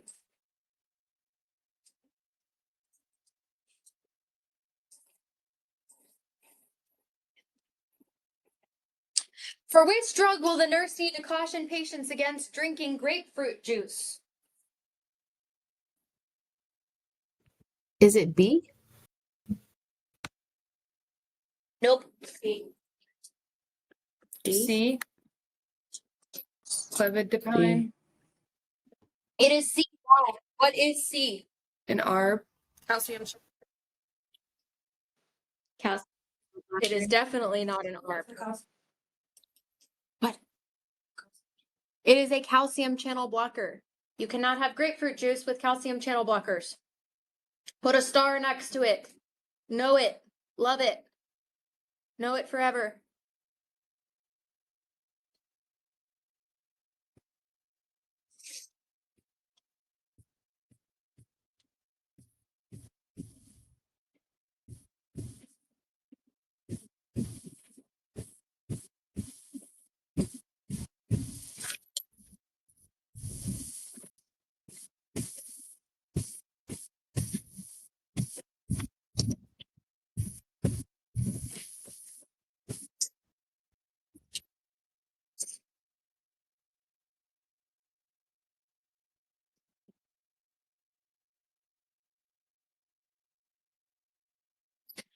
Okay, antihypotensive drugs. These are sympathetic adrenergic agonists or also vasopressors. These medications increase your blood pressure. Excuse me. Droxidopa is one of them. The other drugs or drug is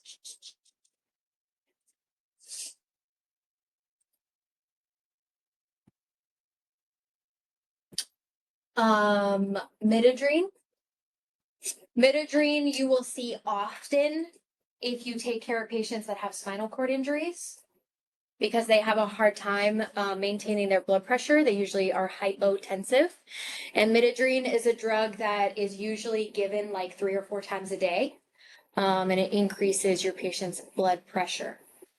But if your patient is in a state of shock, like they are in hypotensive shock, septic shock, cardiogenic shock, neurogenic shock, anaphylactic shock.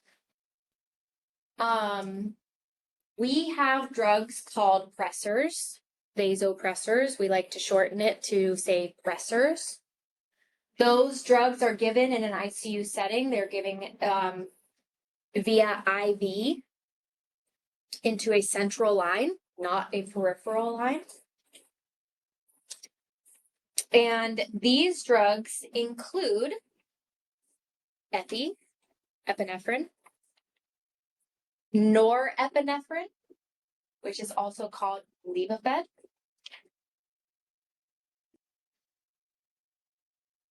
phenylephrine, which is also referred to as neosynephrine. I know they're hard to spell. I'm going to give you a page number.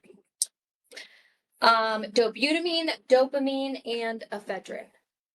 So these are all drugs that can be used to increase your blood pressure.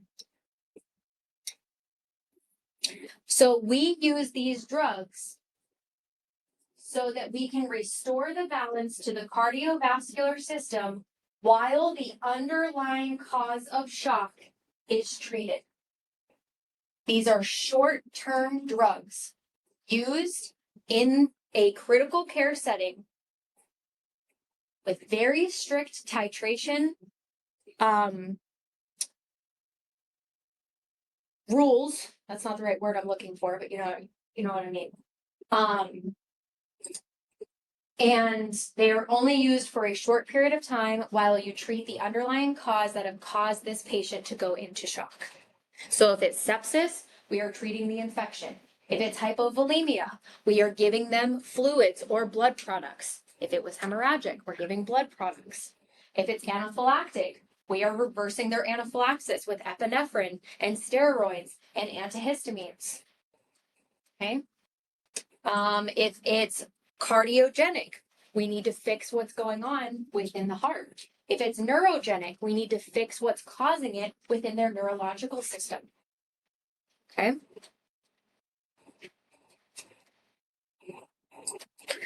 Adverse effects include effects of stimulation of the sympathetic system. So if I'm causing a massive increase in vasoconstriction, I'm also going to cause tachycardia. And I'm going to cause a lot of, hold on, because I don't want to mess this up. Okay, so the effects of stimulation of the sympathetic system. So this is the opposite of your rest and digest. This is what happens when you put your body into a fight or flight mode, okay? You have decreased GI activity with nausea and constipation, increased respiratory rate and changes in blood pressure, headache and changes in peripheral blood flow with numbness, tingling, and even gangrene in extreme cases.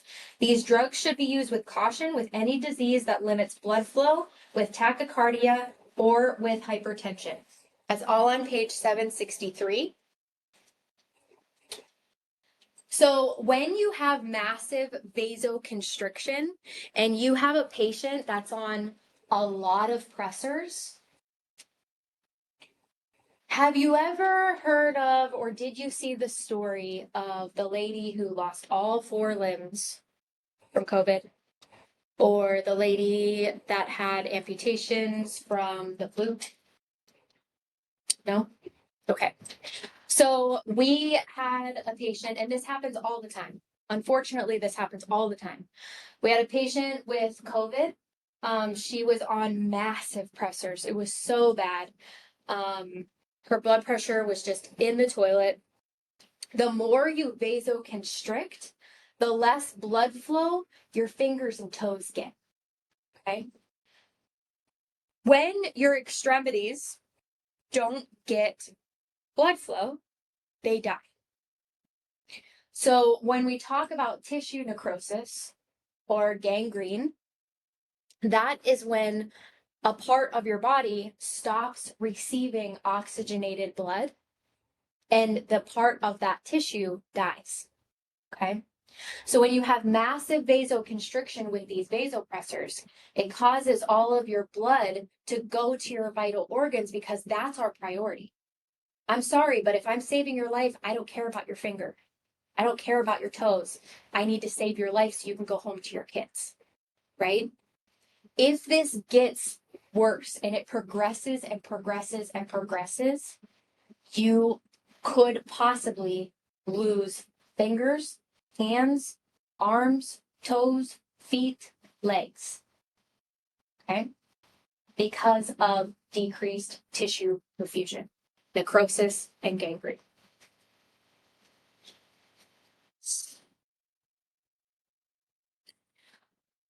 Therapeutic actions and indications activates alpha receptors in arteries and veins to produce increase in vascular tone, which increases the blood pressure.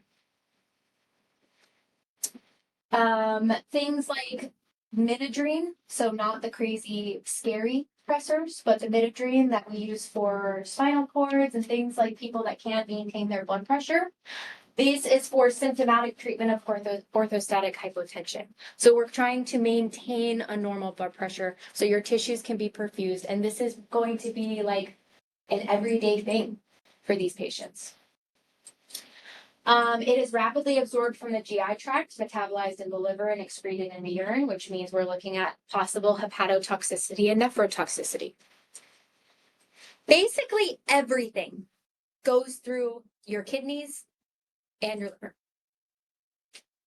unless specifically said that it doesn't. Contraindications, supine hypotension or pheochromocytoma.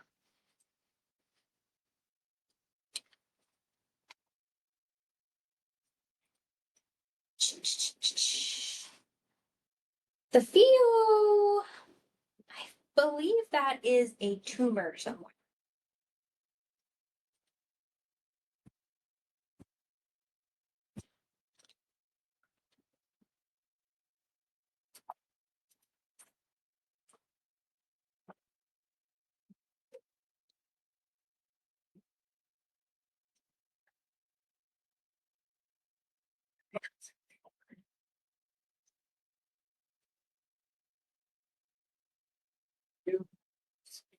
So I don't know, I can't find it. Tumor on the journals.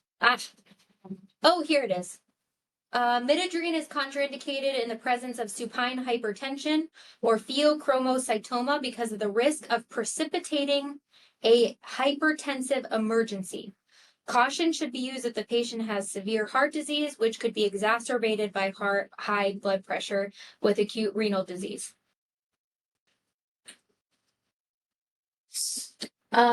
So you want to use caution in patients with severe heart disease, acute renal disease, urinary retention, thyrotoxicosis, so it affects the thyroid in some way, visual problems, and renal or hepatic impairment. Adverse effects are related to the stimulation of the alpha receptors, which include chills, rash, hypertension, bradycardia, dizziness, vision changes, vertigo, problems with urination, and a piloerection. Somebody look that up because I don't know what that means. P-I-L-O erection. Piloerection. Makes me uncomfortable though. Involuntarily bristling of hairs on the skin due to the contraction of tiny muscles. Oh, Base of hair. pilo hair. Oh my God. Okay, so piloerection is when the little hairs on the back of your neck stand up. That is a terrible word for that. It I'm also sorry, but says it is. goosebumps. So Goosebumps. Goose flesh. Ugh. Anyways, so this droxidopa is indicated for treatment of orthostatic dizziness, lightheadedness, about to blackout feeling in adults with symptomatic neurogenic orthostatic hypotension. This is basically your Midodrine. Never in my life have I seen this drug. I've given Midodrine probably 1,000 times. Okay. They're in the same category of drug.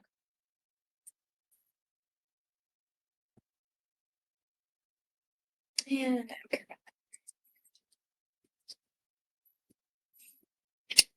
okay.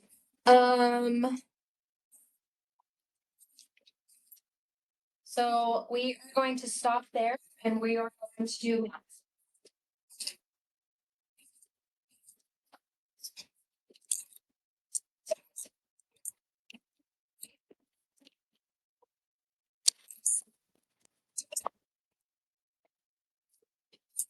Okay, so because I can't share my screen from this computer, I'm gonna have you guys turn around and look at that computer or that TV so you can see my screen.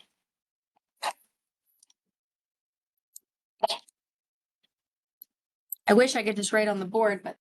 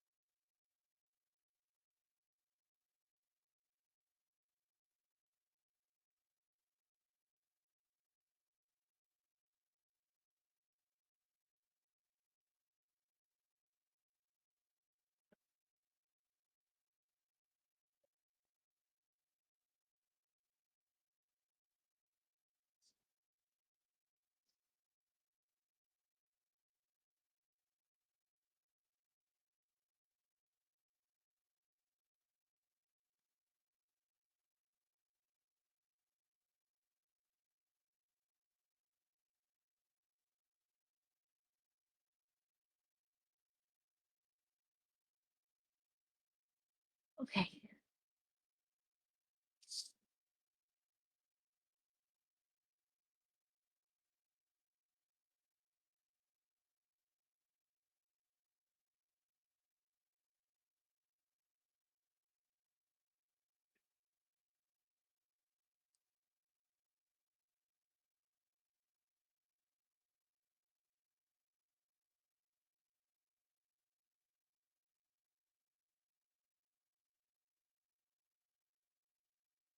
Okay.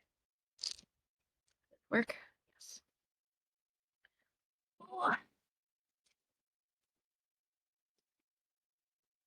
All right, so we are going to be looking for drops per minute. Okay, can everybody see my? There it is.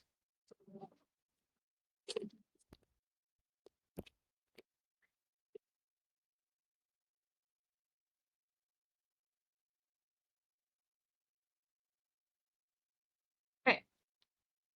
So we have a 10 drop drip rate.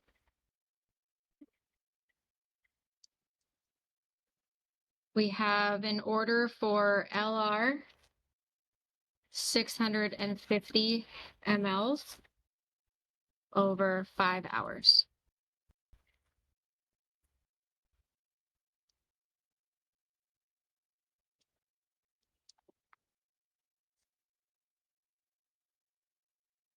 Do you have a preference on how we answer, or do you want us to just put it in the chat? Chat is fine. I want paper. I don't like these dry erase boards. It would drive me nuts if I had to do it that way. I really would prefer to give you guys scrap paper instead of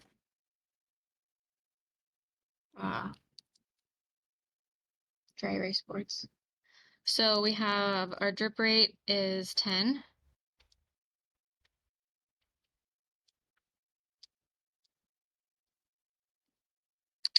We have LR 650 mLs over 5 hours.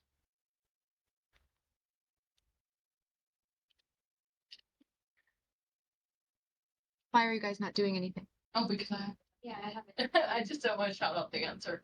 Oh, okay. Because everybody else was doing it. Okay. So we're looking for drops per minute.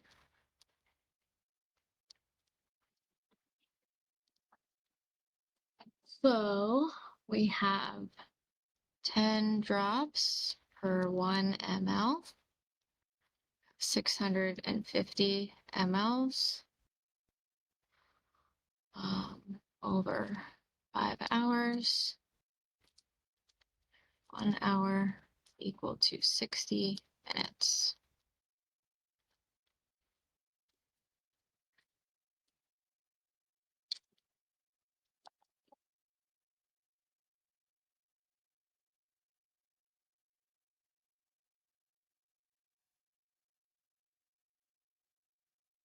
I am going to teach you dimensional analysis. I'm not going to do it in any other way. This is the only way that you should be doing it. I'm sorry that you weren't taught correctly in the beginning. I feel very bad about that. But if you know ratio proportion, if you know formula, unfortunately, you will not be getting that from me. Dimensional analysis is the gold standard for math, for nursing math. And it is not the other ways of ratio and proportion and formula are not the standard across the entire country for nursing math. Which is why in the modules, you were being taught dimensional analysis, why we wanted you to do the modules, and why we wanted your instructors to be teaching you math. So this is the correct way to do nursing math. Math is going to continue getting harder from this moment on. And it's going to be difficult for you guys to get through all of this if you don't learn how to do this. And I can see your faces. I'm not stupid. I know that that sounds like the worst thing in the world because I don't know how you were taught. Truly, I don't know who taught it to you or how they taught it to you. But I am scared that when you guys get to complex care that you're going to struggle because you don't know dimensional analysis. Okay. It really makes me nervous, like a lot.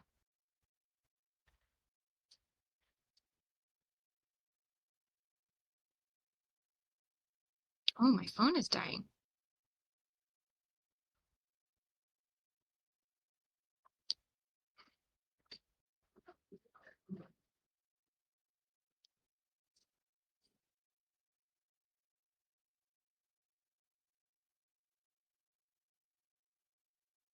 Okay. Oh, you guys just, I don't know. I get so nervous about when we talk about math and the fact that you guys were never taught dimensional analysis. It makes me really nervous. But I can't write it out or I give it to kids and get them. I don't know which way I do. See my stupid little screen.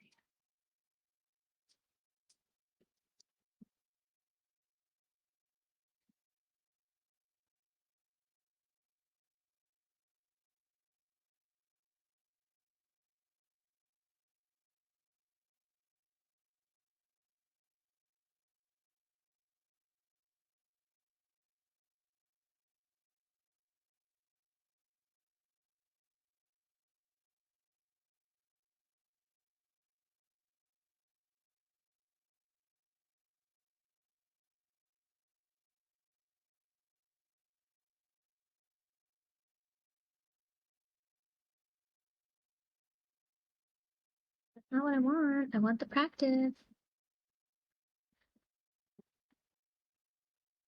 Copy practice. Okay.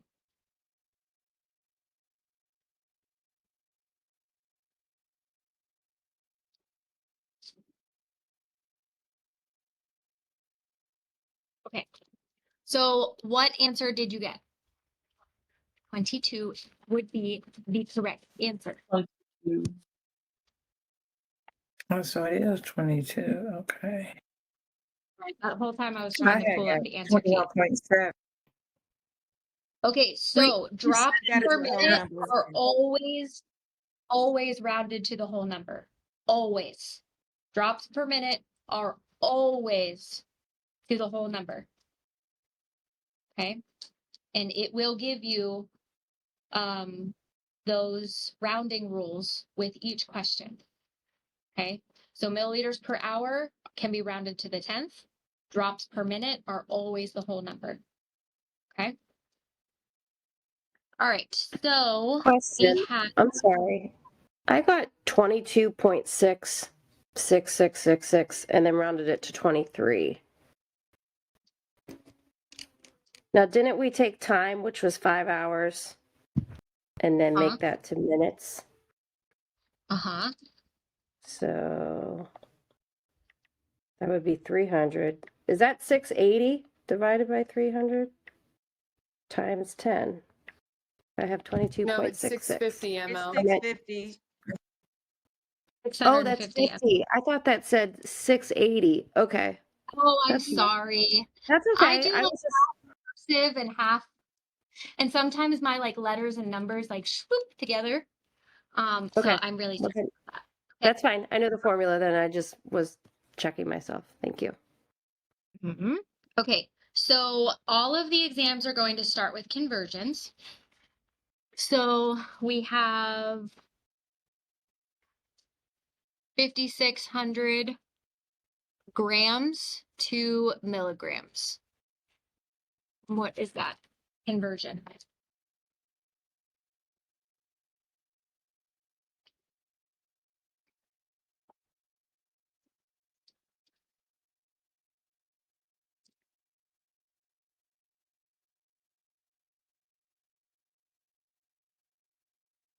So 5,600 grams to milligrams. Is it 5.6? 5.6? 56,000. You have to multiply by 1,000. Oh, I'm sorry. 1,000. Did I say? Yeah. I said grams to milligrams. How many milligrams is in 1 gram? So Is it 5,600,000? 0.000 is 5,600,000. Does that say 600 grams to milligrams? That says 5,600 grams to milligrams. She's When you're asking going because from kind of light. We can't really see the numbers very well. I'm sorry. Is that better?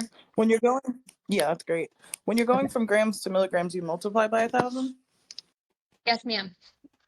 Okay, cool. Because grams is going to be a smaller number because it's on a larger scale. Milligrams is going to be a larger number because the scale is getting smaller. So also you can do it like this, which is the way that I always was taught to do it, is you have to move your decimal point 3 spaces. So if I'm over here at milligrams and I want to go to grams, I need to move 1, 2, 3 decimal points, which gives me 5,600,000. That's exactly how I usually do it. Okay, so the next one is 3,200 micrograms is equal to how many grams?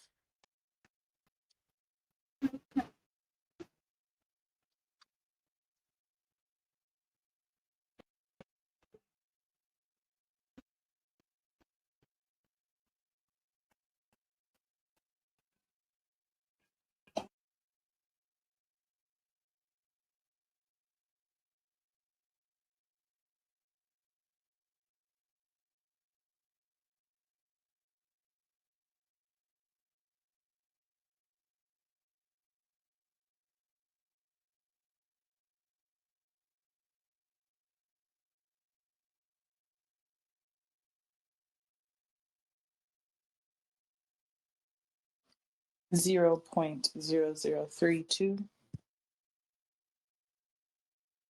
0.003.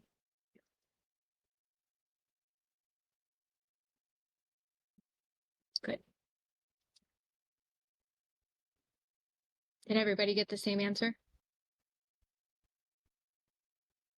Okay.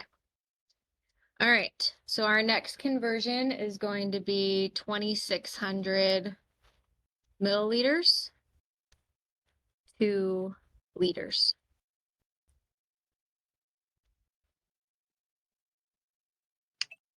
Point 6.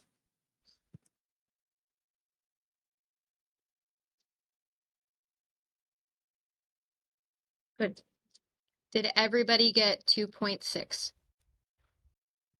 2.6 liters? Good. Okay.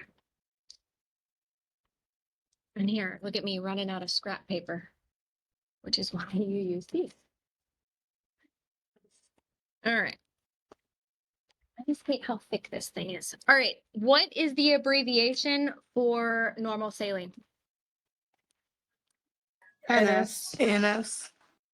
0.9 NaCl is equal to normal saline. Okay. What about dextrose 5% in water? D5W. Is it D5? D5W. Hold on, I'm sorry, Miss Simmons, but the question for the 3,200 micrograms to grams, how did y'all get to that? So there are 1 million micrograms per 1 gram. Gotcha. Okay. Mhm. So remember, there's 1,000 milligrams to grams. There's 1 million micrograms to grams. So you have to remember, do not let this get you on your exam. I'm telling you for a reason. It is going to be mics to grams. Don't misread it and think it says milligrams to grams because you will be wrong. Okay. All right. What is the abbreviation for lactated ringers? LR. R. What is the abbreviation for 0.45% normal saline?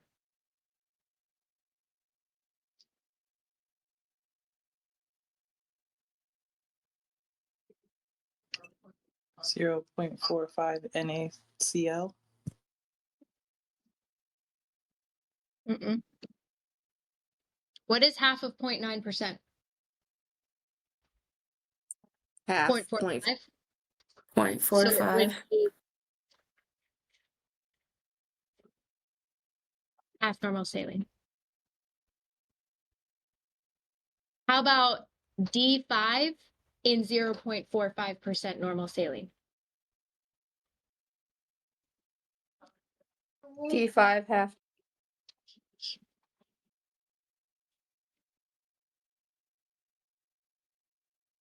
D5 and 1/2 normal saline. Why does nothing separate that? Like a dash or anything? Because D5, because we are learning what matches what, okay? Okay. You can't do half of D5.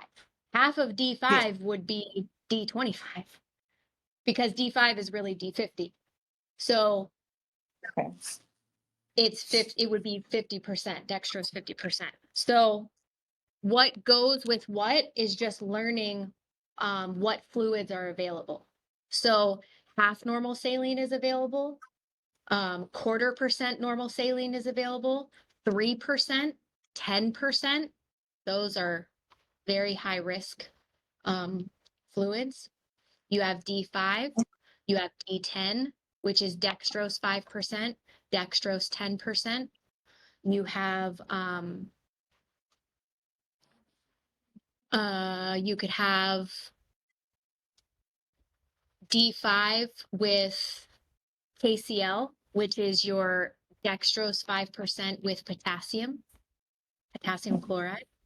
So these are all fluids that you are going to see in practice in acute care, which is why I want you to know them. Okay. These aren't things that I'm just making, I promise. So D5, you can see D5 in water. You'll see D5 and a half, which is D5 and half normal saline. You'll see D5NS, which is just dextrose 5% in normal saline. Okay.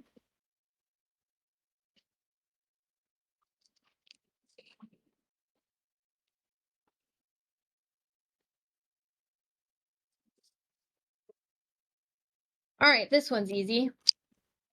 You have an order. I'm sorry, so basically, Say that again, I didn't hear you. I was just basically saying that we need to know that for like if we give in D5, like if a patient is sugar is low and we have to give it to them, so we have to be able to give them the correct amount. No, this is you recognizing the proper abbreviations for fluids that you are going to be giving as a nurse. This can be your doctor and literally be on the phone with you and say, I want this patient to get D5 with half normal saline. You need to know what that means. Okay, these abbreviations are standard, which is why I'm teaching them to you. Why do you guys have those faces? Like you're looking at me like I'm crazy. Why? I think a lot of us kind of like to a point understand it, but at the same time, so many of us have not been taught certain abbreviations and or math, like different ways of doing it. And then I have not. we're taught this way. And then the next month, this teacher teaches this way. And so it kind of goes back and forth of just like a mix of everything. Okay. And for several months, we haven't been taught any math, and our teachers weren't even able to review it with us. Well, this is why I wanted to go over math. I wanted to do I'm so that. happy. But I mean, specifically about fluids, these are standard throughout every hospital system, that these fluids have specific abbreviations. And they're on your math exams, which is why I'm Yeah, it's just you're the first person to like ever explain that to us. So yeah, we're all probably just a little shocked is all. That's true. Unless you go out of the way to like schedule an appointment, which helps and stuff, but doesn't really happen like in class. I know, which is why I wanted to do this. Yeah, so our faces is probably just pure shock and like, oh, Miss that's what that Christina in my means. classroom just handed me this. These are common IV solutions and components. And this is exactly what I want you to look at. So after, when we're done, can I make a copy of this, please? And I'll post it on Brightspace for everybody. Okay. So normal saline is your NS. Half normal saline is literally 1/2 NS, D5W, and then so on and so forth. So I am going to upload this to your Brightspace for everybody to see. Okay. You need to go. I understand that. Okay, if you have to go to work, that's fine, but I'm gonna keep doing math. Huh? Okay. All right. So the next one is gonna be really easy. This one is furosemide. What's ordered is 80 milligrams. And what you have available is, can you close that door? 40 milligrams per tablet. If you guys need to go to work, you need to go get your kids, that's fine. It is 2:30. If you want to stay, you can stay. I'm going to continue going over math. Okay. So, obviously I'm sure by now you guys have figured out that this is very simple math. It's 40 milligram tablets. The order is 80 milligrams. We're going to give 2 tablets. How would you do that in dimensional analysis, you ask me? We always start with what we're looking for, which is milligrams. Okay. I have 40 milligrams per 1 tab, and my order is for 80 milligrams. Oops, I'm sorry. I did that upside down. I'm so sorry. 1 tab is equal to 40 milligrams, and my order is for 80 milligrams. Okay. The way you know you're doing dimensional analysis is correctly, if you know you're doing it correctly, which really comes in hand when the problem gets a lot longer and it's not short like this, is that these need to match each other so that I can cross them out. Okay. If I can't cross them out, then that means there's something wrong with my problem. Okay, so that's going to leave me with 80 over 40, which obviously is going to equal 2 tablets. Okay. All right, so next we have D5 in LR, 1,000 milliliters over 5 hours. So this is basically as easy as it gets. This is milliliters per hour. And that's all we have in our question. Okay. We have 1,000 mLs and we have 5 hours. And all we're going to do is divide 1,000 divided by 5, which is going to give us 200 milliliters per hour. So these are really, to me, tablets and stuff like this is like the easiest math problems because the math is just so simple, and there's only one way to do it, right? I mean, I guess you could divide it wrong, like accidentally divide 5 by 1,000 and you would get the wrong answer. But hopefully, I'm hoping that you can determine which one goes on top and which one goes on bottom. So next we have the same thing. We have normal saline. at 750 over 6 hours. So we're literally going to be left with 750 over 6. 750 divided by 6 is 125 milliliters per hour. Okay. Okay. So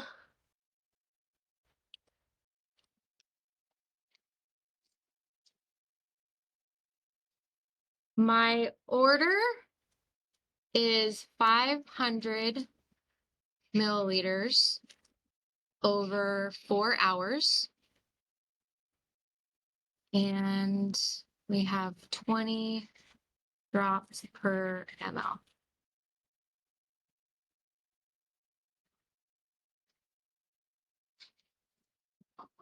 So I'm looking for drops per minute.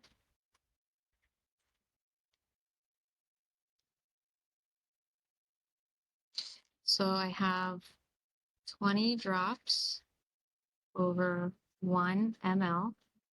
Because also with dimensional analysis, you want to match the things that go together. Okay? And then whatever is down here needs to match what I put here. So if I have milliliters here, I want milliliters here. If I had milligrams here, I would want milligrams up here, because I can't cross things out if they don't match each other. So I have 500 milliliters over 4 hours times 1 hour is equal to 60 minutes. Okay, that is dimensional analysis. So we would do 20 times 500 is equal to 10,000. We have 4 times 60 is equal to 240.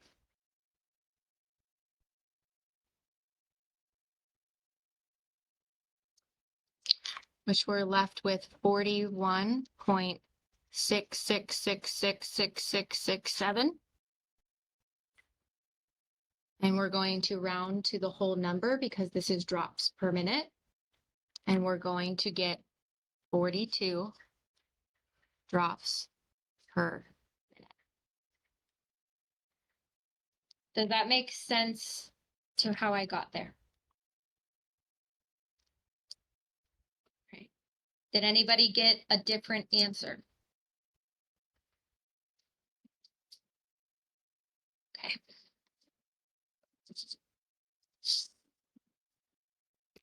So on your math test, there's going to be conversions, there's going to be abbreviations, there's going to be milliliters per hour, and drops per minute. Which ones would you like to go over? Do you want to go over conversions more? Do you want to go over drops per minute more? Milliliters per hour more? Drops per minute? Okay. I have a question. Please. So because math has been confusing in the past just because of changes, so like we've had directions at the very beginning that say to round all answers except for your drip rates into the nearest tenth. So I personally have done that with conversions, and because of certain rules, like they gave me the points or you didn't give me the points, the conversion should always be, no matter if it's 7 zeros and then a number, you're going to carry out the full conversion, right? You're Yes, never, ma'am. okay. I just wanted to make sure that was how we did. I believe on my exams, I wrote on the conversions, do not round. I believe and if I didn't, I'm going to go back and do that because I swear I did. Do not round your conversions unless specifically asked.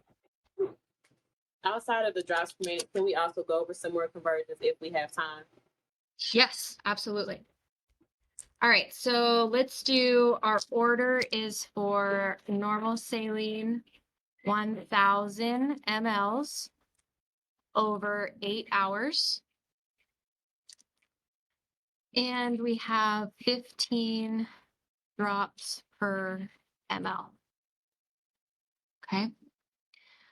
So we're looking for drops per minute. Always start with what I'm looking for. So I have 15 drops per 1 ml times 1,000 mLs over 8 hours times 1 hour over 60 minutes. And at the end, how you know your dimensional analysis is correct is that you have what you started with here and what you are looking for at the end. So I'm looking for drops per minute, right? My milliliter cancels out my milliliter, my hour cancels out my hour, and all I have left is drops over minutes. That's how you know you're doing your dimensional analysis correct. So you have 15 times 1,000. Where's my phone?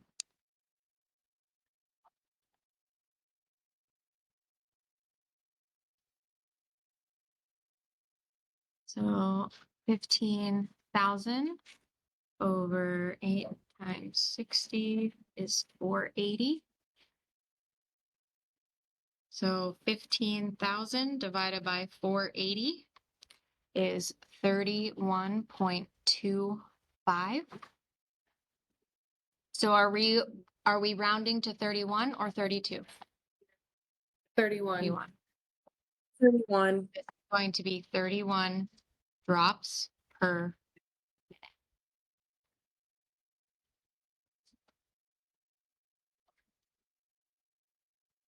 I just gotta practice with a math.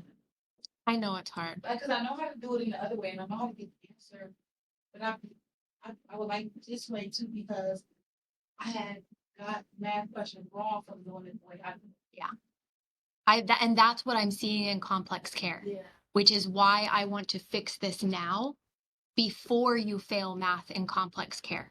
See, That's what I'm nervous about. because I can't write, like, when I write it out, I just get all confused. Same with the drops. I take my hours times my minutes, then I divide that by the mLs, then I multiply it by the drop factor. That's exactly how I do mine. So I have no That's idea how I what do it mine is. as well. Do it, most of it in my head with a calculator, like I write it out and I get totally lost. Because nobody taught you how to write it out. That's the problem. I'll be putting the wrong things and like, I'll make sure they match, but they'll be opposite. And stuff, so I just. I don't know. I don't have a super hard time with the math, but. I can't. I don't know. I don't like the words I can't. I keep trying to do it that way, but. It's just, it gets so confusing and jumbled. All that out, like, okay, wait, which part go up here? Yeah, and then I feel like there's so many steps in there that I don't like, then I get confused by the steps and. So here's the thing. And the reason why dimensional analysis is important is because can you do this without dimensional analysis? 100%. But when your math gets more complicated is where the problem comes. So when you're talking about milliliter or milligrams per kilogram per day per dose with it's just it gets I like the problems we had last month. Really complicated. I know what you're talking about. Yeah, how do I do those ones? First, I figure out. I also do a I break down like if it's 250 ml or 250 milligrams per 5 ml. I divide the 250 by 5 first and put that number on the side. So when I come back to, I don't know. I'd have to see a problem. I'll do honestly. There are times where if I'm doing something that involves weight, if I'm doing something that involves kilograms, I will not in my dimensional analysis. I will automatically put that to the side. That's going to be the first thing I do. is the first thing I do. If I have pounds, I'm going to convert it to kilograms. The next thing I'm going to do is multiply my kilograms by the ordered dose, that's milligrams or micrograms per kilogram, so that I have that number, because I need that number to even figure out the rest of my problem. Right. So are there steps that you can do outside of dimensional analysis and inside dimensional analysis? Yes. But I know that my brain works better with me doing it outside and then doing my problem. Yeah, see, I always, if it's out, there's ounces, I convert ounces to pounds and then pounds to kilograms. But before I do that, I break up the how many per ml and put that number aside. Mm-hmm. That way, when I'm doing it, I can convert my ounces to pounds, pounds to kilograms, then get my dose per day.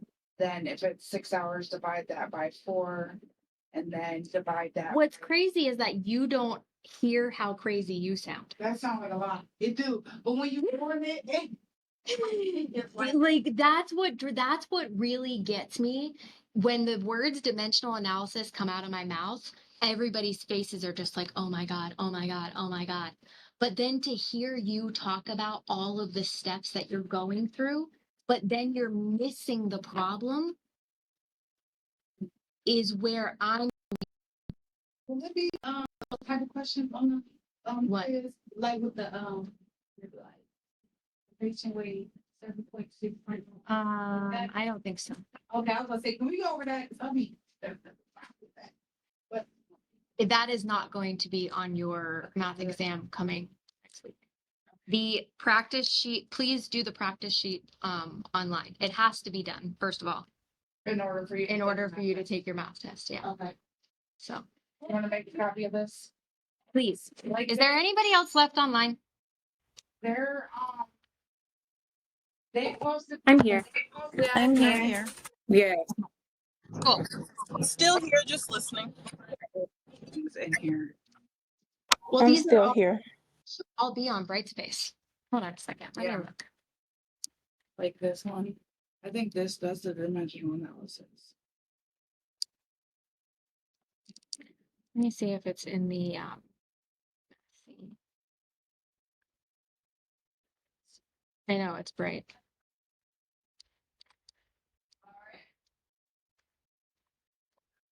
It's grading my math quiz. I got a 0.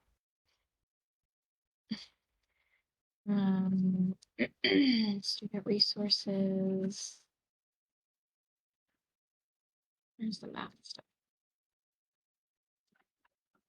Math resources. Math tutoring, we have the math policy, common abbreviations. Yeah, it's all under there and I printed them out. There's that. Oh, nice. And then there's, oh, it's right here. Okay, so guys, you need to look under your math resources on Brightspace. All of this stuff is here. I just printed them out and I keep them in a folder that transfers through my classes with me. Nice. Well, then I don't need to take a picture or to make a copy of it. It's all right here. Okay, so we're doing more conversions, yes?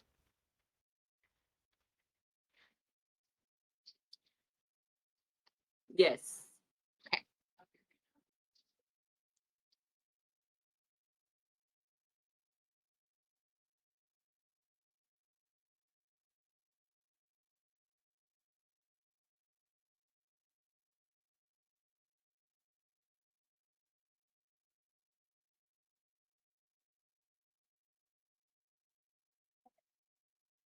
Okay, bye. Okay, so we have 3,100 grams to milligrams. Oh, that was my foot, by the way.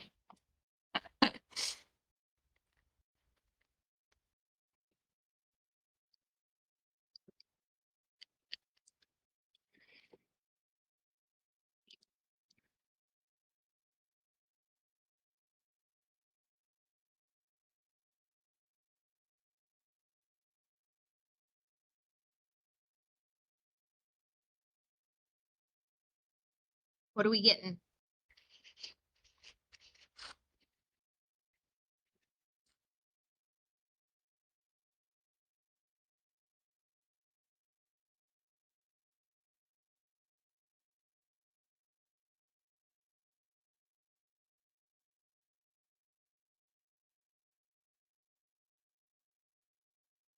I feel like everybody just like stopped talking to me.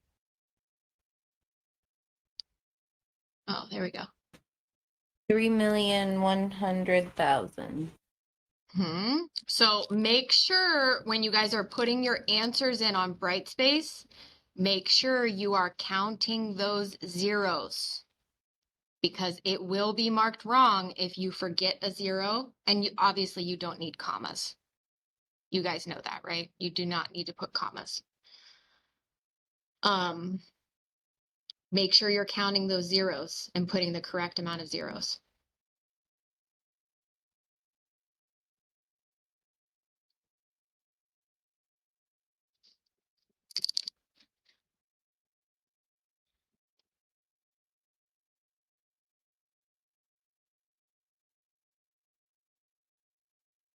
Is the second one 0.009?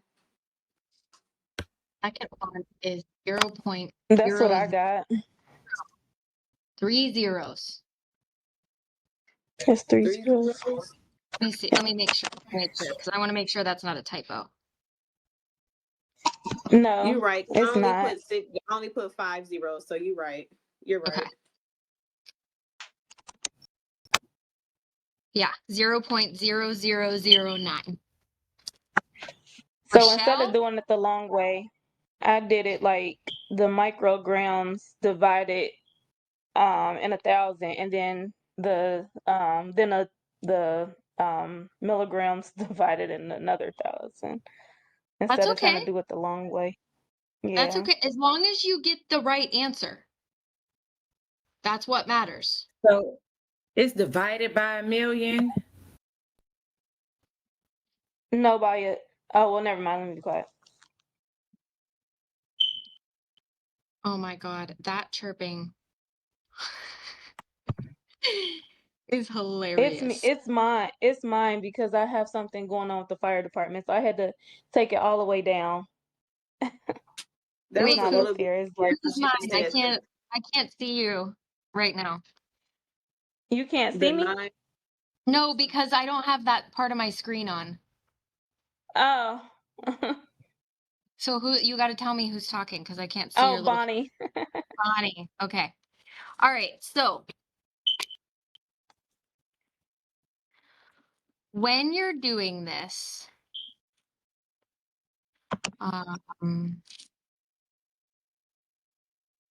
so grams we have, and then we have like boop boop boop milligrams.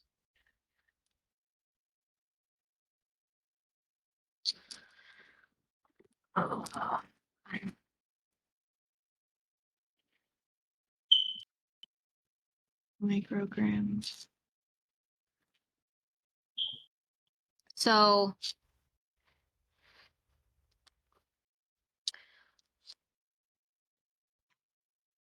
why is this not making sense to me? The way Because I it's on think, the other yeah, you're side. That's doing it, it why. should be. It's I don't grams know in the what middle, happened. I'm like, milligrams. what's Yeah. wrong with me? The only thing that in Yep. my that So I've it's been taught. grams, milligrams, and then micrograms.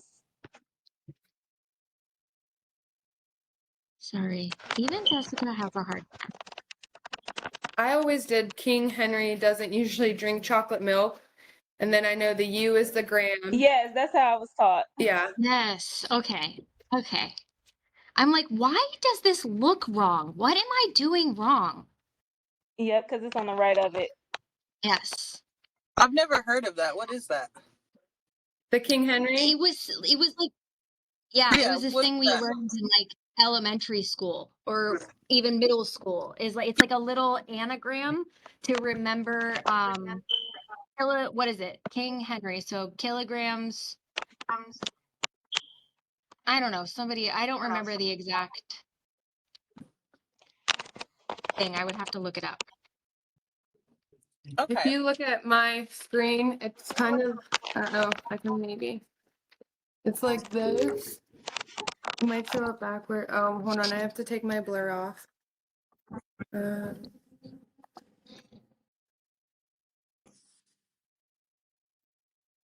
kind of like this. So King Henry doesn't usually drink chocolate milk and XXM. So the U is gram, K for King is the kilos, milk is mg, and then mcg. And then you would obviously take your gram, 1, 2, 3 brings you to mg, and then another 1, 2, 3 brings you to mcg. Right. And going to the right is multiply, going to the left is divide. Correct. Okay. I learned Miss Cohen. We had a teacher, Miss Cohen, not a couple months ago, more than a couple months ago, last year. She taught us this. So think about this.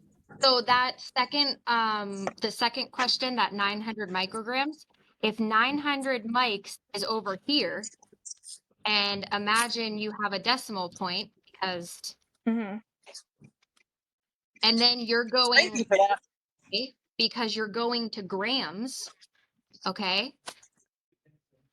You would need to move this. If you move it 1, 2, 3, that gives you milligrams. If you move it Mhm. 1, 2, 3, that gives you grams. So you're going to the left. Right. So Which is in the divide. Because I always have trouble with the zeros. Yeah. So in the first one, you have 3,100 grams and you're going to milligrams. So you need to have your decimal point is here. You need to go 1, 2, 3, which is going to add 3 zeros, where you're going to get 3,100,000.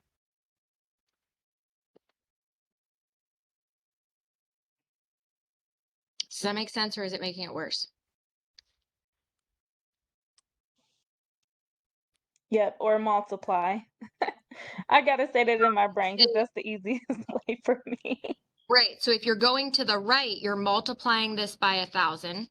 If you're going to the Right. left, you're dividing it by 1,000. So if you're going from big to small, you need to multiply. If you're going from small to big, you need to divide.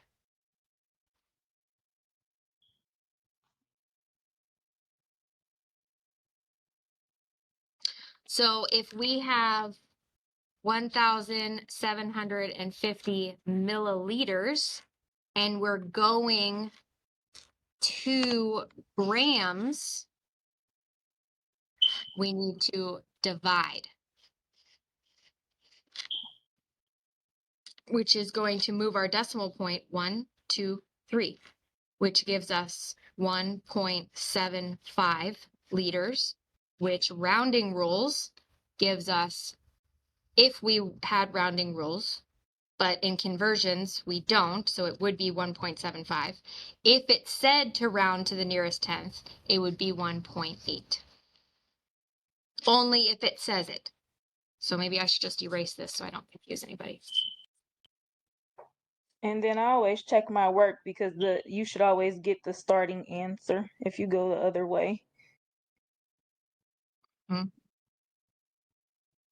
Yo, that's a good point. So if you got this answer and then timesed it by 1,000, you would get the original question. Right. So how do we feel about that? Do we want to do a couple more? Do you want to do milliliters per hour? Do you want to do drops per minute? Drops per minute. Okay.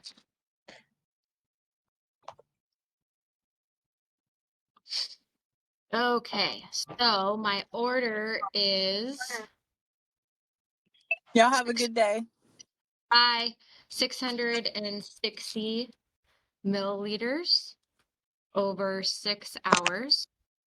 And my drops are 10 drops per ml. So I'm looking for drops per minute. So what matches? So I have 10 drops per 1 ml. Where's my other ml? 660 mLs over 6 hours. And then I need to convert my hours. So 1 hour is equal to 60 minutes. Now, could you convert this and make this smaller and say make it figure out how many minutes are in hours? You absolutely could. 100%. So if you wanted to do that, it would look like this.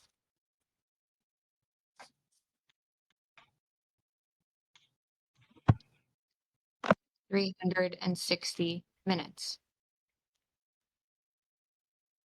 Does that make sense? So this would be 6600 divided by 360, which would give me 18.3 continuing, which rounding to what? 18. What are my rounding? It'll be Right. 18. Rounding to the whole number. So 18 drops per minute.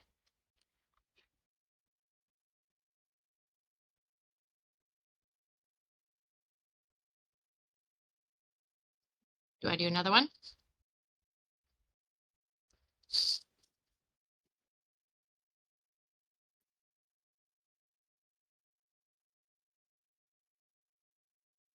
Yes, no, maybe. It's okay if you don't want to. I'm only doing this for you. If you feel okay, you feel like you want to practice, do the practice worksheet, that's fine. If you want me to keep going, I'm here for you. So we I had appreciate some your time. math, and I don't know what the problems were, if anybody can help me. They were like these weird problems. I can't even think about how they went, but it was like half a can. It was like something to do with half a can. I don't know, never mind. I have to find it first and then I'll Oh, reach are out to you you about talking it. about like intake? I think she's talking about, like, we had You a mean question like before that where, like, if you have a glass of water, a glass is supposed to be like Right. 6 ounces, where a cup is 8 ounces, from what we were told. So, no, no. not intake output. It's Okay, like tell me which class it was and I can look up the test. okay. It was Complex of Adults 3, So 2 it was and 20. 3. And Is that it was right? like if you had like a Pediasure. What did you say? I'm sorry, you broke out. All right. 2203. Yes. Okay. And it was the third exam? It might have been the first 2 exams. I can't, we then took so many different math tests, I can't remember. But it was like if you had like 2 full cans of like Pediasure, and you needed to find like the or in water, 2 cans of Pediasure in water,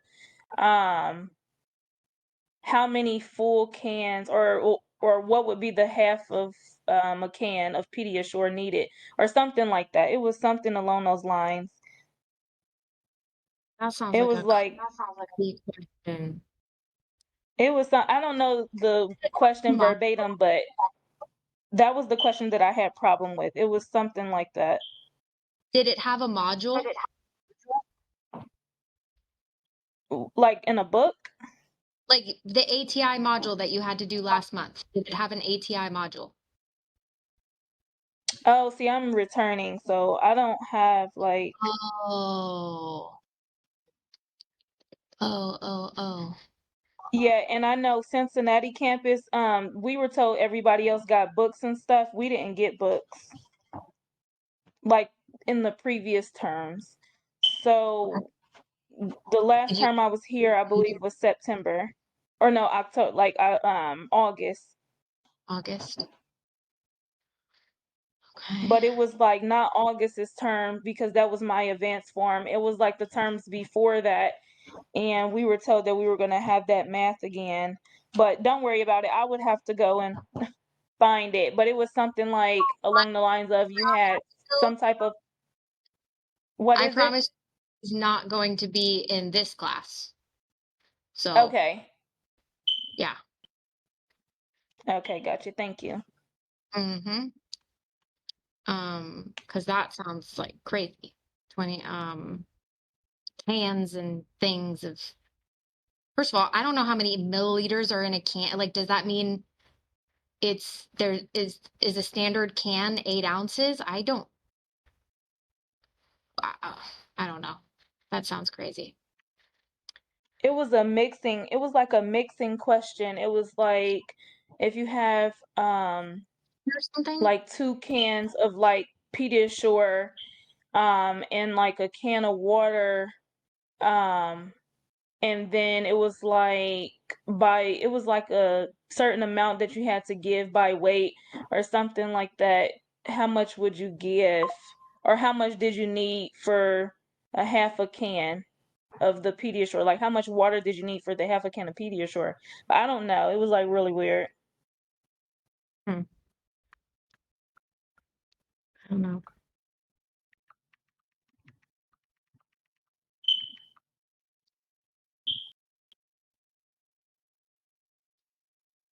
I don't know, girlfriend. It's okay.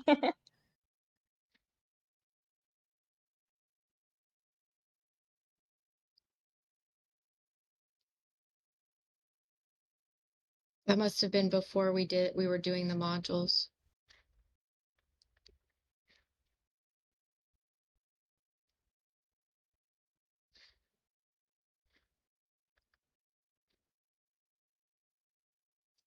Okay, what other math do we want to do?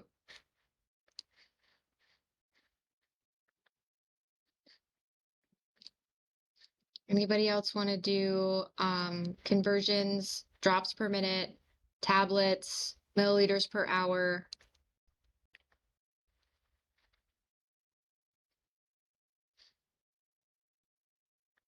What do you think?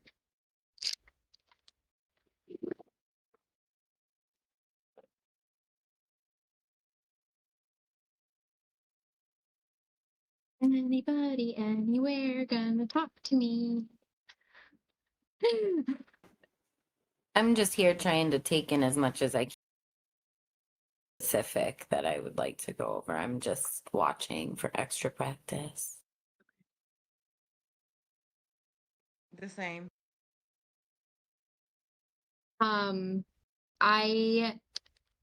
So the practice, exam 1, exam 2, exam 3, and both remediations, they all start with conversion. Then they go into asking for an abbreviation for a known fluid, like a common fluid. And those are all on your Brightspace. Under math resources, you can find that on your Brightspace, so please look for them. Those are like such a, to me, I'm like handing you a point when it's a question like that. You know what I mean? You don't have to do any formulas, any dimensional analysis, anything, right? You just have to be able to recognize that abbreviation. And then after that, there's a couple questions, maybe like 1 or 2 on like tablets, how many tablets. Then there's a couple milliliters per hour, and then there's a couple drops per minute. Like I said, I created all of these exams for the math committee because this is my course that I teach. So I know for a fact that every single one of these exams match exactly the same. The only difference is the numbers that are in the questions. Okay, so if you practice the worksheet and you do well, if you practice the remediations, there's no way you're going to fail your first math exam because it's exactly the same. Okay.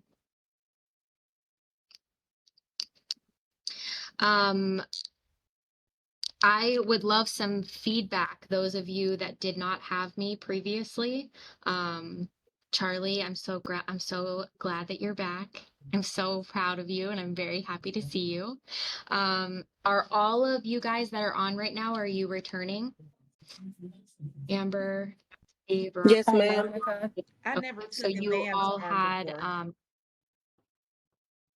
okay, so this is your first time taking advanced farm. But all my other people, you guys were with Dr. Short, I'm assuming. And Jefferson.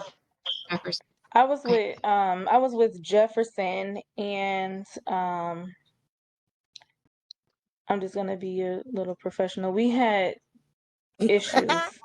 Give it to me, girl. Listen, I'm